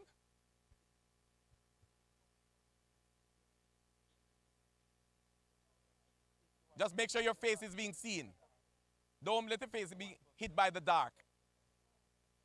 All right. Ready to go? All right.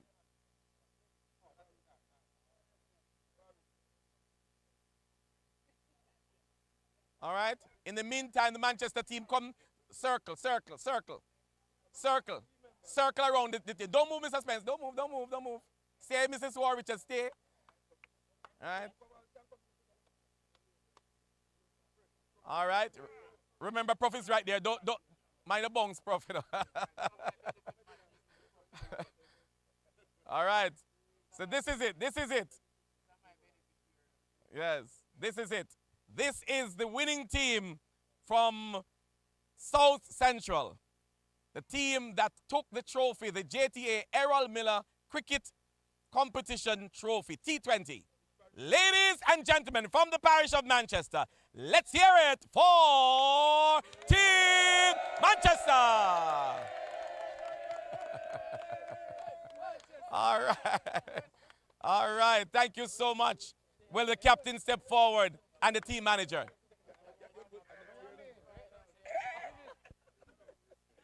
The captain and the team manager step forward.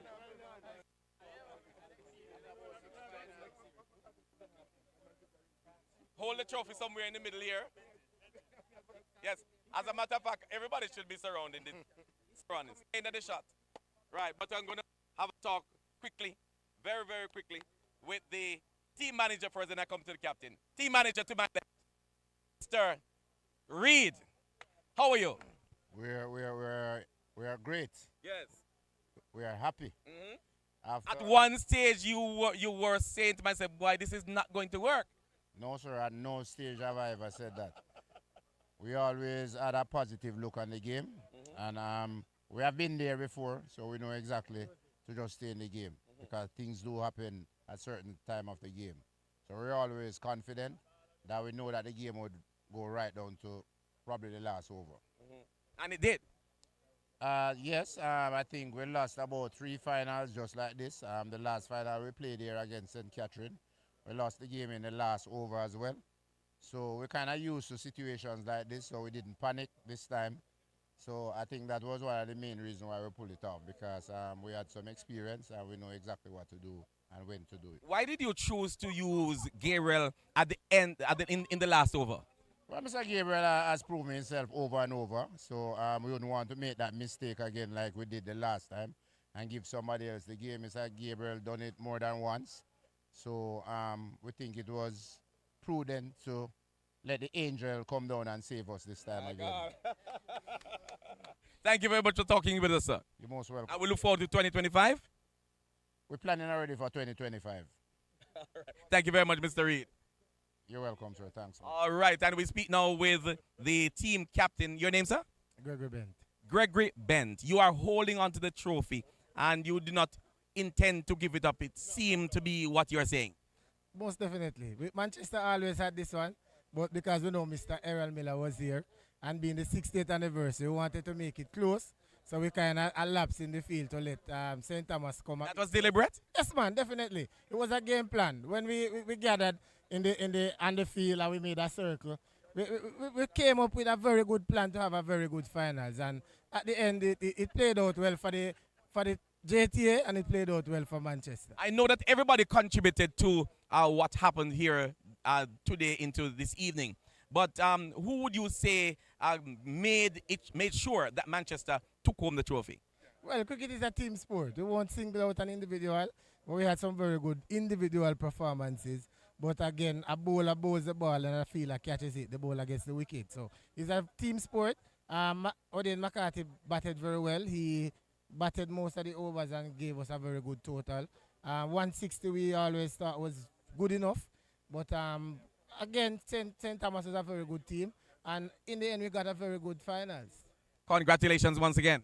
Thank you very much. All right, and so Gabriel, being a past president, we have to have a little bit with you. I'm told that you were saved because an angel always has something winning.